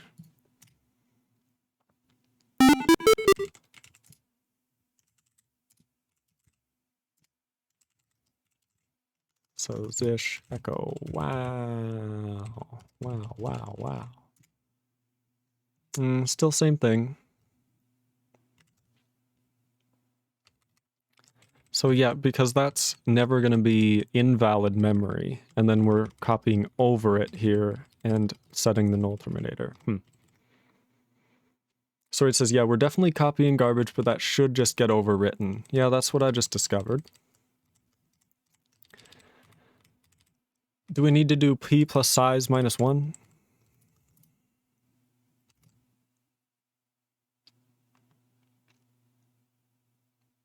I don't think that makes any sense.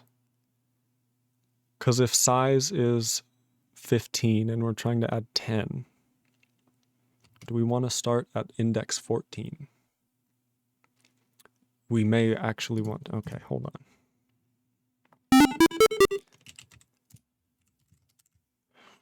Wow. Yeah, that didn't do it either. Good check.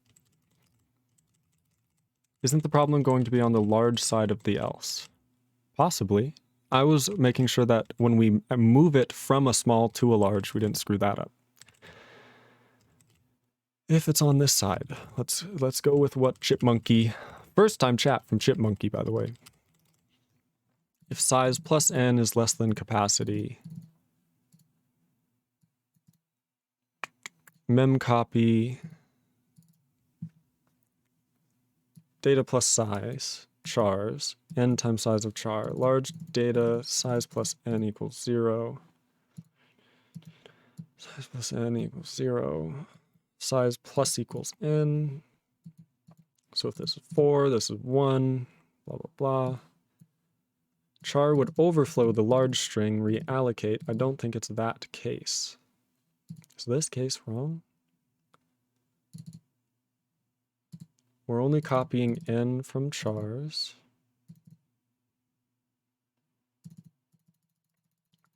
So size refers to the null terminator, which we want to overwrite.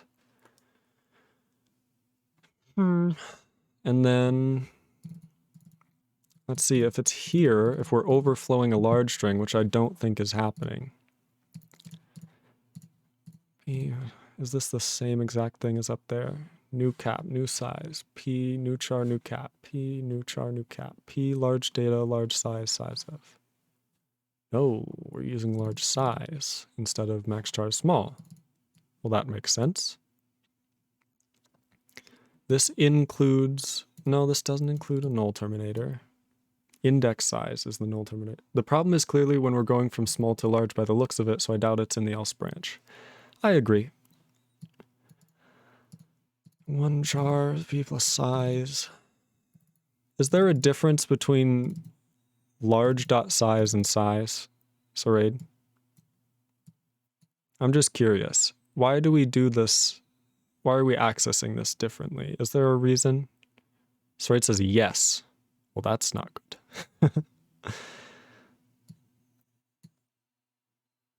Okay, I know it's going to be complicated. When it starts with okay. So size, if it is large, return large size. Otherwise, return max char minus small rem cap. So what is underscore underscore size? Large is a union member that is the large representation. Size is a local variable. Oh, it's set here. Oh, I thought it was a member. Okay, this makes sense. We need to store the size in the large representation. That makes sense. Should we be using size here anyway? I guess it doesn't matter because we know it's a large string. But why would we get size up here if we're just going to use large.size? I can understand assigning to it.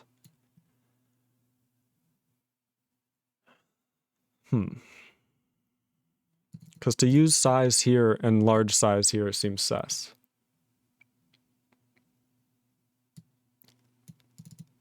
This is the size of the string. This is the size of the string. This is the else branch. Yeah. We haven't added to size yet. So size is just the size of the string. The if branch is for the small representation. Yeah. I mean, there's only a bug in the large representation. Even if it's up here, it's all the same code. I don't think it matters. I agree that we're not using size here either, but still.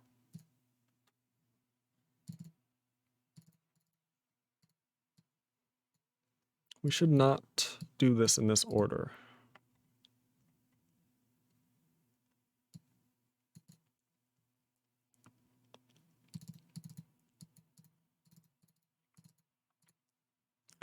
I feel like deleting and then setting. We should probably set, then delete, but that's not important. Right now. Well, I'm gonna have to go soon. I've got maximum of 15 minutes. 6 o'clock, I gotta go. But we have identified a bug.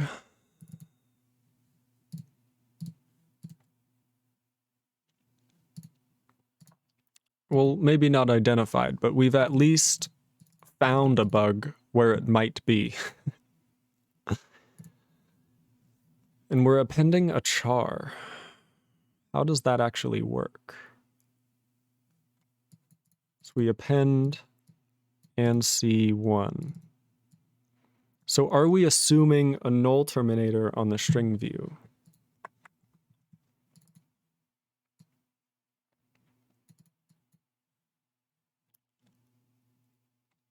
Are we assuming a null terminator on the string view?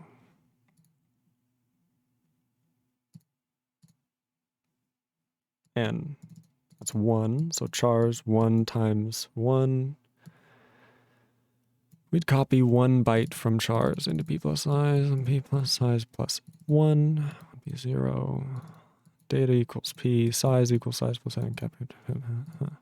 So it's almost like size is 1 too many here. But that doesn't make any sense. String views aren't null terminated. I know. That's why I was making sure we're not relying on it. We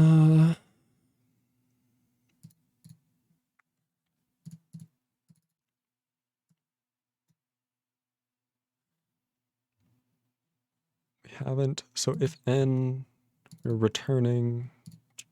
Otherwise we do nothing. So it's right at the precipice. So it's honestly this code. N is 1.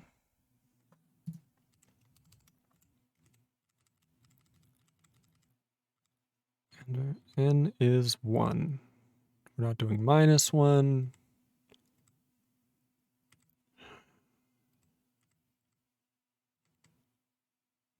Okay, I guess something that might be happening.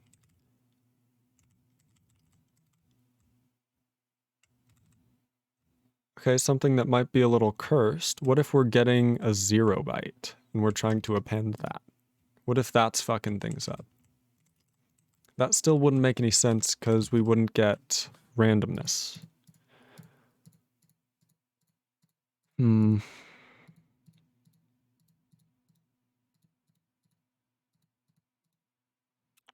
1, 2, 3, 4, 5, 6, 7, 8, 9, 10, 11, 12, 13, 14, 15, 16, 17, 18, 19, 20, 21, 22, 23. So it is literally the 1 byte that we are writing right here.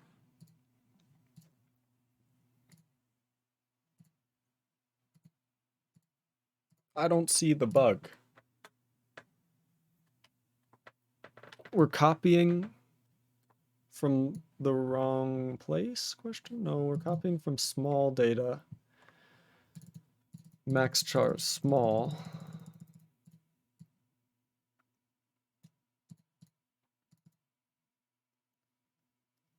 We're copying pointer plus size. Char. Pointer at size plus n equals 0. Data p size plus n cap new cap. I don't think this makes any sense.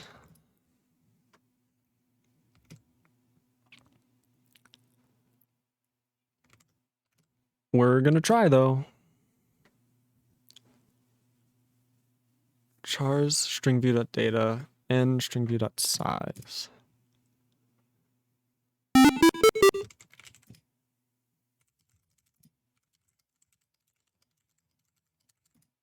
I like C.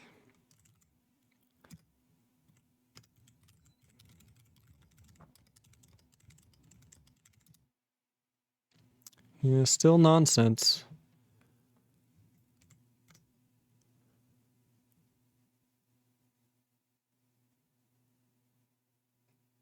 Still nonsense.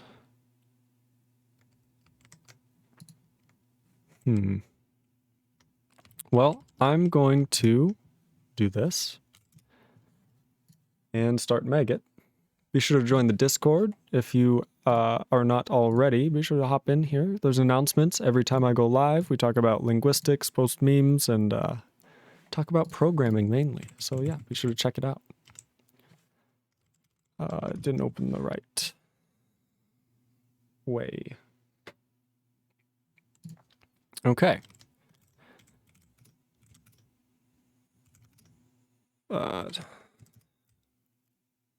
Woohoo.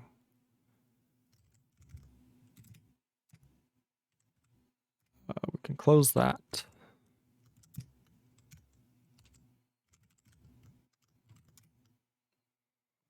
Should be opening chat anytime now. Pog. A little thick. A little tall.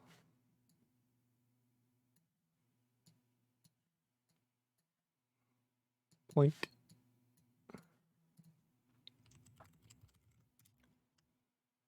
SSO breaks if you append a character to a small 22-byte string, apparently. I think so. I think that would be what's going on.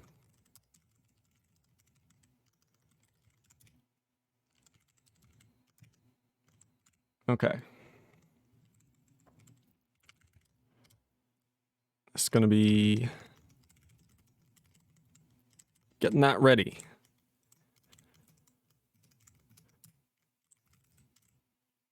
And I'd just like to open up GitHub. And also the to-do.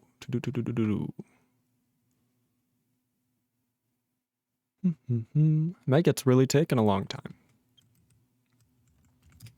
To-do.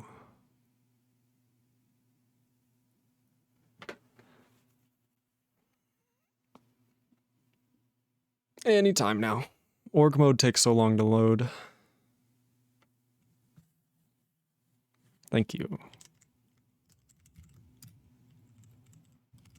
To do. Write a proper lexer. Actually search something akin to path. To do. C++ string view append string SSO breaks when appending to a single character to a 22 is a 23 byte string. That's something to fix. Uh-huh. I don't think I need all of this for all of that.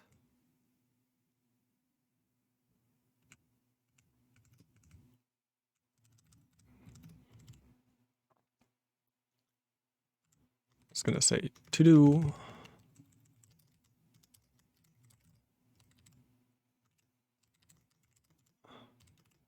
Fix bug in string.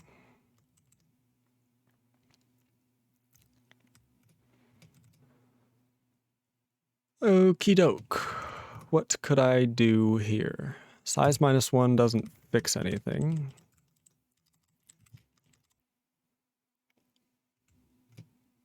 We have zish, a new line, POSIX shell. Don't need that. Okay. We're gonna do this. Start the POSIX shell. Why not?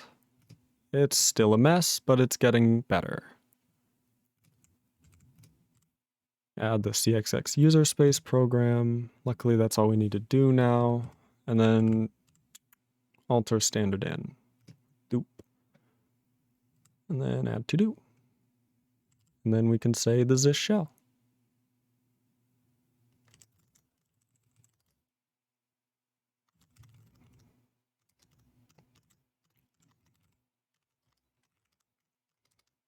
We're just going to do this. Zish. C++ POSIX shell. What have I done? Okay, I broke my chat. There we go. Okay, I see where the problem is. This is a complicated bug, but it's literally just one line of code, I think. F. Do you actually, like, you see where the problem is, like how to fix it, or you see like the general area? We need to look into this area more. I'm gonna push all of these wonderful changes.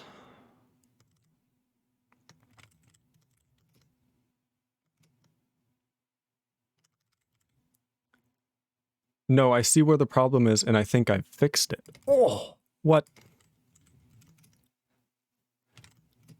Have I altered string in this PR? Hold on. Oh, I've not long. I've altered pretty much every file, so I wouldn't be surprised if I managed to touch string somewhere in here. Let me see. Oop, taking a little bit to load. Elf loader source. So I'm looking for standard. Standard include file system, locale, standard include string. I have touched it. Okay. RIP. Preferably an Emacs so you can change it there. Okay. I'm ready to go. Line 125. 227. 317. Go to append.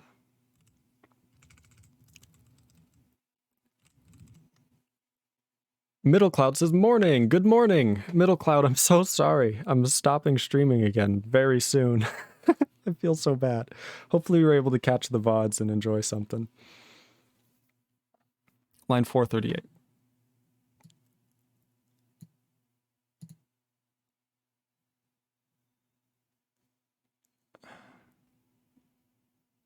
If size plus n does not equal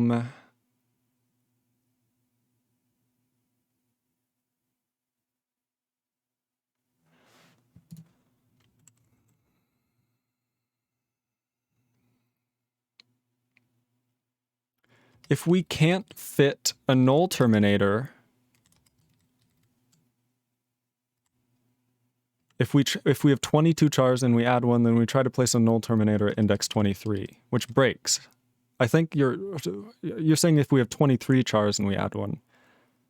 However, the char buffer only contains 23. Note, -1 to handle ensure space for null terminator. No, if we have 22 and we add one. I see what you're saying. So why doesn't this work?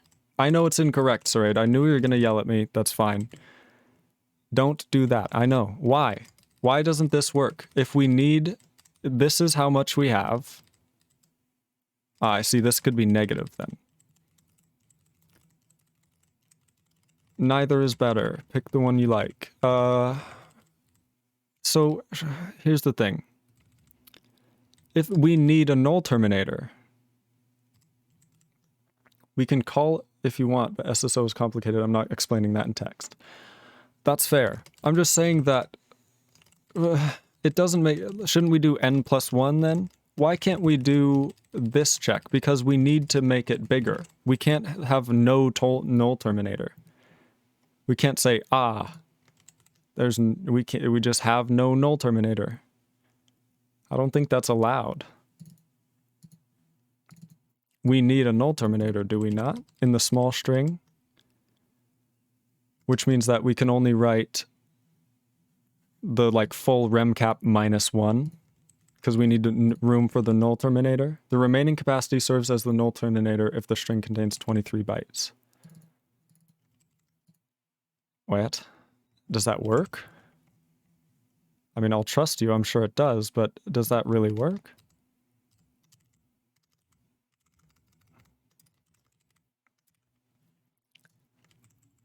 Because remcap will be set to 0, and isLarge will still be set to 0, which means that this will be a null.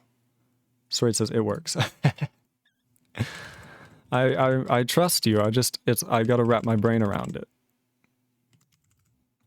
So this is complicated. I see what you were saying now. Why did I skip append? Okay. Note.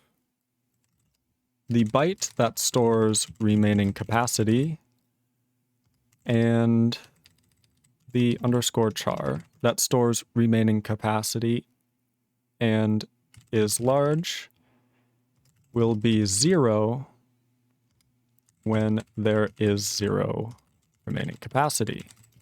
This means that the last char can act as a null terminator even though it isn't part of the SSO string length. It isn't part of a small data span.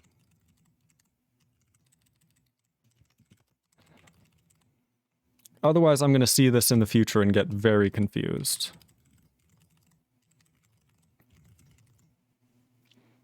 There's already a note about that earlier where small is defined. RIP. That's fine. We can have 2. And if size plus n is less than or equal to max, what did you say? Max small chars? What was it?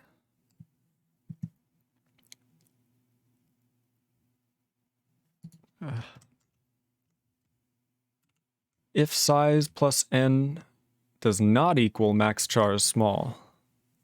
Right?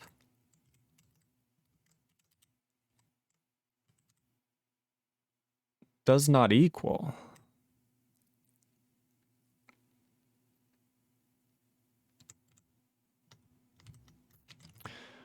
Wouldn't less than make more sense here? A little bit similar to what we're doing here? Or is it, because what if we're appending like 5 bytes and it just happens to be at the very end? I guess then that would still be that.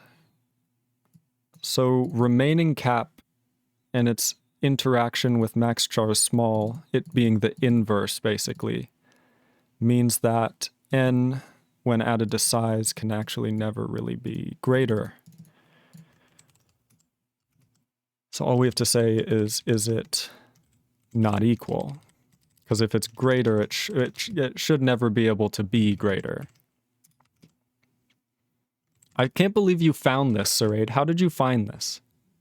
By the way, yes, this may not work. I'm just trying it. Andrew says, is it really hard to get good at Emacs and configure? Does this Emacs have a lot of settings, or is it more like default? What? It's just a configurable and extensible text editor. You can spend as much time or as little time as you want. So it says the problem had to be something involving the null terminator and the remaining capacity. It's true, but I knew that as well. I just couldn't figure it out. So Zish bin echo, wow, wow, wow, wow, wow, wow, wow.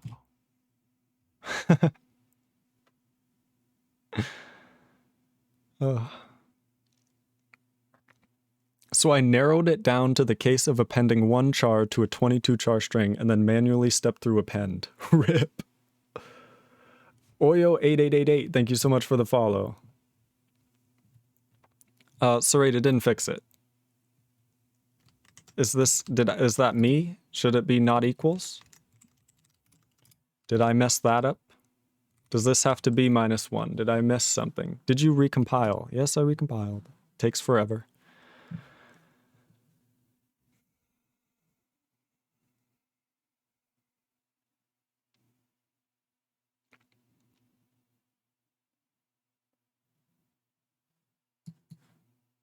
I wonder if I don't have the new headers. Okay. If it still doesn't work, I have an idea. I have an idea.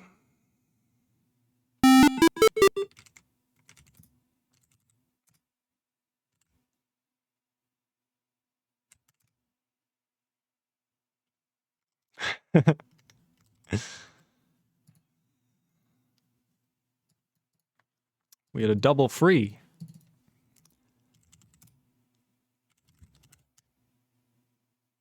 Ah, yeah, maybe the sysroot nonsense again. That's what I think it is. So the bug's still here. So let's keep that. And then let's go here, bash. Here, let's use WSL bash just so I don't screw anything up. And then let's try again. I really have to make sysroot.sh a cmake script. And yes, less than should also work. Legendary.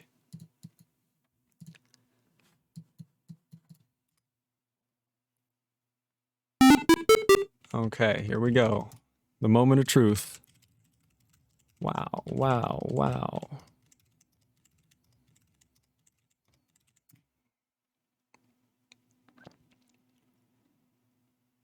It didn't quite work.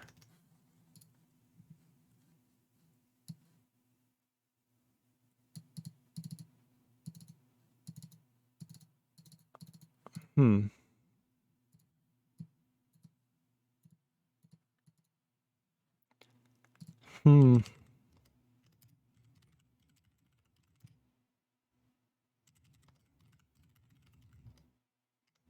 That's not how that works.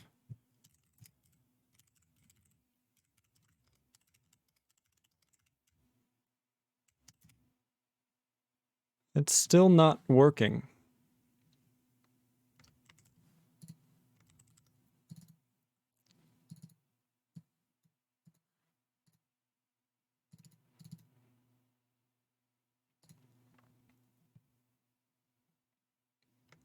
It's just stopping.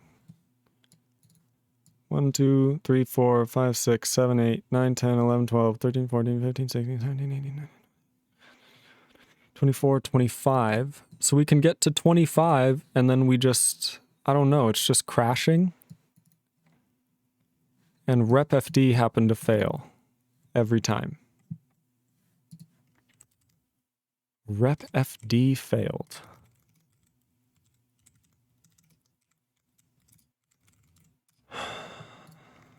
Which means not results. So dupe 2 failed.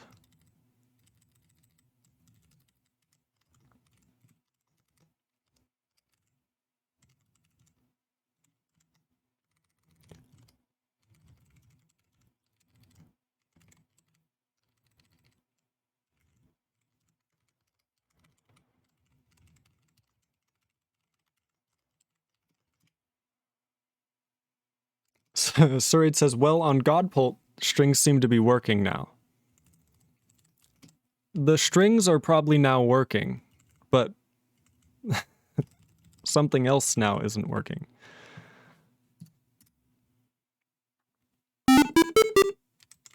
So can we just blaze it? We can blaze it. Can we zish?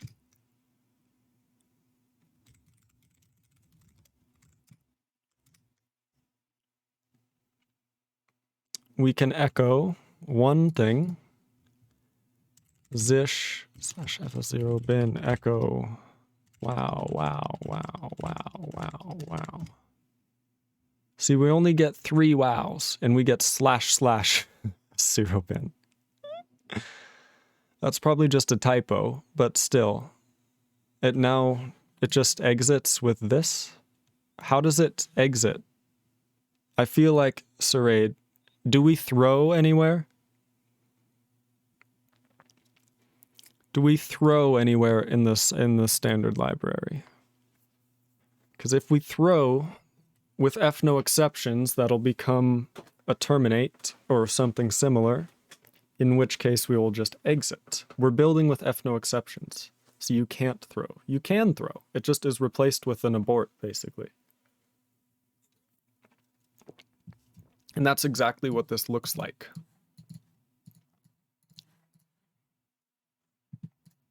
Well, repfd doesn't appear to be occurring anymore.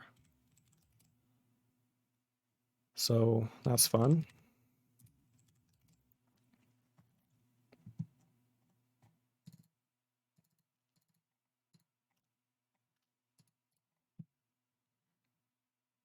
So it says, no, you can't throw.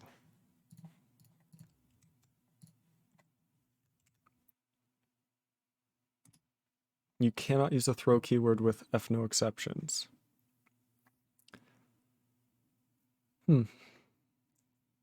That's not what I read. That's fine. I'm sure it's true. You have way more experience with C++.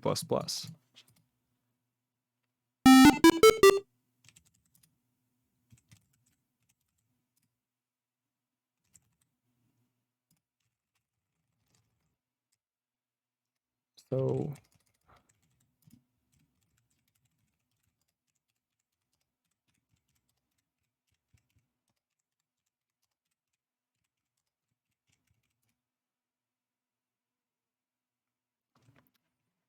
we're just being artificially locked to a small string. It doesn't seem right. It doesn't seem right.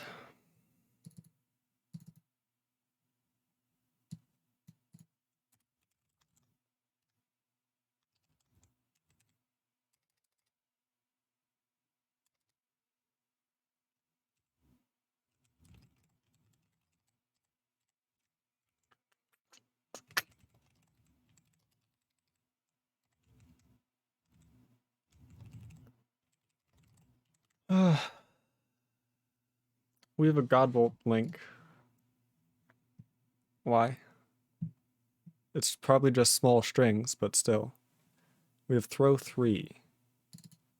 Use F exceptions to enable. I see. That is interesting. Did it used to be a thing? I just don't know why I was able to read that. It says it doesn't know what that is. Yeah, even old ones don't seem to do that. I don't know why why I read that.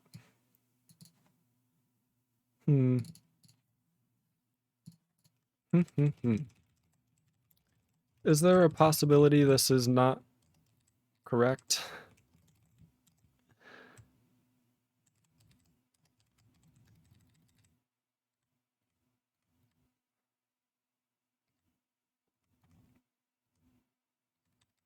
You can link against something that throws, but you can't throw yourself.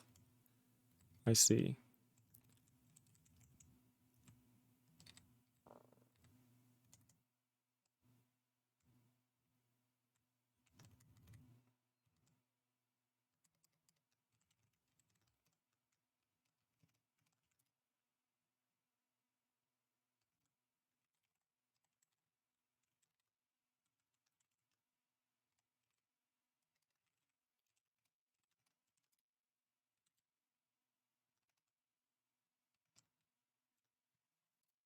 Oh, don't open the same thing. It's not really needed.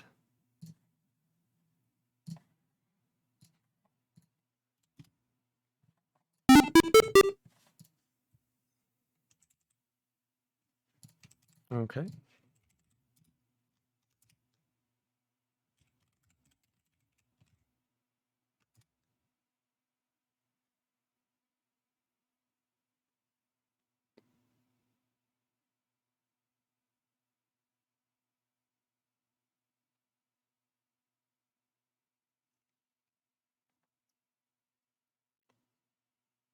Why is repfd failing?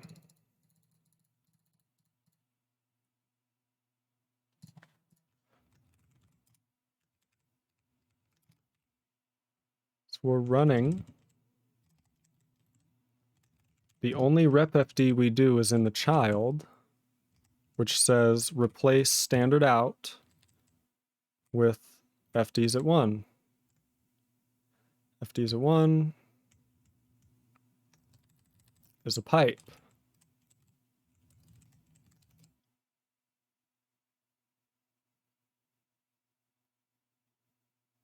It says repfd failed, procfd5 replaced procfd1.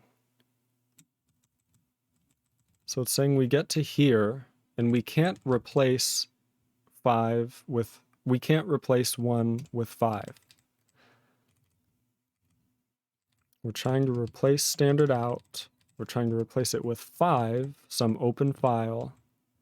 And we can't do that because we return an invalid result from dupe 2.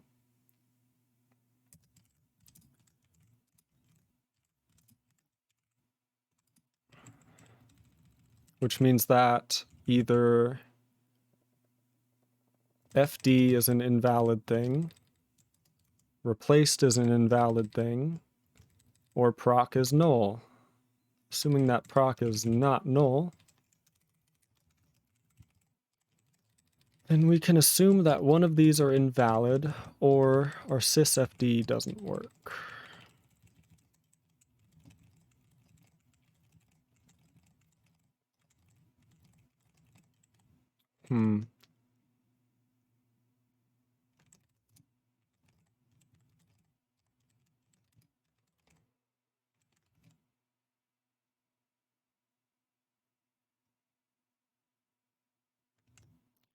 So we were able to run echo from Zish.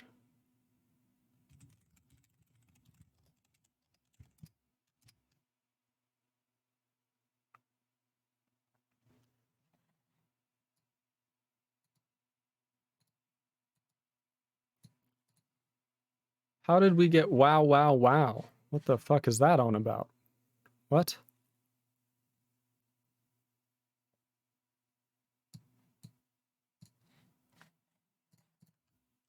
Let's think about this.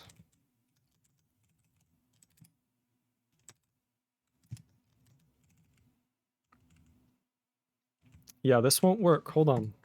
Oh, did I just crash Emacs again? Okay. ClangD is so annoying.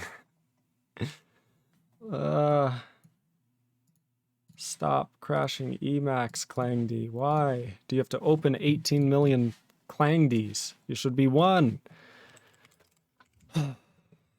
This isn't a null terminated string, it's a string view.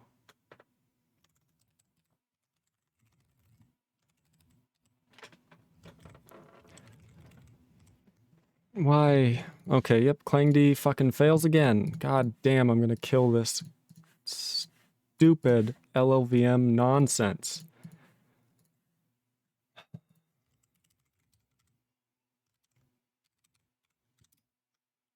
Jesus. Stop running. Close. It's so annoying. Ugh.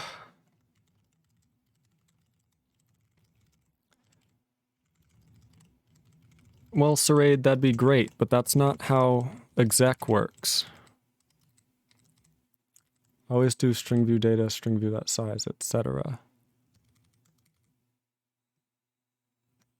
So I'm gonna have to do this thing, right? This should create a string.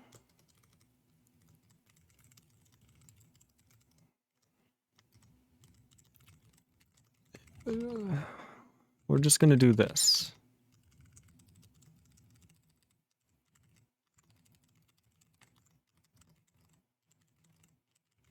Yeah, I see that is annoying. In that case, you have to copy them into strings. Yep. And then for this, we can actually just do arg.data because this is now a string. It will live all the way through here, and then take the dot data of those strings and pass them.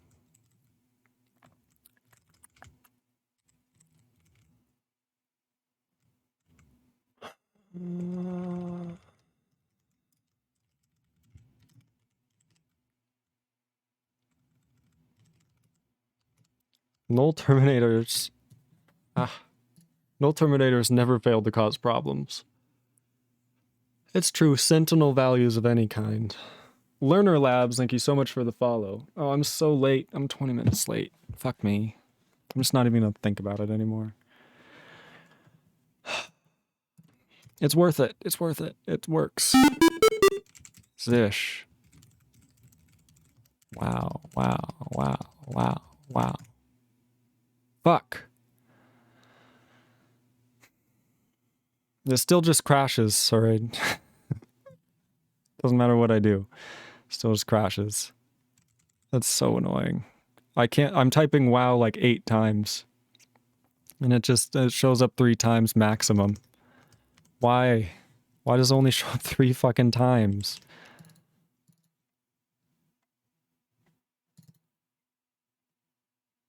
I'm convinced this is broken somewhere else. It's fine. I'm sure I'll fix it eventually. It's just annoying that it doesn't work.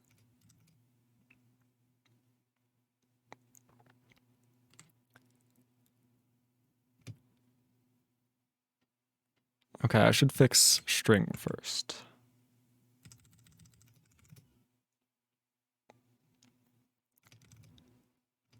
I don't think that's important. We're gonna do this. Touch up the sys dollar. Null putter exec says beep boop boop beep. Did you write this from scratch? Yes. Yes and yes. Improve debug printout. Improve error printout of repfd. Middle Cloud says, I know I don't really understand, but could be because of buffer or RAM allocated. Very cool. Buffer is in the RAM, so those are both the same thing, I would believe. You may be talking about the heap, but it is nothing to do like that.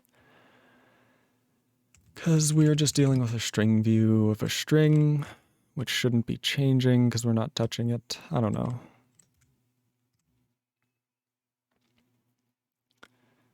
Sraid says, we did find a rather insidious bug in string, though, which may also be related to the weirdness you were observing in some debug printouts a while back. That could be the one issue that's still open. We may be able to fix that, is what you're saying, where standard format from kernel sometimes returns bad things. It could be this.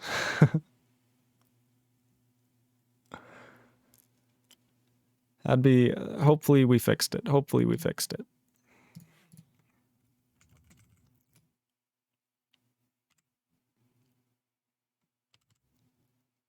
This is going to say user is ish. Properly copy each argument so that it can be a this is needed because exec requires null terminated strings. Well, it requires each argument to be null terminated.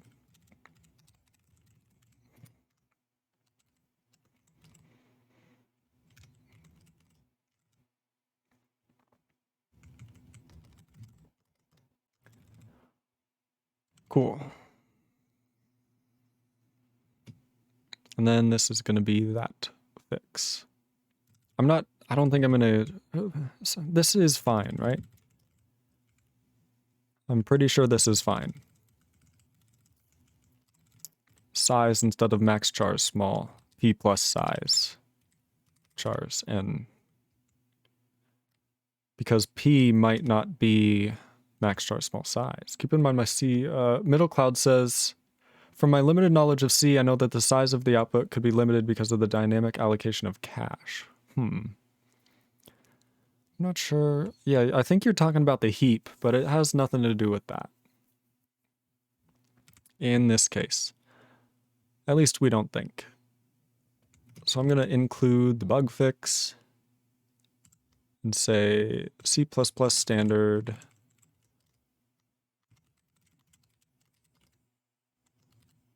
fix bug regarding null terminator. Fix bug regarding null terminator regarding SSO and null terminators in string.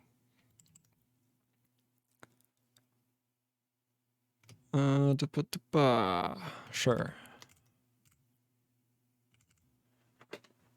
Okay, that's all bushid. Beautiful, beautiful. Null putter exec, thank you so much for the follow. We did it. Print arguments. Sure. I don't need that. It's nothing. Middle Cloud says, okay, thanks for the info. For the cache. There's so much to know with C and which platform you're working on and everything like that. It's not really on you. This is quite heavy usage of C++. We're jumping around from the implementation of the standard library to libc to a shell. We're kind of jumping all over the place, so it's a mess for sure. I feel like an args vector might be an LensorOS extension we want to make that is like constructible from a vector of strings or string views. That may be something I want to add. Nullputter exec says, hey, I'm line 171. Hey, it's Nullputter. Look, he's here. And if you join the Discord, oh, he'll be here. It's going rather well, though. We are able to use standard file system exists, which is part of standard C++ library. So that's pretty cool. I feel like that's cool, at least. We can use file system exists, POG. I'm curious if you can build an entire OS using Python. No, you cannot. There's a lot of reasons why. Most notably, it's not a compiled language, so You're not actually running anything on the hardware. When you're running Python, you're just running a program that runs Python. You can run Python on other OSs, and you can have Python be like the main language of your user space, but for your OS, like your kernel, I would say that it's not doable. But you could write like the core utils in Python if you really wanted to. But Python really just relies on libc and some other things for OS functionality, but it's nothing crazy. It's doable, it's just not worth it. Because Python isn't that much better than C++ when it comes to doing such complex things.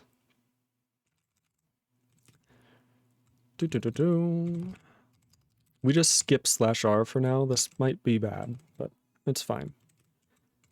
We'll have to figure out what the proper /r. Sarade says, also, I gotta go now, so laters. Bye, Sarade. I'm actually just about to say goodbye. I was making sure I'm not forgetting anything. So shout out to Sarade. They're always super helpful. And give them some love before they drop out of here. Or as they do. Middle Cloud says, bye, Sarade. Awesome. Lovely, lovely, lovely. We have done it, okay? We didn't do a lot, but we did it. Sarade says, ta-da! We didn't do a lot, but we did it. We basically wrote Zish, a C++ POSIX shell. It's very rudimentary, obviously, right? It's not finished by any means. It's less than 200 lines of code, right? But we're getting to the point where this is actually becoming usable. And very soon, we should be able to actually start this as an init process. Or at least not start it as an init process, but have the init process fall into Zish by default. If that makes sense. Middle Cloud says, have a good one to both of you. Ah, you're the best, Middle Cloud. You're so nice. If you don't know, Huzabe, thank you so much for the follow. If you don't know, Middle Cloud is our most recent contributor. We love them around here. They're so nice. And they give us all warm and fuzzy feelings inside. Null Putter exec, may I ask what was your resource for learning OS dev? I read that wrong, didn't I? I said reason. What was your resource for learning OS dev?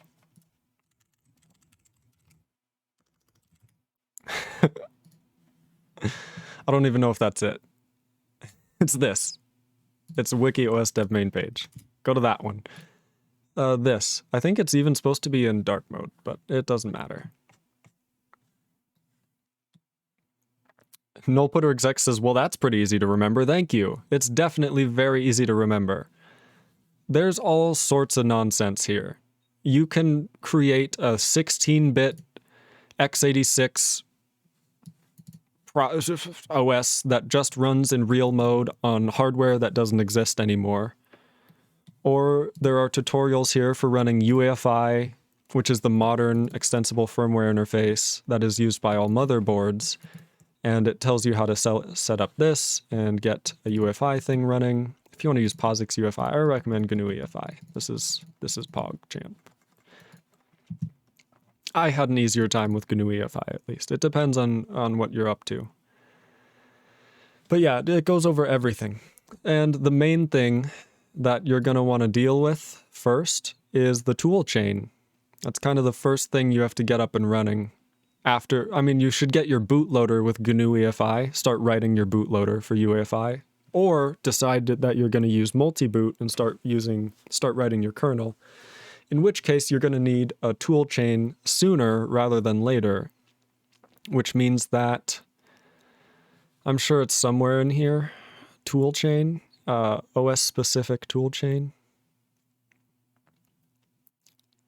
OS-specific tool chain. I will find it, don't worry. There's not a shortage of things to do. Here it is. So compilers, GCC. It looks like they moved things around. But yeah, so you can now see creating a GCC cross compiler. Here's the old articles. This is what I remember. This is what I actually used for LensorOS. The OS-specific toolchain, it's not easy. These are correct, okay? When they say advanced, it's fucking advanced. Because you're going through and literally patching the source code of GCC, so it's not easy. But it does work. I have my own patches of GCC for LensorOS. And then you're able to use this patch of GCC, right? Which generates a whole bunch of stuff for your particular OS, for example, LensorOS. And then you get a compiler that's actually generates, what should I do? That actually generates, that's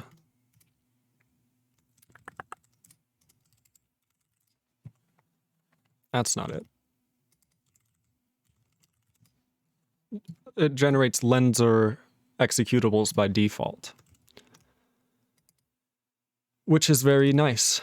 It's very nice. And there's a lot of complex things that go into this being important, like the sys root and linking and etc. DJ Vikings in the road and ooh, thank you so much for the follows. I appreciate it greatly. Okay, I have to go literally 40 minutes ago. I'm so late. It's so bad. I'm irresponsible. But I love you guys. I can't just leave you. DJ Vikings in the road says, ha ha ha, you're welcome. Thank you, thank you, thank you. Ooh says, ooh. How do I say your name? Oh, but yeah, so what we've done is we now have... You can just use the top level CMake and run an emulator to boot into the OS in user space in another OS, a hosted environment. Because it'd be kind of annoying to have to test this on hardware every time.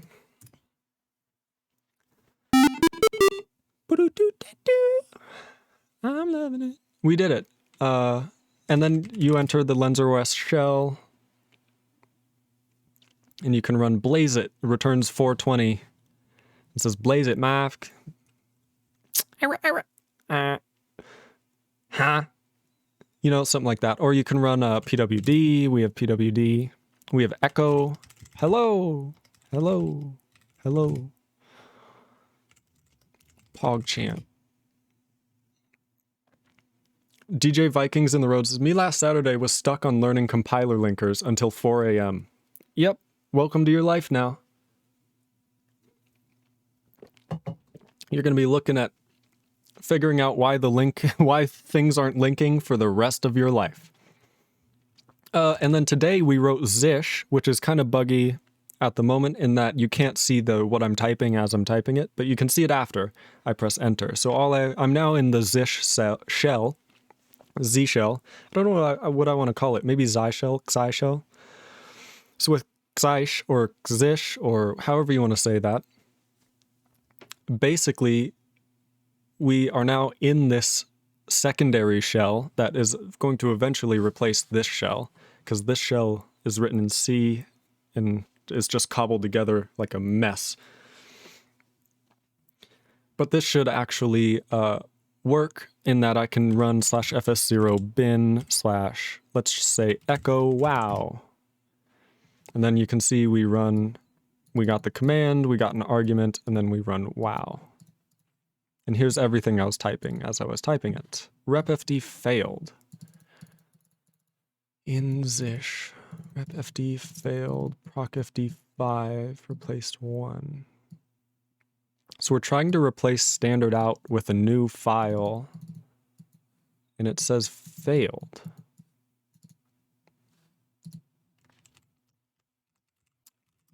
Interesting. In redirect standard out to right end of pipe. So we're trying to replace standard out with a pipe. And then we close FDs 1, close FDs 0, close FDs 0, close FDs 1. I have a feeling there's a bug somewhere. We'll fix it. I don't know. It probably has to do with dupe 2. Interesting. Anyways, there's a lot you can do, by the way. But yeah, so this is our like basic shell, and then this is our POSIX lexer and parser. It's very rudimentary, but we did it all today in the last 5 hours, so what can you expect? We'll make it better over the coming weeks. You and me together. And yeah, we fixed a bug in the C++ standard library, so that's fun. We love fixing those types of bugs, because that fixes bugs for all the programs, not just one. Yeah, that's it. That's me done. I really gotta go. I'm already so late that I've kind of given up not being late, and I appreciate everybody here for watching. Be sure to check out... Oh god, that was bright. Jesus. Be sure to check out the links down below. You can check out LensorOS on Codeberg. It's also mirrored, I believe, on GitHub if you want to check that out. Also on GitHub is... Interesting. Also on GitHub is my compiler that I've started, Intercept. We are now over 6 months into this project, and it's going very well as well. So be sure to check out the GitHub. I have a text editor, OS, bootloader, tools. I've got so much stuff, so many projects. They're all very cool. Check them all out and see what they do. I put a lot of work into all of them, I promise. Another thing, check out the Discord. Be sure to join. You will get announcements every time I go live. You'll never miss an announcement. All you have to do is ask for the notice roll. And you can also have fun and join our wonderful community of people in the Discord. There are 37 people online right now, not including me, and there's 137 offline. How beautiful. Be sure to join us. It's amazing time there. And yeah, we'll be implementing POSIX. We'll be implementing the rest of the sys5 parameter passing for structs in the compiler. We'll be doing... I already did BiDi-text in the text editor, so we're going to be doing lots of stuff. Stick around. I promise it's interesting. We're going to have so much fun together. You and me, you and I. Chipmonkey says, nice work. Thank you so much. I appreciate it. Nullputter says, see ya. Have a good rest of your day, night. See ya, Nullputter. Ubu says, all right, see ya. DJ Vikings in the road, Beglon. All right, I will see you. Middle Cloud says, bye-bye. See ya. Have a good day or evening. Thank you so much. I appreciate you all. And I will... Oh, Niall, thank you so much for the follow. Oh yeah, and one thing I didn't mention, check out the YouTube for all of my VODs, all of my 6-hour videos. Go straight to YouTube, and you know, it's fun there. So if you you miss a stream, you can catch up there. Anyways, that's me done. I hope you have a great day. Make sure to eat something and drink water, because those are things I forget. Bye-bye, you're the best. See ya. Beep, beep, beep, beep, beep, beep, beep, beep. You gotta do like the MS-DOS sound. You know when you picked up the phone and someone was using the internet? Middle Cloud says, can you add the links in About section? Middle Cloud, if you check out the my YouTube, if you check out the VODs, when I mention a link in the stream, I put it in the description of the YouTube video.